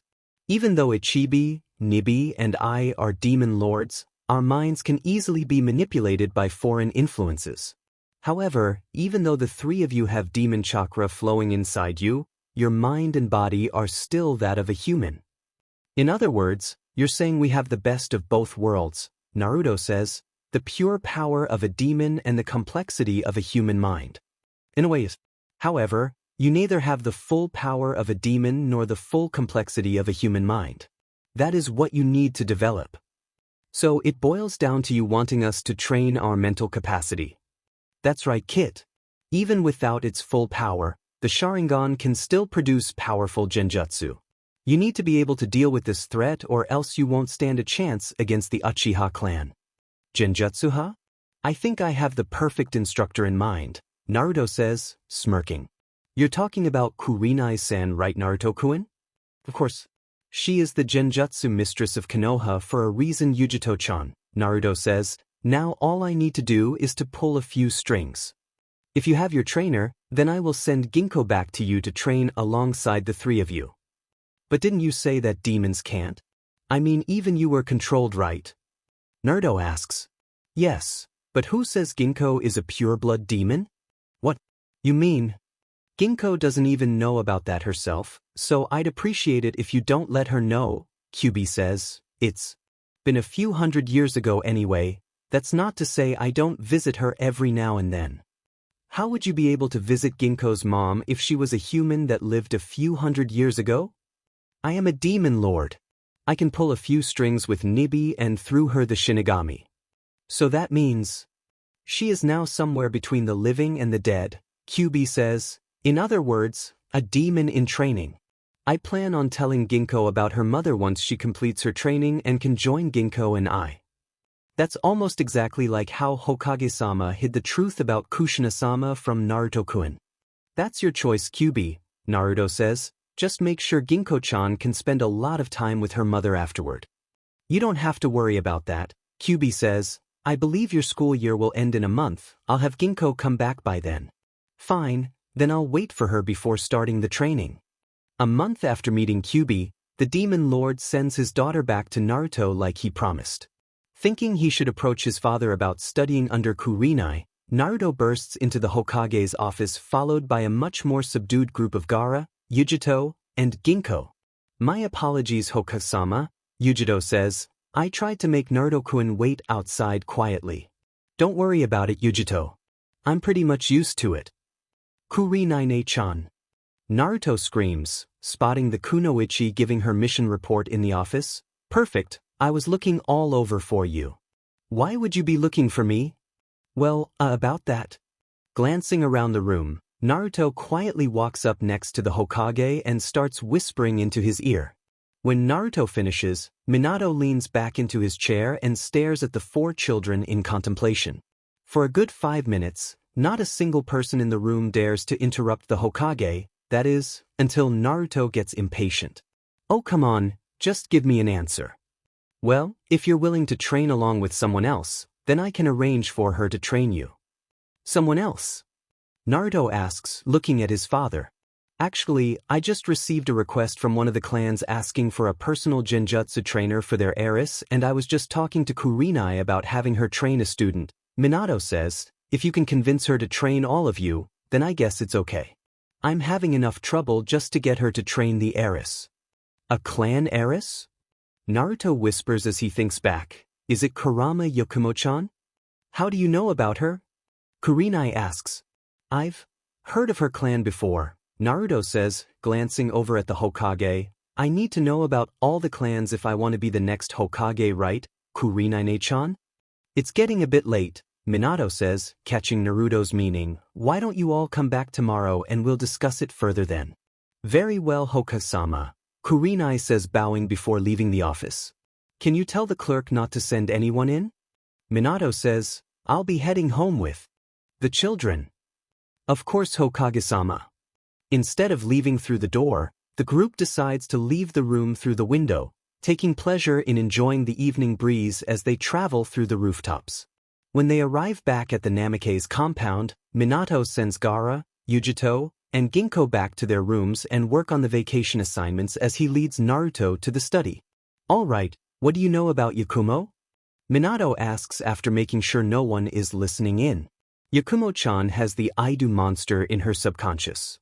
So, it has finally manifested again.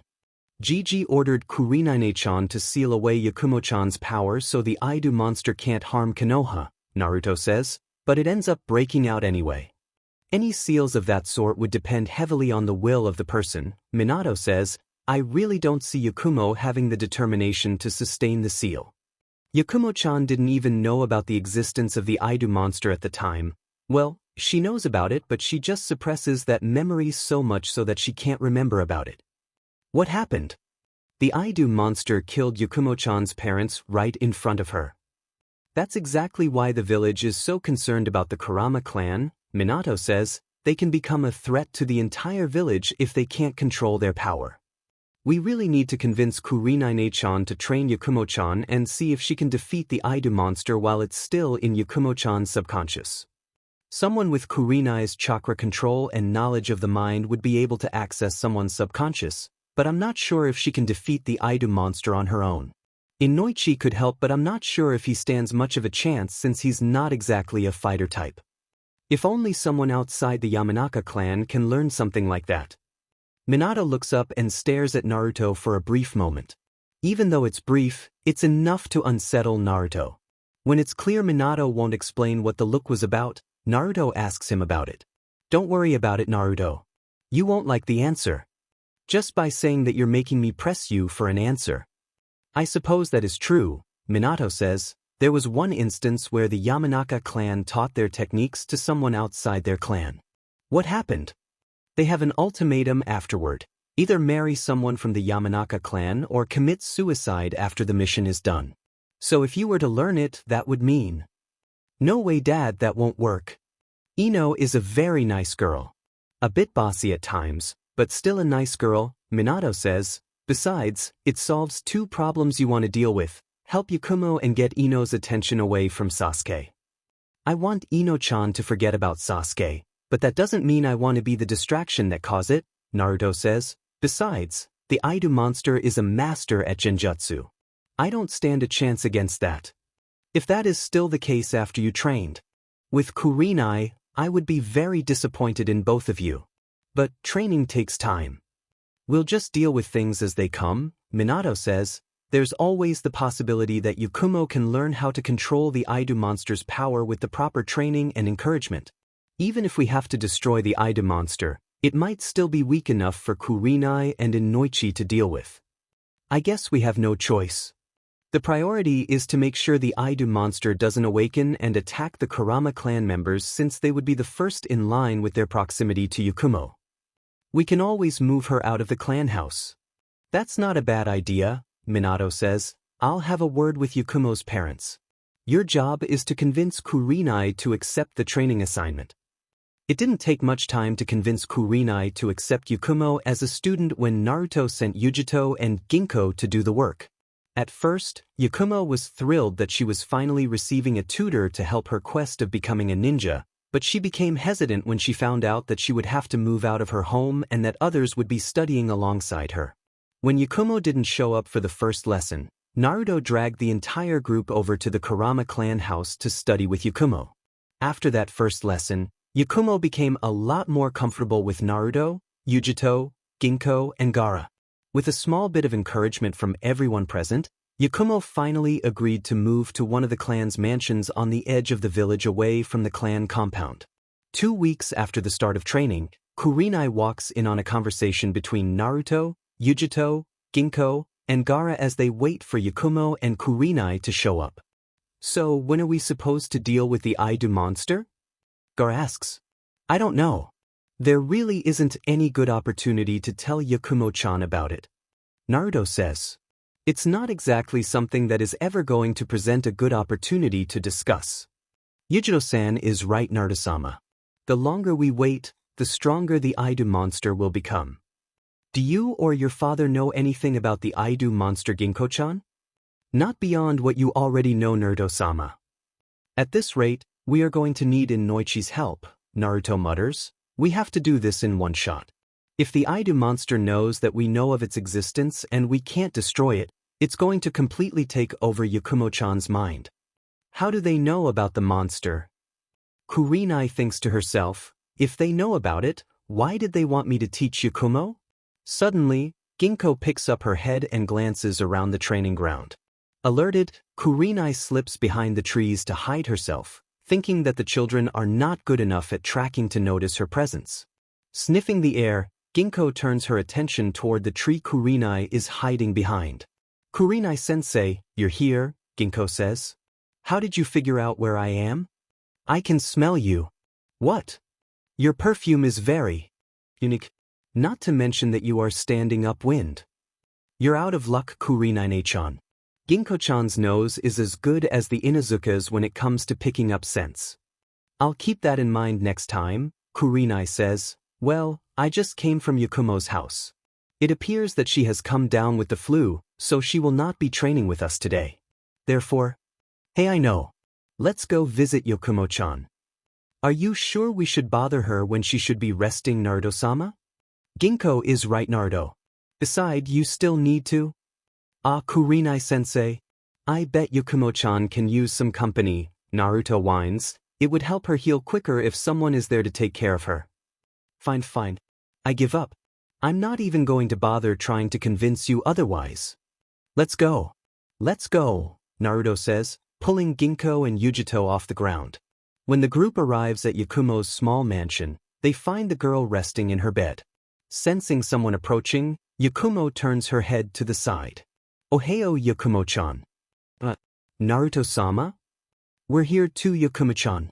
Yujito says, bursting into the room. Keep it down, Yujito. Yakumo needs her rest. Kurenai lectures as the rest of the group enters the room. Everyone is here? We heard that you got sick, Yakumo-chan. So we came over to check on you, Naruto says. Sorry for being such a bother. Don't be silly, Yakumo-chan.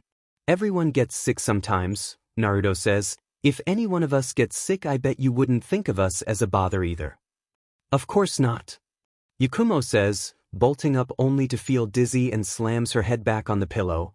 But I'm holding everyone back by being sick. Don't worry, Yakumo-chan. If anyone is holding us back, it's Naruto-kun. Yujin, that's not nice. Only response Naruto receives is Yujito sticking out her tongue at him. Yakumo can't help but giggle at Naruto's reaction as he sulks in a corner grumbling. Come on Naruto, you volunteered to take care of Yakumo, so get to work, Kurenai says. Okay.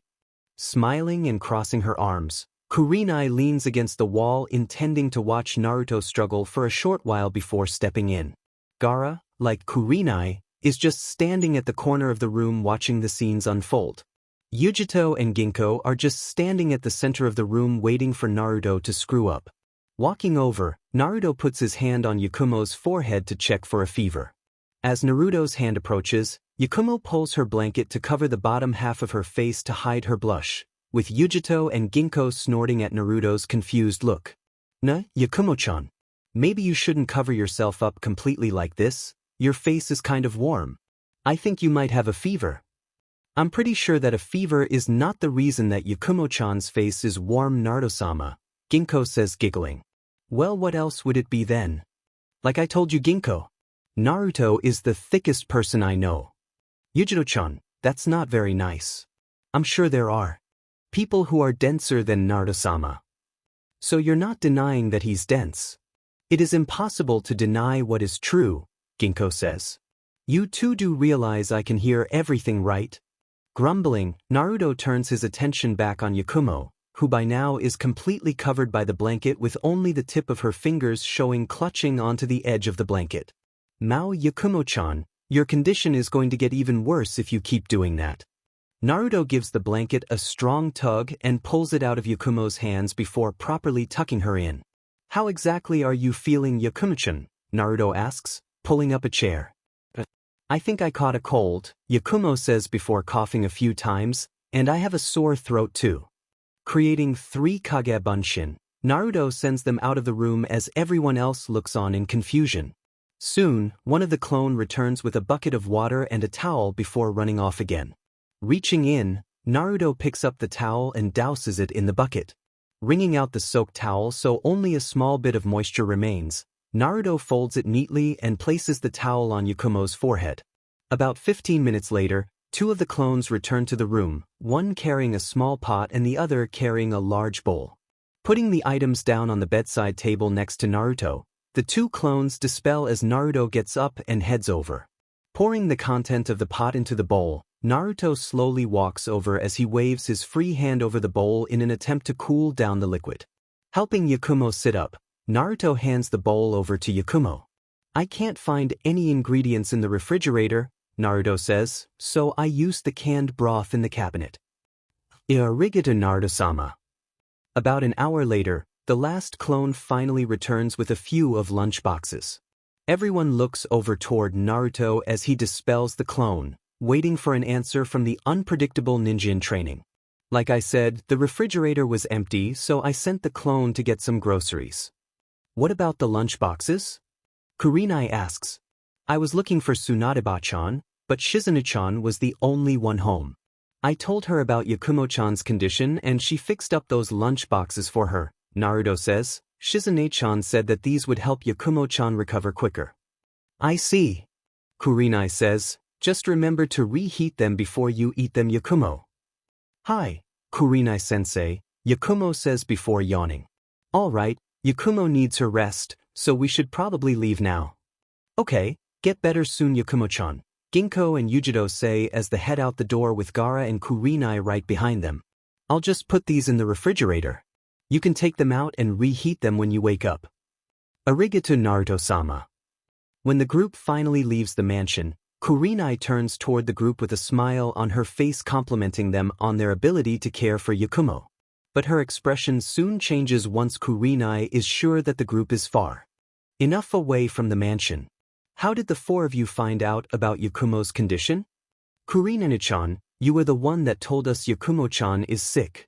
That's not the condition I'm talking about, Naruto, Kurenai says, her expression hardening. I'm talking about the Aidu monster. We have no idea what you are talking about, Kurenai-sensei, Yujito says, fainting innocence. You know very well what I'm talking about. I heard the four of you talking about it in the clearing. I was hoping that you would be too far away to overhear us, Ginko says, but I guess I didn't notice you early enough. Kurenai-chan, this isn't the best time to be talking about Yakumo-chan. Pray tell Naruto, when exactly would be the best time then? I don't know when exactly. Until we are strong enough to defeat the Aidu monster. Defeat the Aidu? Are you out of your minds? You aren't even ninjas yet and you want to defeat the Aidu monster. Kurenai screams, this is all a huge mistake. I should never have let the four of you talk me into teaching Yakumo. It would really be a mistake if you give up now, Naruto growls, staring at the ground. The only thing keeping the Aidu monster from breaking out is Yakumo-chan's willpower. She would lose all her will to fight against the monster's control if you give up on her. And what would you know about all of this? Because I was like her once. Gaara? That's all right, Naruto. Yui-sensei, I'm sure you've heard of my abilities. About Shikaku? Yes. It is because of Naruto and Yujito's help that I finally regained control, Gaara says, which is why we believe so strongly that with our help, Yakumo can defeat her inner demon as well. I cannot put the four of you in danger for just a possibility. You didn't, Kurenai-chan. We volunteered. All we ask of you is, please don't give up on Yakumo-chan. As a shinobi, I cannot allow myself to show cowardice, Kurenai says, smirking, especially not when I will be outdone by 4 children. Thank you, Kurenai-chan. I am responsible for your safety. So try not to do anything reckless. We'll try our best, Kurenai-sensei, Yujito says. That's not nearly good in. Oh, forget it. You kids can never stay out of trouble. You know us best, Kurenai-chan. It's not a good thing to be already famous for you antics at your age, Naruto. While Naruto rubs the back of his head in embarrassment, Yujito and Ginko can only laugh at his antics. Kurenai also notices that Gaara takes a couple of subtle steps away from the rest of the group, trying to distance himself from Naruto as best he can. Smirking, Kurenai escorts the 4 children back to the Hokage mansion. Genjutsu training is put on hold for a week with Yakumo out sick. With nothing to do, Yujito and Ginko decide to stay at home and mingle with the other girls, which drives Naruto and Gaara out to the street and Minato to either stay at the Hokage's office or his study in the mansion in fear. While Gaara is content to find an empty training ground to meditate and improve his control over his sand, Naruto takes it upon himself to visit all the different districts around Konoha. One night, when it's time to head home, Naruto decides to take a shortcut through a particular district with a distinct adult tone. Putting his hands behind his head, Naruto begins his leisurely walk home, not at all uncomfortable with his surrounding, having seen most of the shops lining the streets before on his travel with Jiraiya and his numerous attempt to locate Tsunade around the village in his previous life. Whenever someone casts a curious glance at Naruto, he would simply stare back until the person gives up and moves on. On one occasion, however, Naruto looks past the person into one of the bars lining the streets and notices a familiar face slumping over the counter. When Naruto approaches the bar, the man previously staring at him moves over and blocks him from entering the shop. "Naru-sama, don't you think you are a bit young to be visiting places like this?" the citizen asks, concerned. "Look, I'm just trying to check on a friend of mine who's clearly drunk inside. So please move out of the way," Naruto says, firing up a small bit of chakra. Not about to challenge the son of the Hokage, the man simply moves away, allowing the child inside. As the bell sounds, signaling another customer, everybody's attention shifts to the clearly underage boy walking up to the counter. One glare later, everyone quickly turns their head as far away from the pair as possible. Tapping the person on the shoulder, the only response Naruto receives is a cup being sent his way that he barely dodges. Hearing the sound of the cup smashing against the wall, the person simply grabs an empty bottle and tries to smash it over Naruto's head. Grabbing the person's wrist with both of his hands, Naruto barely manages to halt the arm's progress a split second before the bottle crashes on top of his head. Squinting her eyes, the person leans in to take a closer look at Naruto. Hokage-sama? When did you get so short? Kurinai-chan, you're drunk. Please don't call me that, Hokage-sama, you're much older than I am. All right, Kurinai, that's enough, Naruto says, playing along with the drunken Kurinai. Come on, let's get you out of here. But Hokage-sama, I'm not on duty tomorrow. I said that's enough, Kurinai. I will not have my ninjas act like drunken fools. After paying for all the drinks Kurinai consumed, Naruto drags the kunoichi out the door kicking and screaming like a child, complaining about the unfairness of it all. Sighing, Naruto shifts his weight as soon as they are out the door to support Kurinai and to prevent her from trying to go into another bar. What has gotten into you, Kurinai? You're not the type to get drunk like that, Naruto says. I thought you would be the most responsible one out of the group of young ninjas. What Naruto doesn't expect is for Kurinai to suddenly start wailing in the middle of the street. With Kurinai's weight almost completely collapsing on him, Naruto barely manages to regain his balance and guide Kurinai toward her apartment. Asuma broke up with me. Kurinai screams, tears still streaming down her face. That last line almost causes Naruto to lose his grip on Kurinai. Looking up toward the kunoichi, he can't help but to feel sorry for Kurinai with the look on her face. I got sick of his smoking, so I told him to choose between me and his cigarettes, Kurinai continues, and the BSD chose his cigarettes. I'm sure he'll realize what he did and apologize to you tomorrow. So let's just get you home. No!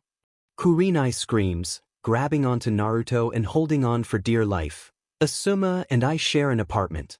I don't want to see his face ever again. I don't think you can see any part of him PRD the way you are now, Naruto thinks to himself. I'll find a hotel to stay in for now, Kurinai says amidst hiccups from both the crying and the alcohol. That won't do. I can't just leave you at a hotel in your condition, Naruto says. You are staying over at the Hokage mansion. We have plenty of spare rooms there. Tsunade-chan can check on you in the morning. Hi, Hokage-sama, Kurinai says, slumping over and putting all her weight on Naruto again. Staggering for a few steps, Naruto barely manages to guide Kurinai toward the mansion again. By the time he gets home, everyone has already gone back to their room and are probably already asleep. Sighing, Naruto leads Kurinai upstairs where all the bedrooms are and opens the door to the room closest to the staircase, too tired to pick any other rooms. Unfortunately for him, Kushina heard the front door opening and came out to the hallway to check just to see someone with wild blonde hair leading one of the best young kunoichi of the village into the bedroom. With fury fueled by the unstable hormones of her PRDY, Kushina rushes forward just as Naruto manages to help Kurinai into bed. When Kushina reaches the door, she's just in time to see a drunk Kurinai wrap her arms around the blonde and pulls him in bed with her. Namikaze Minato. What do you think? Naruto? Kushina says, her fury completely dissipating. Hi mom. I never thought you would take advantage of a drunk woman, Naruto, Kushina says, arms crossed. I thought I taught you better than that. Wait, this is a misunderstanding. I suppose it can't hurt to have a more experienced woman in your life. The other girls are much too immature to be a good wife, and quite frankly I don't see that changing anytime soon. Kushina-chan, did you call me? I was in the study. Minato says, walking up to the doorway. Oh my. Naruto, you are much too young to be sleeping around with a woman. And with Kurinai no less. This isn't what it looks like. Hokage. Kurinai mutters as she tightens her grip around Naruto. This is quite a bit of trouble. Our son has gotten into, isn't it, Kushina-chan? Minato says, smirking. It would certainly seem so, Minato-kun, Kushina says, returning Minato's smirk. Oh well. Good night, Naruto. Make sure you don't do anything you're not supposed to. Wait. Don't leave me here. Might as well get comfortable, Naruto. If your mom decides not to help you, then I certainly won't oppose her decision. But Dad... Before he can even finish, the door slams shut, leaving Naruto entangled in Kurinai's limbs, lying in the same bed with the kunoichi. After one of the most uncomfortable and awkward night of sleep, Naruto wakes up and finds himself acting as a human teddy bear for Kurinai, who is still off in dreamland. Comfy, Kushina says, leaning against the door frame. Mom, please stop fooling around. Kurinai-chan has my arms pinned and I can't use Kawarimi no Jutsu to get away. That's the whole point, dear. Your father and I are very curious to see how this will play out. Please help me out of here. Kurinai-chan is going to kill me when she wakes up. She will do no such thing. After all, she is the one sleeping with a minor. Kurinai is going to have a heart attack when she wakes up. That's why I woke you up so early, Tsunade-ba-chan, Kushina says, stepping away from the door frame to reveal the hidden sanin, just in case someone can't handle the shock. For the look on your son and Kurinai's face, I'll let that slide for now. But Mom, didn't you consider that someone as old as Tsunade-ba-chan won't be able to handle the shock? Who's going to heal the healer then? Why, you little? Don't let him rile you up, Tsunade-ba-chan. He's just trying to get you upset and pull him out of Kurinai-chan's grasp. You're right, Kushina. Letting Kurinai find him in her arms when she wakes up is a much crueler punishment for the brat. Well, that wasn't what I was trying to say, but if it calms you down, Tsunade-ban, go ahead and think that way, Kushina says, shrugging. I better get to work and clear that hangover before it even starts to act up. I want Kurinai thinking clearly for this, Tsunade says. After a couple of minutes, Tsunade is satisfied with her work and walks back over to the door to wait for the show to begin. With all of the remaining alcohol out of her system and a new boost in energy, Kurinai's eyelids flutter and open, revealing her ruby red eyes. The first thing Kurinai realizes is that she isn't alone in bed, and the second being that the other person has blonde hair, meaning that the particular person is definitely not Asuma, not that she has ever slept in the same bed as the chain smoker. Soon, last night events slowly make their way out of the hidden crevices of her minds. Hokage-sama? Kurinai screams, scooting back as far as she can while wrapping the blanket around herself. I didn't know your fantasy is to sleep with my husband Kurinai. Kushina-sama. I can explain this. Go ahead. I would love to hear why you are sleeping with my son. Son? Kurinai says, slowly turning her attention toward the blonde. Naruto. Good morning, Kurinai. Clutching her head, Kurinai starts hyperventilating and her pupils slowing become dilated.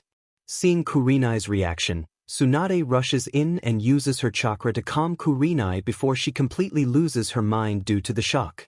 Once her mind is working properly again, Kurinai slowly runs through every scene from the night before in her mind and finally that the person is significantly shorter than the current Hokage.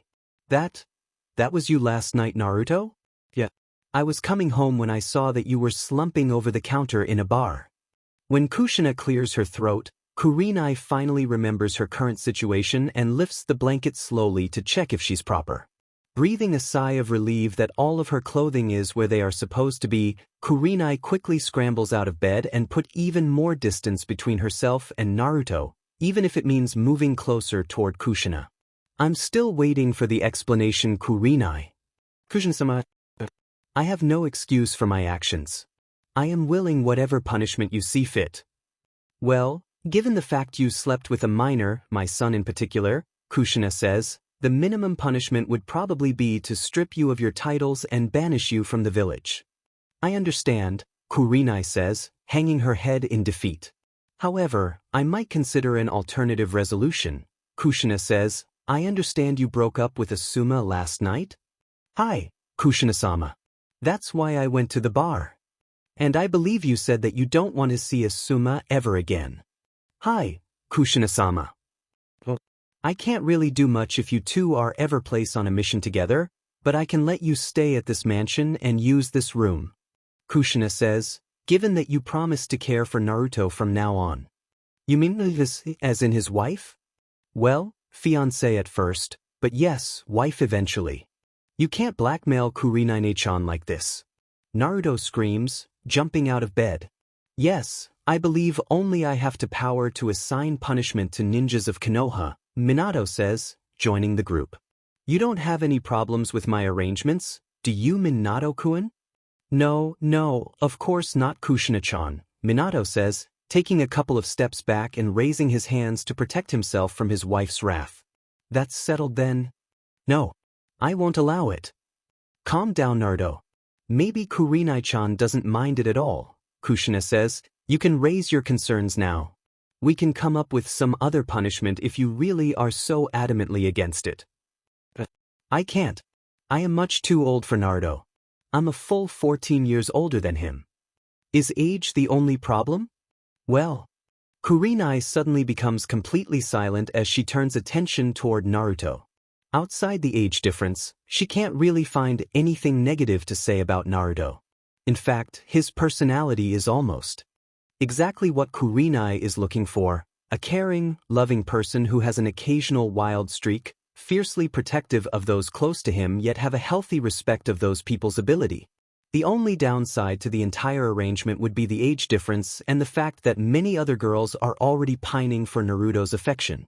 Seeing Kurenai's eyes slowly moving toward the general direction of Naruto's room, where all the other girls are currently sleeping, Kushina walks up and puts a hand on Kurenai's shoulder.